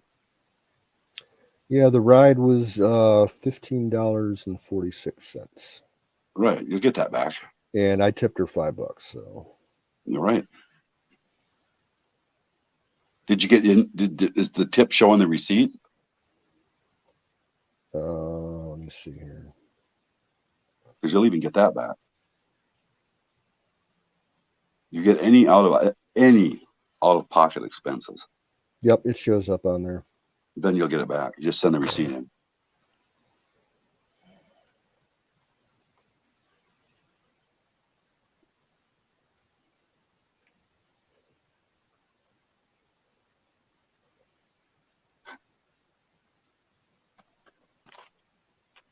actually wasn't a really horrible system to begin with. It got kind of dicey in the end, you know.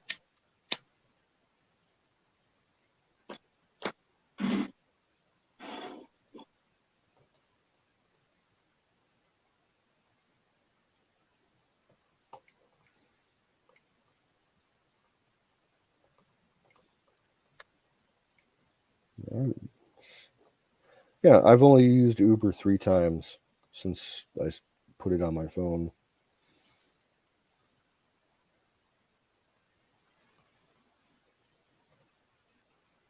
And well, actually, yeah, the last time that I used it was almost 2 years ago.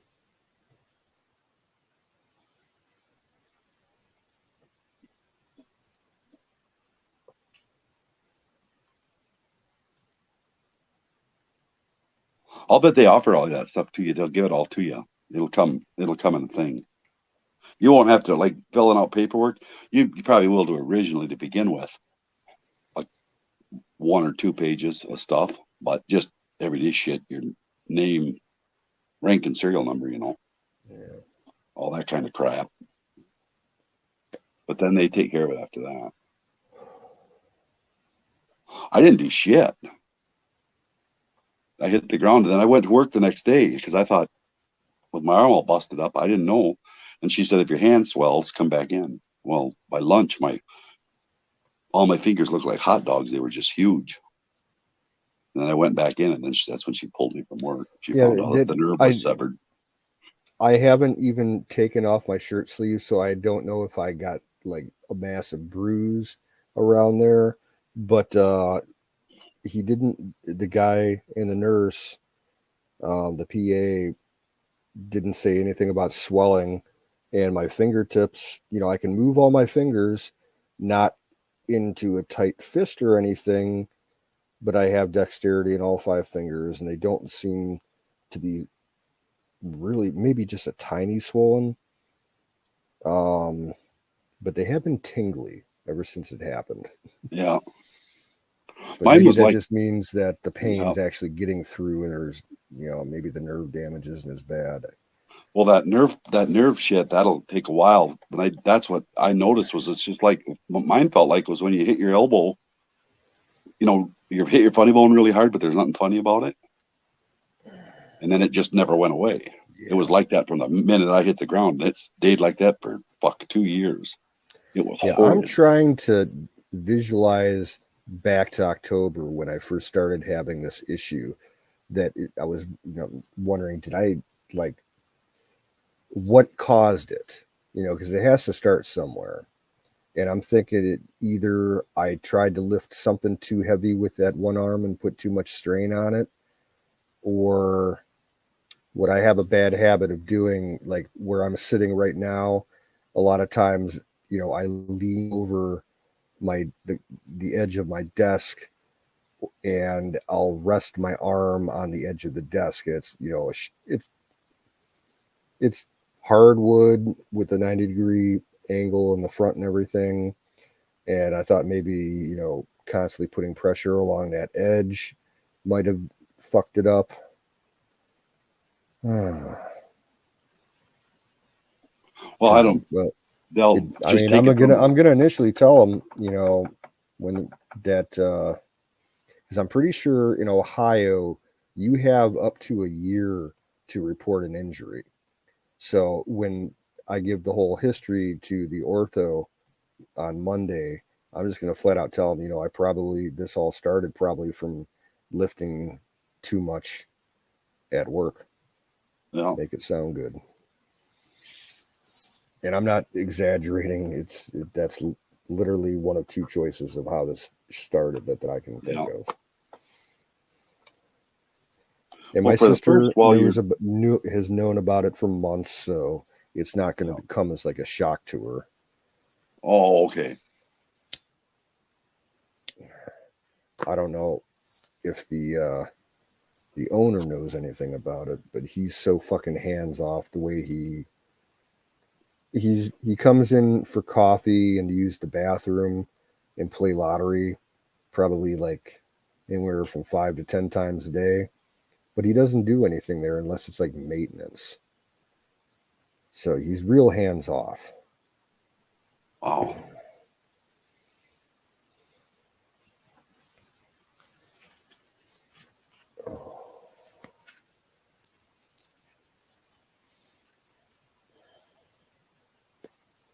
Well, who are they going to get? Who's going to replace you then? What are they going to do there? That's the big question now, isn't it? Because we're already at the lowest level of employees on the schedule to barely cover things now because we've been losing people. All I gotta say is they need to hire someone real quick. Right. Now we did have a week or so ago, one of the people living at my neighbor's house, right next door, stopped up at the store and asked for an application. And she seemed like she had her shit together. She said she had deli experience. The only thing she doesn't have experience with is the lottery. So I gave her my sister's name and the phone number, told her call up when she's here, and you'll probably get hired. So, but we haven't heard back from her. So next day or two, if I go out, I'll stop over at the neighbor's house next door and say, hey, if you're still interested in this job, then we could really, really, really use you. Problem is around here, people don't want to work.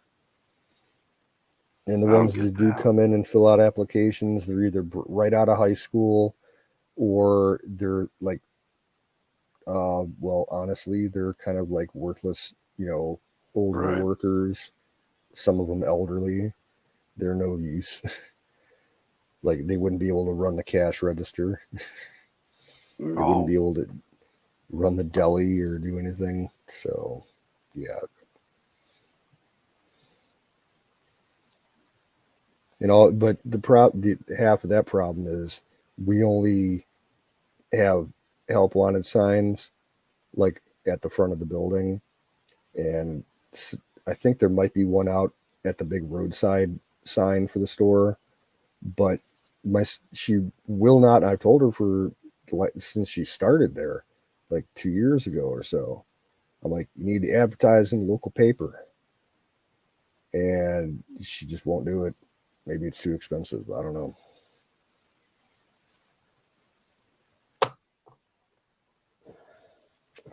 Well, it's their deal now. Yep, ain't my problem. I'm not the manager, so. You got your own plate. Your plate's full.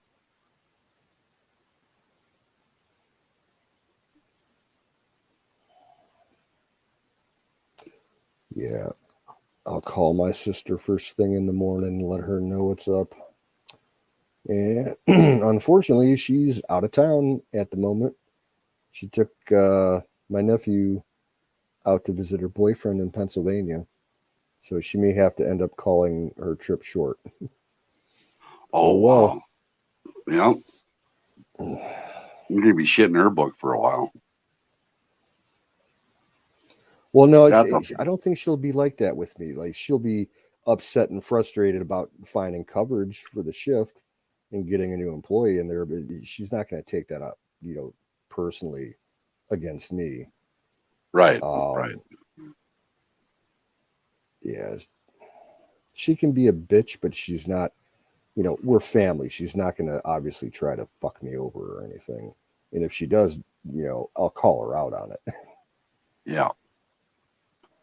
No, my sisters would take care of me too. I'm fucking spoiled that way. One sister brought me over meatloaf and baked potatoes last night. Nice. Yeah, she said, "Oh, I just had an extra one." I mean, how do you have an extra complete meatloaf? You make extras of those?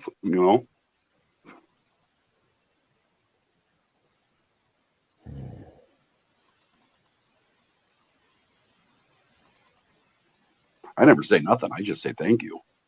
Yeah. Brings you over chocolate cake. And I lived with my oldest sister. I'd weigh 500 pounds.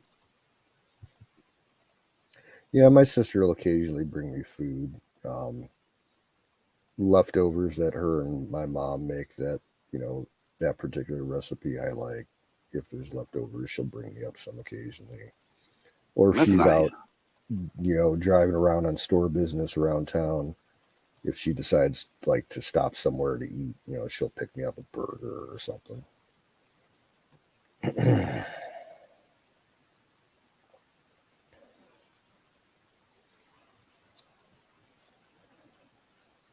Unfortunately, well, I'm gonna maybe on Sunday.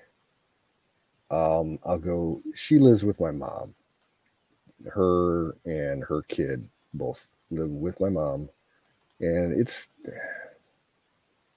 normally would be a 20-minute walk from my house to their house, but with all the snow and sidewalks and covered up and everything, I'm not going to try walking. I should go see my mom because I haven't seen her in about a year. Wow. She canceled Christmas, so I didn't get to go over for Christmas. And I've been wanting to go over there, but the weather's been so bad that I wasn't going to walk all that way in the snow. So maybe maybe Monday after my sister's back, I'll tell her to pick me up and take her back to her place so I can see my mom for a while and get her advice too, because she's a retired RN. So I always used to pick her brains over medical shit. But my mom's unfortunately not available to help me out with like giving me rides anywhere. She only drives during the daytime, and she's not very much into driving much at all. She can still do it, but it's got to be during the daytime. Yeah. And she's a funny driver to begin with. She gets spooked easily. Well, do you have your license and all that? No, I do not drive. Oh. So never had. I took the test for it years ago. Or no, I studied for the test. I was in the process of getting a license.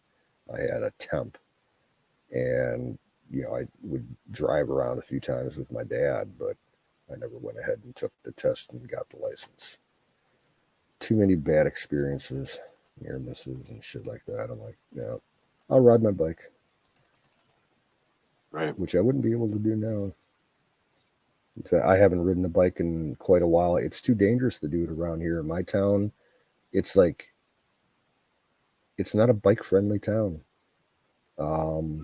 Drivers will purposely fuck with bicyclists. Whether they're on the road or on a sidewalk, it doesn't matter. They'll fuck with you. I've had people throw shit at me, cut me off, try to push me off the road. And some dude threw a fucking beer bottle at me, hit me right below my neck on my back. And that was pretty much the last time I think I rode last time I rode my bike, it was I got hit at an intersection by a lady who wasn't paying attention. And after that, I gave up.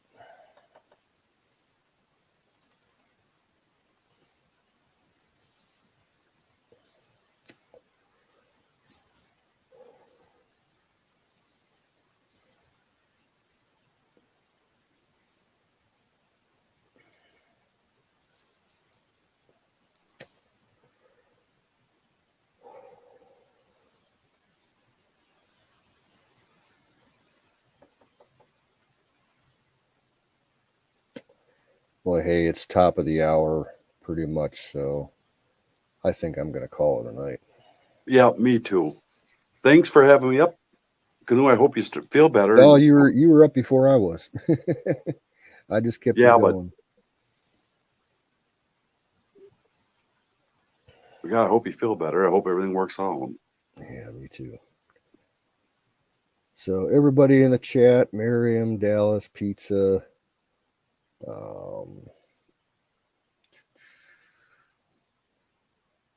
Anybody else? AZ, if you're still here. Singularity. Yep. Good night, everybody. Good night. Thank you for the prayers. And I'll let you know tomorrow if there's any change. Good night, brother.